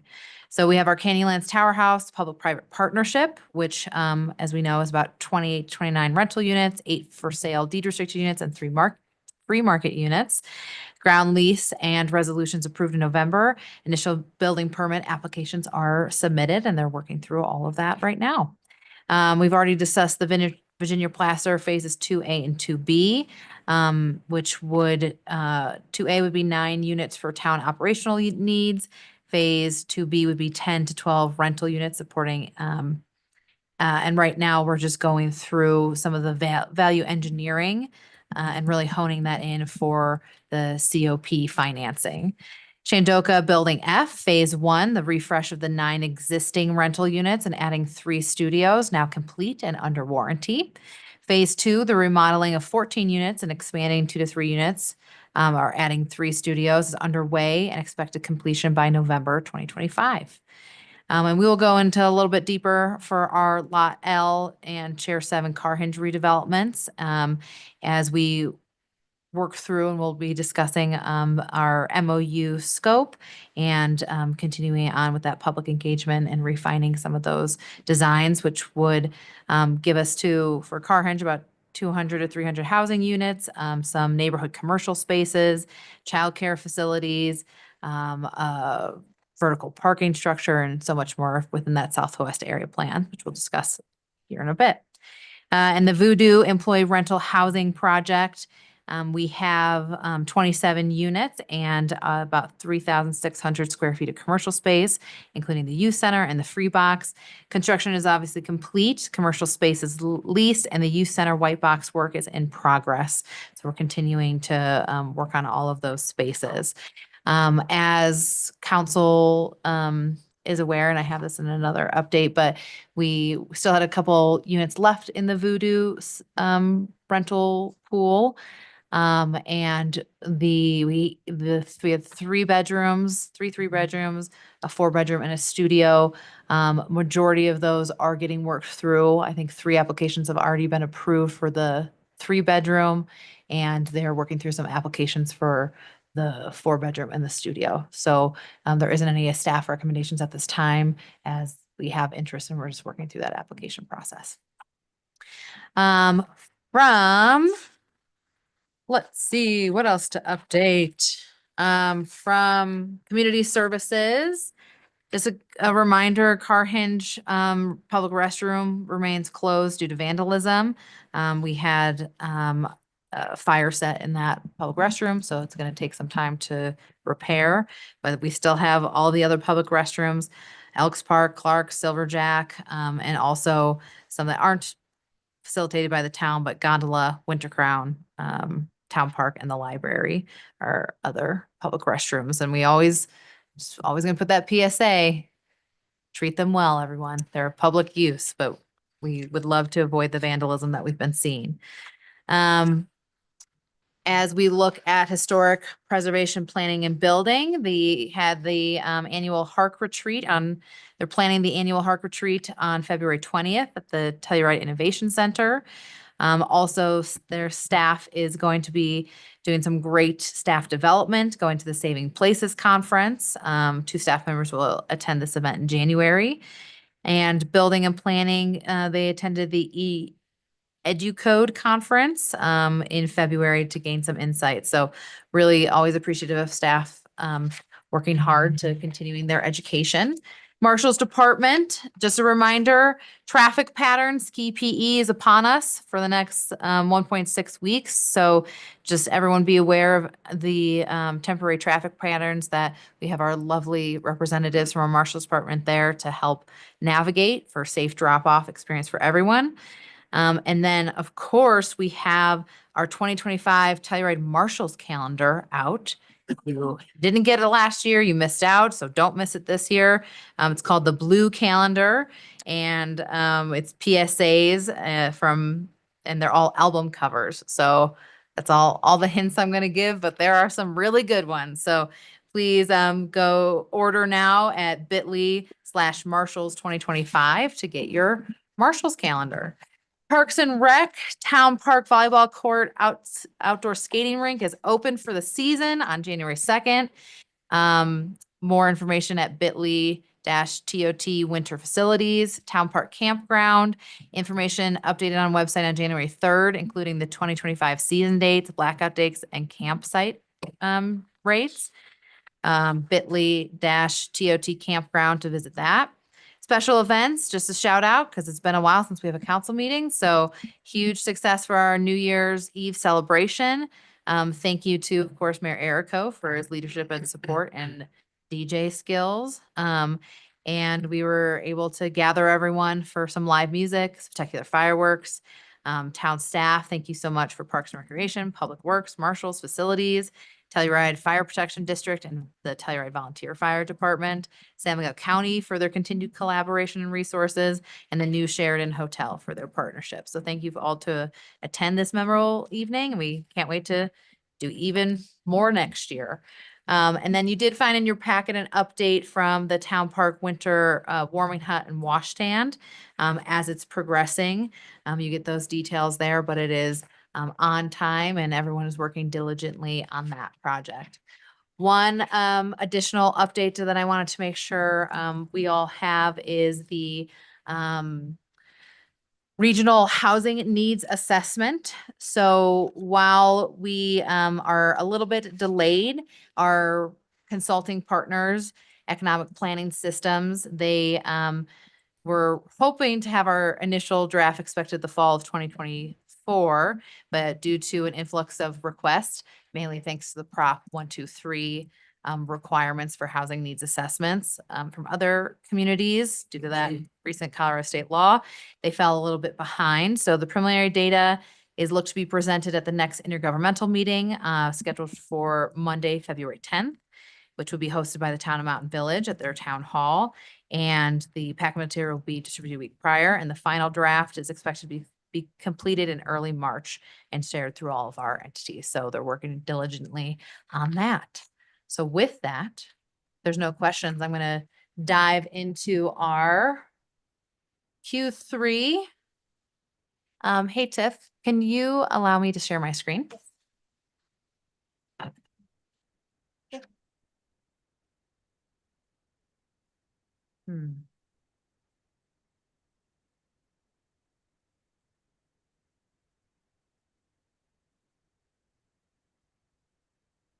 So I want to give a huge shout out to our staff and to town council for setting some aggressive goals and objectives for 2024. I was looking back at our previous goals from 2021, 2022, and the amount of goals or things that we've put in front of us is extraordinary and what we're looking to accomplish this year and next year. Thank you to our staff for coming to the table and for us to working through it. As you see, coming toward the end of the year, we have progressed 83% into our set goals and objectives. I'll go through the memo briefly of some of the things that saw minor disruptions or major disruptions. Most of this has to do with just the environment of construction and bids coming back higher or the schedules getting a little bit pushed back from availability of the workforce to help with some of these critical infrastructure projects. And also I'm going to go through of what our staff did above and beyond the goal set at the start of the year, because there's always things that come up, but I'll run through this list here in a moment, but we did a lot even beyond what's in front of us. So thank you so much to our staff, and I look forward to having a conversation about this. And for anyone, I do encourage you to look on our town webpage. This is available and transparent to anyone who's interested through our ClearGov software that can be found on the town website. So as we looked at the focus area of addressing critical infrastructure needs, we saw 78% progress. One of the things that we pushed to 2025 was improving and constructing the right-of-way and public improvements along the 600 and 700 blocks of West Galena. So we look forward to doing that this year. Other things that saw minor disruptions here was the wastewater treatment plant, because we were given the new opportunity to work with the town of Mountain Village on the new parcel of land that they purchased. We're still working with them very in step and going to be working through that opportunity here in an efficient manner as their due diligence on that property is coming here to an end. That also ties into the Regional Sanitation Authority agreement. We are in good conversations, but until we have final numbers and understanding of that new plant, that will be at a standstill, but we are getting there. The upgrade of the town's existing PRVs with new smart valves is in progress, including enhancements to the remote radio and telemetry systems. But because of a delayed delivery, they are just a little bit behind on that as well, just because the vault supplier had some delays. So they're going to look at that to be the new, we're looking to progress that here in this first month of 2025. The warming hut and wash stand, as we know, is in progress and has begun. And while that work began in the fall of 2024, it's continuing into this year. First Street Bridge replacement project that has been completed its design and bidding documents, and the bid release schedule is for mid-January 2025. Updating the town's right-of-way standards is going to be appointed to the new town engineer technician, and we'll begin this work in 2025. And then the pavilion roundabout paving and festival site drainage has been delayed until about the spring of 2025, just due to the contractor availability. And then, as I already discussed from EPS, we continue to refine the regional housing needs assessment, and we'll be presenting that in February. As far as a major disruption, we looked to extend some of our broadband and fiber. As IT is working with our local providers, it's determined that existing conduit for fiber is incomplete or non-existent in some of our areas. So we are looking at alternative routes to bring fiber to town facilities like Public Works in the spring of 2025 and others that would benefit from that as well. For preserving the community, the things that saw some major disruption or minor disruptions is the implementation of essential software and hardware updates to optimize service and community support, which has slowed to ensure accessibility and compliance standards are fully met. So this is that state mandated accessibility requirements. And because they have put a pause on that, we are now expected to launch in March of 2025 to meet those standards instead of our original goal for this year. And then for the shed project, we are working on the white box finishes and aligning to ensure that we're aligning the future tenant improvements of the youth hangout with the construction that's happening at the White Box. So with the worker availability, some of that work was paused and to make sure those designs were lined up to meet ADA accessibility requirements and other requirements. So the work is now resuming and we are finalizing bids for the tenant finish to be completed. And as far as some of our other pieces, we've made progress and we're on track for the other focus areas such as protect health and quality of life or cultivate economic sustainability in a thriving commercial core and ensuring Telluride is an employer of choice. So I'm very, I look forward to seeing us complete all of the things that we put in front of us for 2024 and we continue to track those along the way. So with that, I'll ask if there's any questions from council. Are there any questions for Zoe? Yeah. Easy to understand. And I- They're awesome. And I know I talk a lot, but I really do want to just quickly call out some of the things that were above and beyond what was put in front of us. So wastewater, they did repair to the pre-screening and grit removal systems while simultaneously planning for equipment replacement. They initiated a comprehensive backflow program, improved lab capabilities and advanced training, and upgraded lab software along with that. Designed and installed a frac tank to handle septage and festival porta potty waste, completed emergency repairs to oxidation 1 rotor shaft stars, VFD installation and grit removal for the wastewater treatment plant, resolved microorganism conflicts with the wastewater treatment plant, and overcame a long-standing treatment challenge. Water, they addressed multiple urgent water leaks throughout the town. They exceeded the sanitary survey requirements and extensive improvements to the still water tank and the water treatment plant. They assumed additional programs for environmental engineering, including the backflow prevention that was mentioned, river sampling, water production, data management, and river flow measurement. They began dredging the Mill Creek backwash ponds.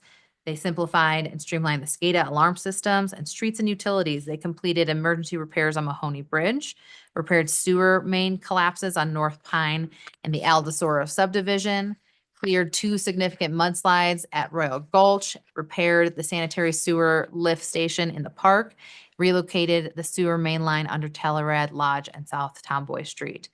IT did a lot of great work with installing new camera systems. That in Marshal's office, community services, town hall, and some of our public properties. They established a network communication capability at the Lawson tank for the wastewater treatment plant, pre-wired the Voodoo building for network core and security cameras, reduced software licensing expenses, many trainings, implemented Microsoft Intune monitoring to manage town-owned mobile devices. Historic preservation, building and planning launched the SmartGov software, which really involved a lot of extensive staff training and assisting applicants with that new online submittal process.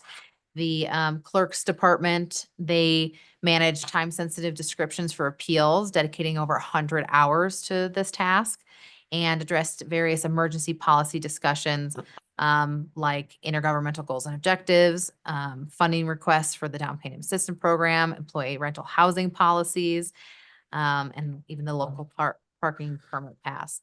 Finance implemented a new accounts payable system and transitioned utility billing bi-monthly to monthly cycles. And there's so much more, but a lot of that staff time and dedication goes well beyond some of the goals that we set. So huge thank you to the staff for doing that. Now I'll stop talking. It's a lot. No, it's a lot. And so thank you for giving me the opportunity to communicate just how much we've worked to accomplish in a given year in this organization. And so grateful for the staff that we have that is really dedicated and shows up to work every day to make this place a better place to work and live for all of our community. So thank you. Thank you. It certainly is noticeable.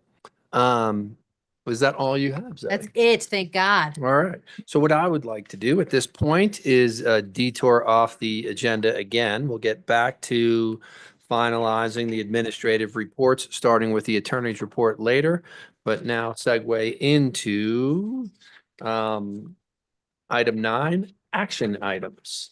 And that would be 9G, consideration of approval of a memorandum of understanding with the Telluride Ski and Golf company regarding the Chair 7 base design and planning. And again, we get Zoe. Well, and before we go into this, I think Ashley and I are going to recuse ourselves from this conversation. Ashley's just not participating. Sorry, Ash. Called in sick today. You got a lunch, so. You gotta see. Yeah, free lunch. Yeah. And Tiff, I am going to share my screen.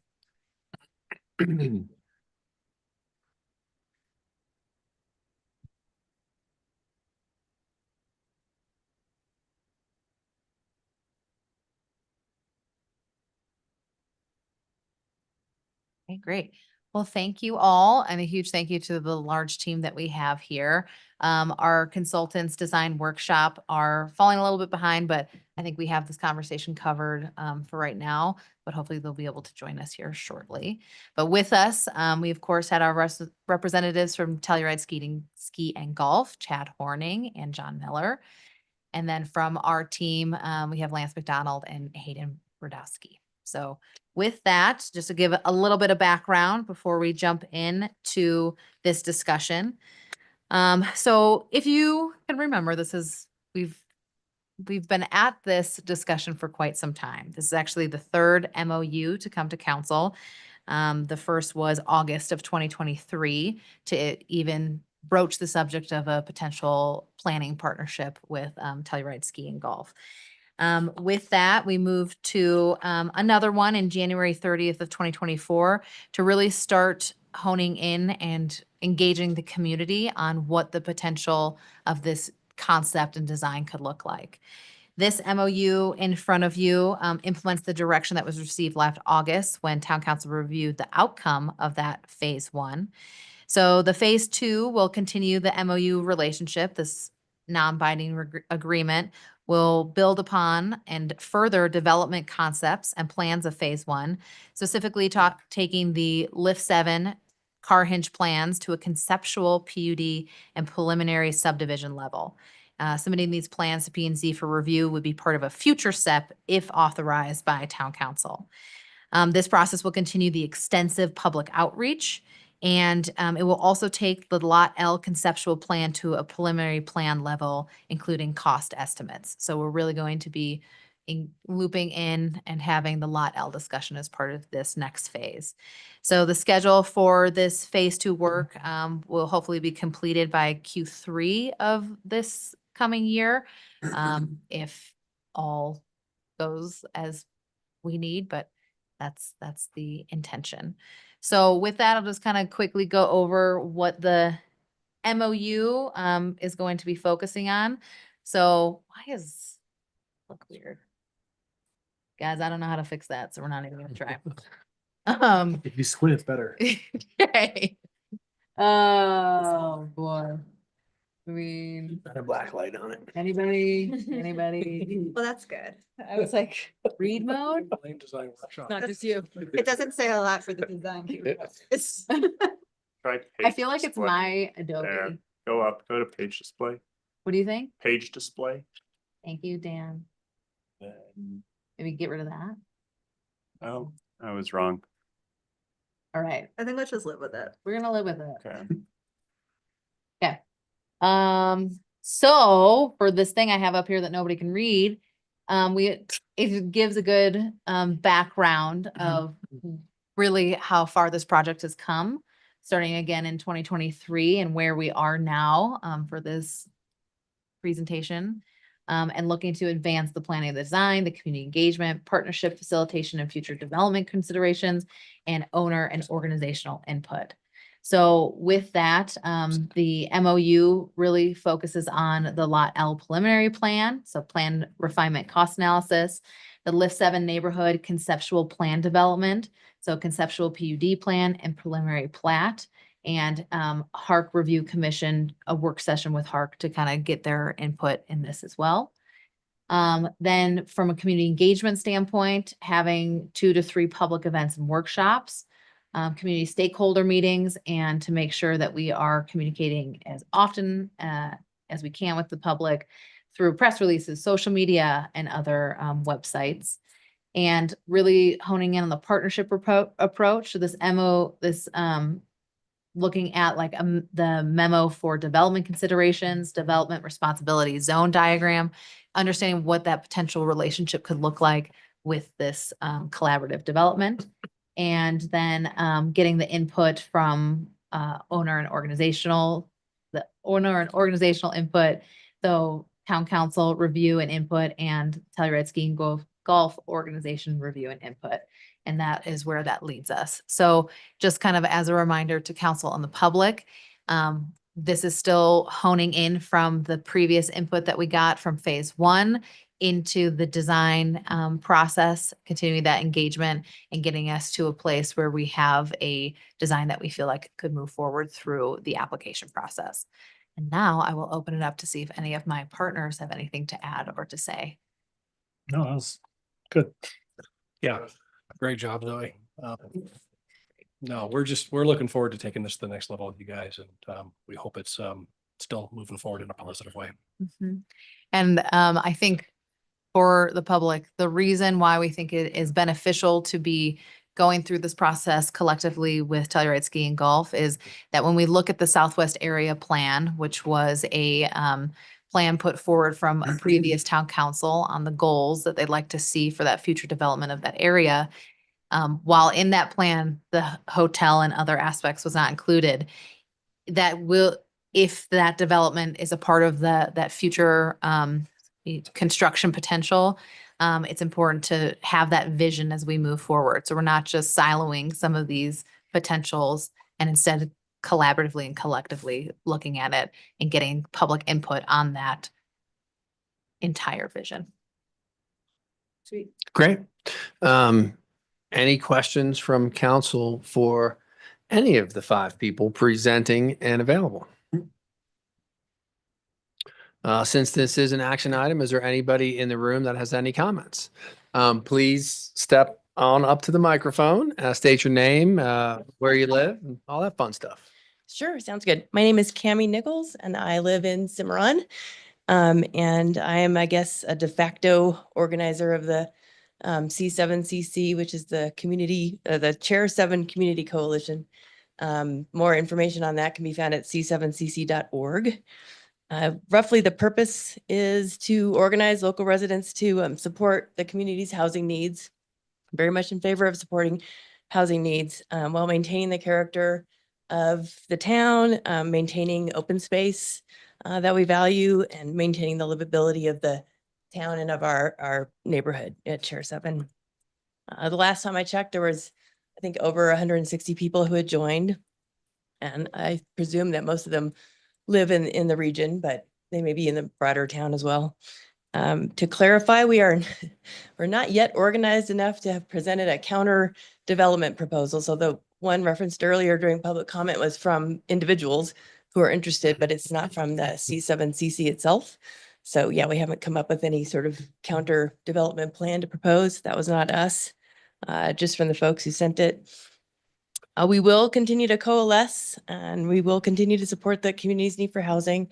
We want to encourage using the current zoning as reflected on the map on the wall there to accomplish the housing goals that we see in the plans. We think that the goals of the town for increasing housing can be met while keeping the current zoning in place. We'd like to preserve the open space as open space, not see it rezoned as accommodations to or some other developable space. We encourage also parking solutions as much as possible to be outside of town with public transport into town, as opposed to massively increasing the amount of traffic and parking in the town itself, in that area and in town. So that's, I think, the gist of our goals. We're glad to be involved. We hope to be kept involved, and it's nice to meet you all in person. Great. Thank you very much for that and your time today. Is there anybody else in the room for questions or comment? Tiffany, do you see anyone with their hands raised online? I see Ryan Vitt. Ryan, I'm going to unmute you. Great. I can hear me? Yep. Okay, yeah, I'd just like to reiterate what Cammie's saying, and I think one of the issues we had with the previous plan was just the lack of skier access. I think that's kind of the first thing that really should be considered with this plan. There's kind of a twofold, is that not only is the open space important to everybody that currently lives there, but also any development that's going to be built around there, whether it's a hotel, affordable housing, a combination of those, the need for open space is going to be even greater than it currently is. The current plan as it was drawn, I know it's not final, really didn't have any type of skier access from Telluride Trail or O'Reilly's, and there was really no consideration for lift queues. And lift queues, which are obviously increasing at Lift 7 now, especially like on a powder day or holiday weekend. If the density is built anywhere near what's proposed, it's going to be exponentially larger. So that open space as it currently is maybe going to be enough.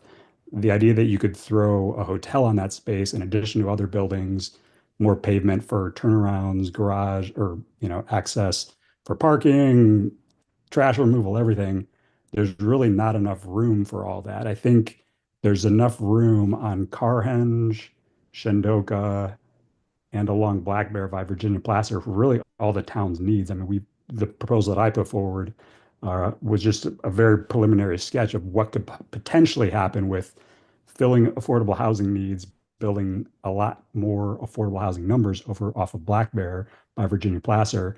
Didn't even include Shendoka or Lot L, but then moving the hotel off of the open space onto Carhenge. And Carhenge could still be used as a combination of affordable housing and the hotel. I just think the need for the open space is going to be so great. I mean, it's already extremely appreciated and also needed for ski access, but there's really not room for all the things the town wants and that TSG wants by saying, okay, not only are we going to build on all these areas, but we're also going to build on that open space. So that's really the thing is I want to reiterate is that can we focus on, how do we keep this open space, or at least come up with a plan that potentially could keep it, and say, could this be an alternative plan to just building out all the areas that we have land available?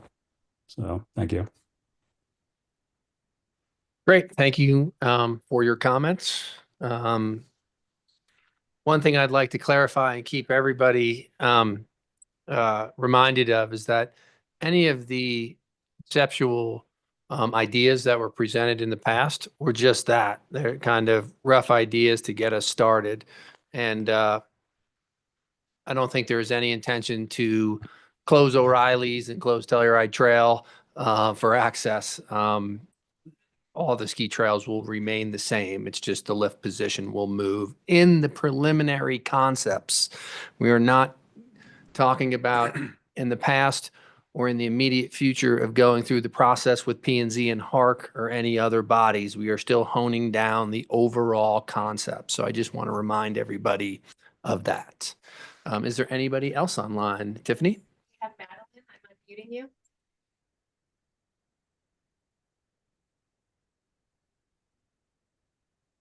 Madeline, you need to accept the unmute. There should be a prompt on your screen. I just did that. So I just wanted to say I read the MOU, and one of my main concerns about that is it talks about rezoning, and it doesn't really say what is going to be rezoned, but it kind of implies that that's going to be something that the ski company is going to be doing.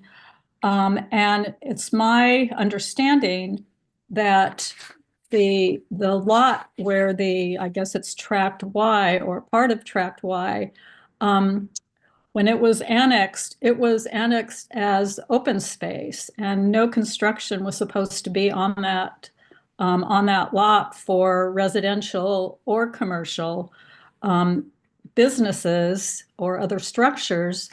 So I'm just wondering, what I'm concerned and interested in what the rezoning is all about. I also didn't notice anything on the MOU about wetlands, preserving wetlands and making that part of the consideration of what you're going to be doing on those lots. And as was spoken before, I think the open space is very much needed in that area, and it would be a shame to lose that. I also think that, putting forward that conceptual plan that I sent to everybody was just another perspective to see that there's other ways to do things that you might want to take into consideration as you're moving forward. And then lastly, as a Cimarron owner, we have concern about the right of way and having, hundreds of people walking from the Shandoka lot to the ski area over our property.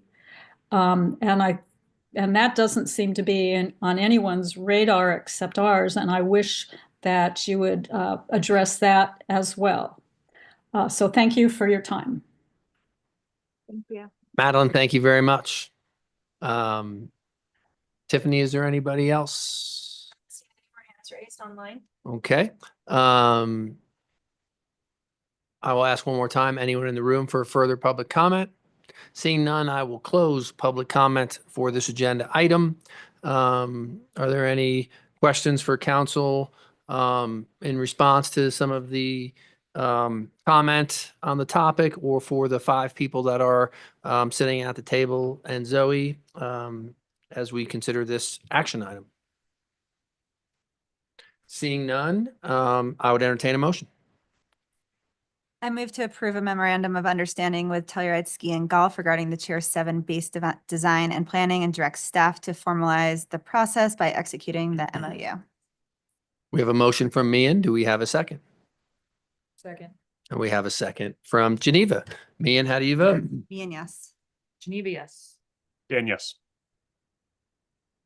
And Teddy, yes. It is approved. Jesse Ray, yes. Jesse Ray, yes.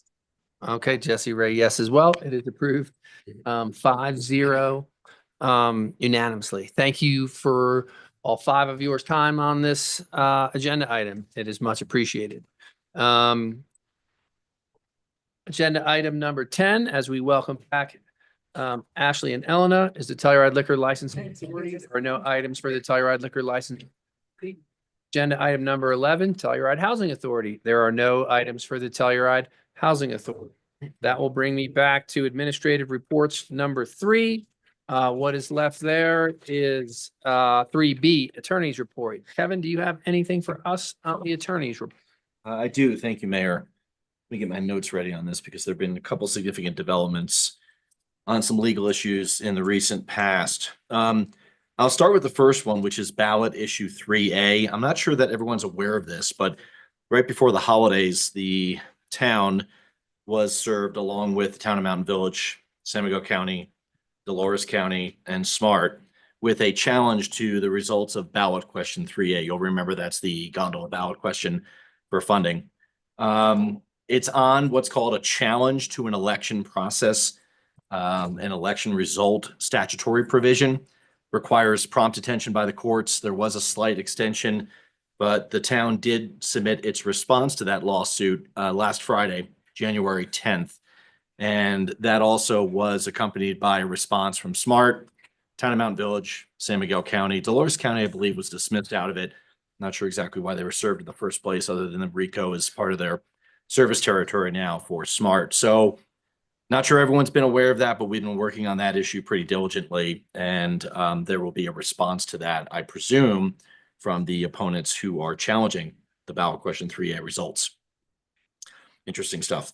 Also, I'll mention that also on last Friday, we received an order from the San Miguel County District Court. This is on the Gold Run Sulky litigation. A number of you are aware of this. Some of you were served personally on that litigation. There was a newspaper article that ran in late December on this issue. I'm happy to report that the District Court, in an 11-page order, dismissed all claims that were filed against the town, found that they were barred by governmental immunity, that there was no wanton and willful conduct on the part of any town official, nor was there a conspiracy to purposely defraud the plaintiffs in this case. This is the country club out of Ohio.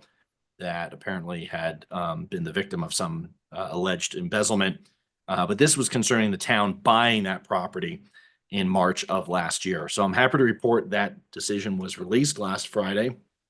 I've given an update to town council, so I know you're aware of this, but I want to make sure members of the public heard about it too, because the newspaper did report on this back in late December. My understanding is the newspaper will probably run a subsequent publication just to make sure everyone has an update on this legal issue. So a couple significant legal developments, most of which have been rather recent in the last week or two on this matter, on both those matters, I should say. So I think that's it for now, though, Mayor. Great. Kevin, thank you very much for your attorney's report today. That brings us to 3C, council reports. Elena, we will start with you. Yeah, I'll try and keep these brief. I had a HARC meeting since our last council meeting, and Zoe mentioned it, but we are having our kind of informational meeting at the Depot building on February 20th from 8 to noon. So anyone who has any questions about the new design guidelines should definitely come to that. Or if you just like haven't checked in for a while and you're an architect, that would be a great session for you to attend. We had an appeal hearing on our meeting, but we moved it to tomorrow's meeting, so I'll report on that. And then the thing that I think is kind of worth mentioning is that we saw a work session for it's called the San Juan Village duplexes, but it shows empty lots like in front of the high school field, which is kind of like a triangle. There's 2 lots. And so we had a work session on that, and that just since we've been doing a lot of projects on that bit of Main Street, I thought that was worth mentioning. And what I found interesting is that there's like a weird thing with the PUD. So it's 2 lots and they want to do duplexes, but and they're like similarly sized, not exactly the same, but one of the lots, the PUD is a minimum of 1 unit. And then the other lot is a minimum of 3 units, but the proposal was for 2 and 2. So there would be a change in the PUD that like didn't seem to be problematic in any way, but it is just like an interesting little thing to flag. And again, that was just a work session, but just, you know, be aware that that's in conversations, just like an interesting lot that gets a lot of eyes as you come into town. When are they planning on building or? They didn't have a timeline because it wasn't even like a review. It was just a work session. So I don't have more specifics, but I'll definitely, as HARC sees more of that, I'll keep reporting to you guys. Anytime there's like an interesting project, I try and give you not too much detail, but the right amount of detail. So the other things that I just wanted to touch on, you heard about our case meeting, which, you know, was a pretty and non-dramatic meeting. It like went pretty quickly, and most of the board averages from that allocation procedure were kept. There were very few deviations from the board average. So somebody said it speaks to the efficiency of the process, which I thought was a great quote. So I wrote that down. I attended a Communities That Care meeting, which isn't one of my like official boards, but Geneva was there as well, with Dawn Katz and some of her team. And there were a couple things that I wanted to say from that.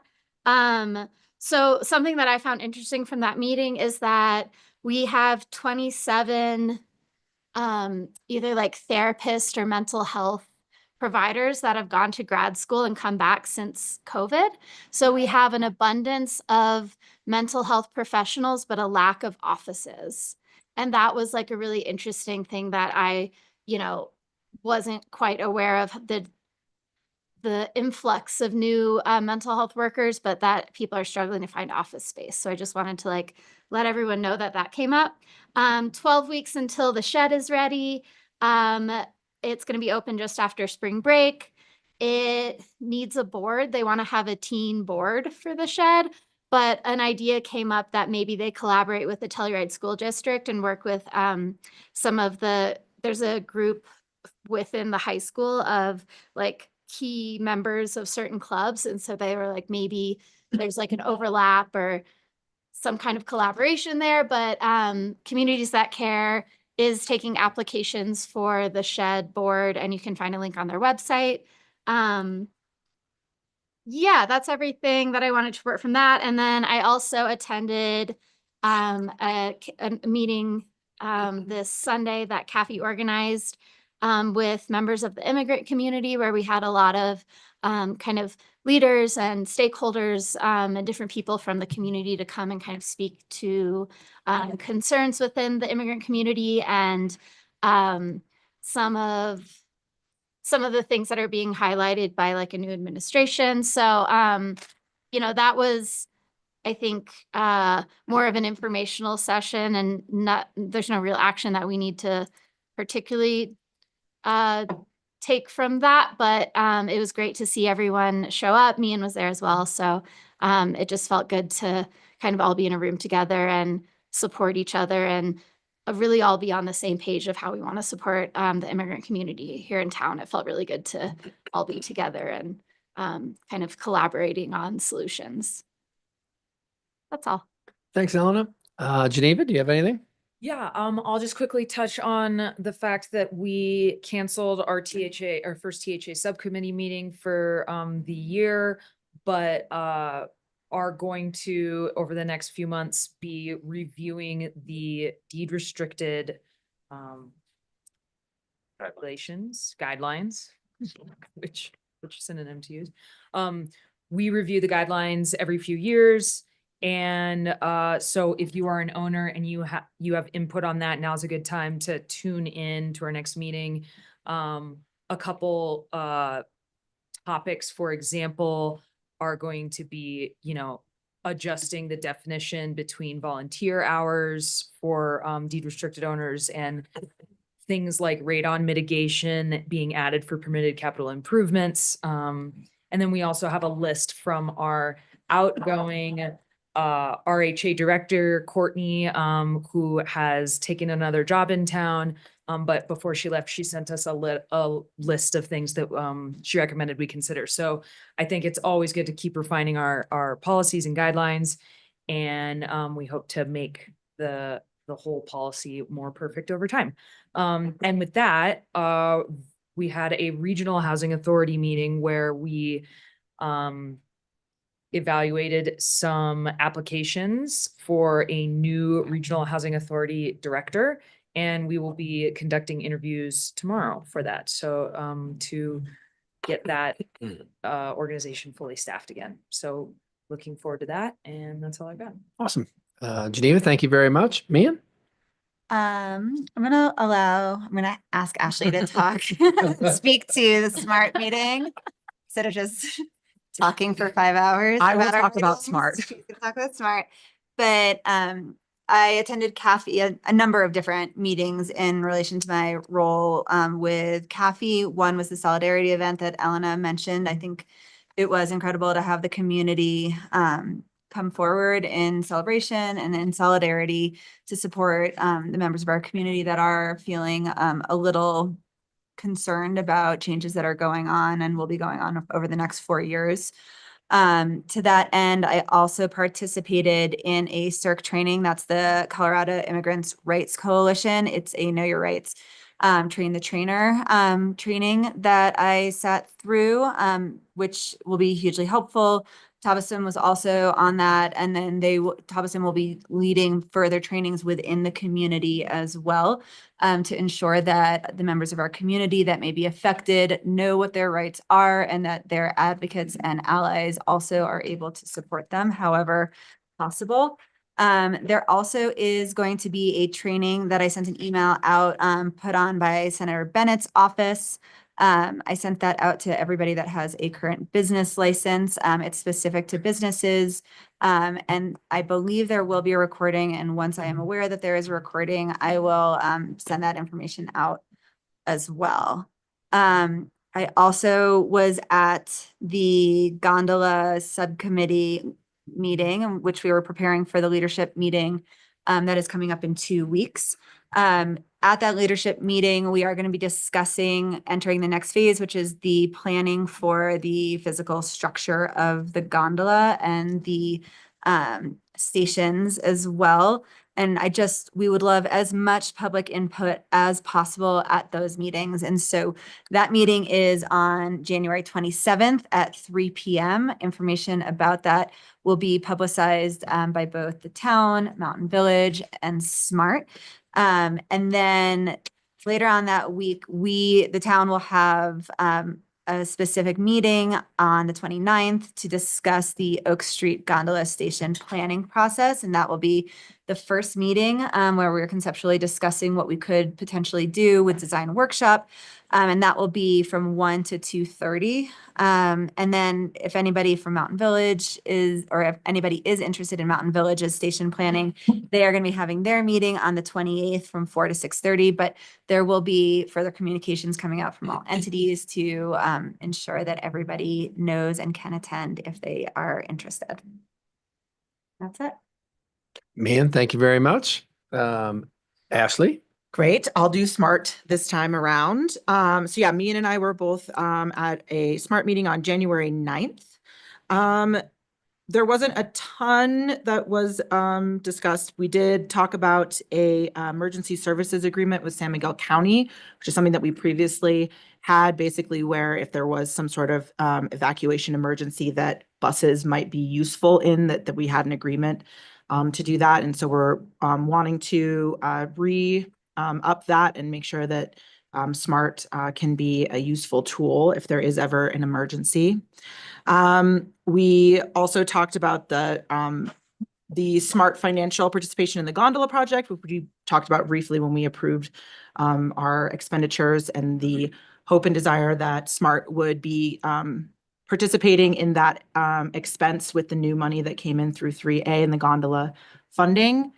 So we will tackle that at the next meeting now that we have the approvals from Mountain Village and the town. So that will get finalized at the next one.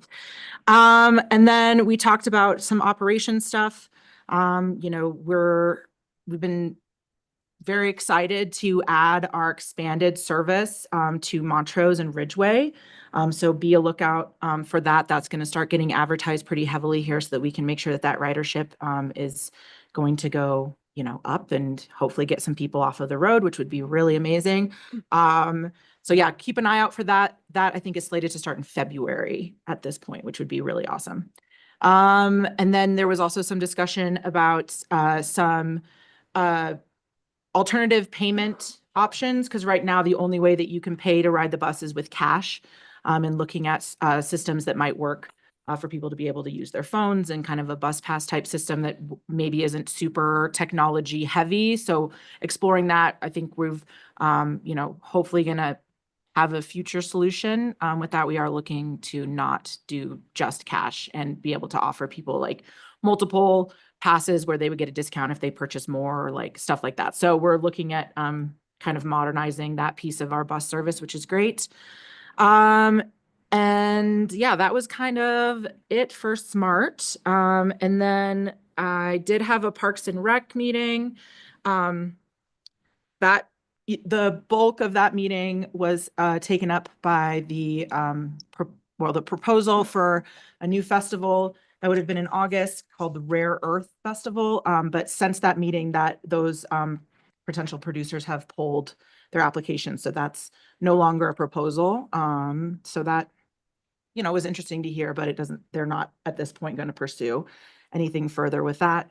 And then there was some other council participation with Mian and Teddy talking about the Memorial Bridge for pets, and also for other people that, you know, if we want to create some sort of program to set up memorials for people within the park and kind of what that system would look at. It was just a work session. There was no like big decisions made on that, but please look for that in the future if that sounds like something that you would like, and encourage Parks and Rec to find the space for that. I think that it's a really cool opportunity. As somebody who just lost a pet, it was, you know, it'd be cool if there was a kind of community memorial space for that as like a rainbow bridge and stuff like that. So thanks Teddy and Mian for chiming in on that as well. And then yeah, Parks and Rec, we've gotten updates on the warming hut stuff. It sounds like that's all moving ahead well, which is great. we all look forward to that new facility, hopefully this spring, which would be very exciting. And then museum, we had our December meeting between our last town council and now. Nothing earth shattering there. We just looked at the budget for the upcoming year. I think with all nonprofits in the area, we've seen a decline in membership donations, which, you know, for some organizations makes up larger percentages of their budgets compared to others. But I would encourage everybody, if you have been a member of the museum in the past, to look at re-upping that membership, and that, you know, just remind our community of all the great things that our museum does, and encourage you to go up and visit. The free day for, oh God, what day is it? There is a free day for locals that you should go if you have not been to the museum yet. And that's it. It's once a week, the free day is. I think it's Thursday. Is it Thursday? I think it is. Ashley, thank you very much. Dan, do you have anything to update? And I got off real light this time because planning and zoning got canceled, Ecology Commission rescheduled, Eco Action Partners rescheduled, and THA was canceled. So I don't have much. Hey, holidays.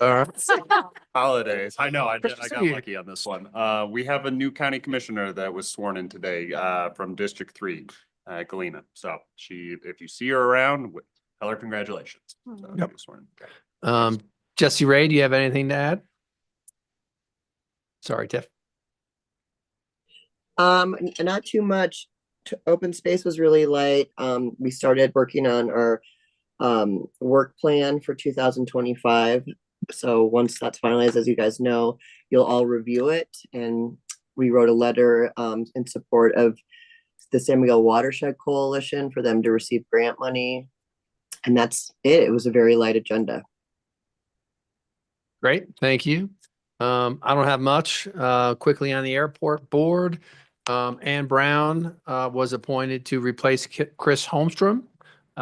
We meet on Thursday of this week, but nothing earth-shattering coming through from the airport board. The construction on the new hangar is going well.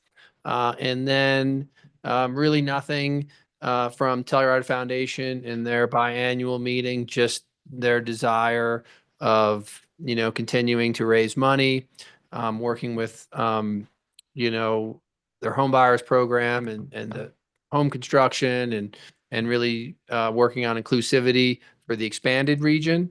So that's about it for that. And I have nothing else to input. That brings us to 3D, related organization reports. We have none. And 3E, comments on payments, and please provide those comments by email. That brings us all the way to the end of the agenda, almost the end of the agenda, I should say, to agenda item number 12, executive session. 12A, gondola for a conference with the town manager and town attorney for the purpose of determining positions relative to the matters that may be subject to negotiations, developing strategy for negotiations, and or instructing a negotiator under CRS section 24-64024E and section 4.6.c of the Telluride Home Rule Charter, and executive session to discuss the purchase, acquisition, lease, transfer, or sale of real, personal, or other property interest under CRS section 24-6-4024A and section 4.6A of the Telluride Home Rule Charter. And 12B, Telluride Arts for a conference with the town attorney for the purpose of receiving legal advice on specific legal questions under CRS section 24-6-4024B and section 4.6D of the Telluride Home Rule Charter. Do I have a motion to move into executive session? So moved. Second. We have a motion from Ashley, a second from Elena. Ashley, how do you vote? Ashley, yes. Ellen, yes. Yes. Yes. Jesse Ray, yes. Yes. And Teddy, yes. For unanimous direction, we will go into executive session.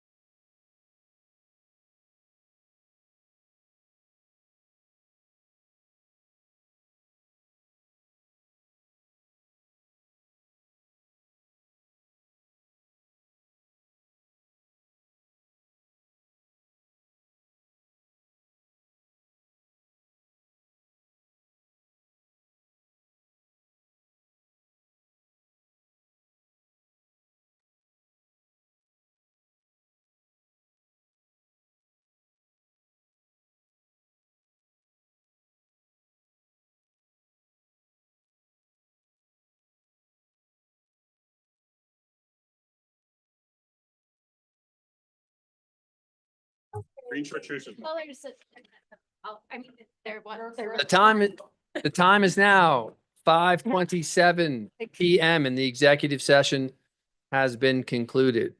The participants in the executive session were Ashley Von Sprecken. And Underwood. Kevin Geiger, Lance McDonald, Hayden Rudowski, Hayden, Haley Ranta for Taylor rented for 12A. 12A, Ellen 11. and myself, Teddy Erico. For the record, if any person who participated in the executive session believes that any substantial discussion of any matters not included in the motion go into the executive session occurred during the executive session, or that any improper action occurred during the executive session in violation F of the open meetings law, I would ask that you state your concerns for the record. Seeing none, next item on the agenda is adjournment, and I will adjourn by mutual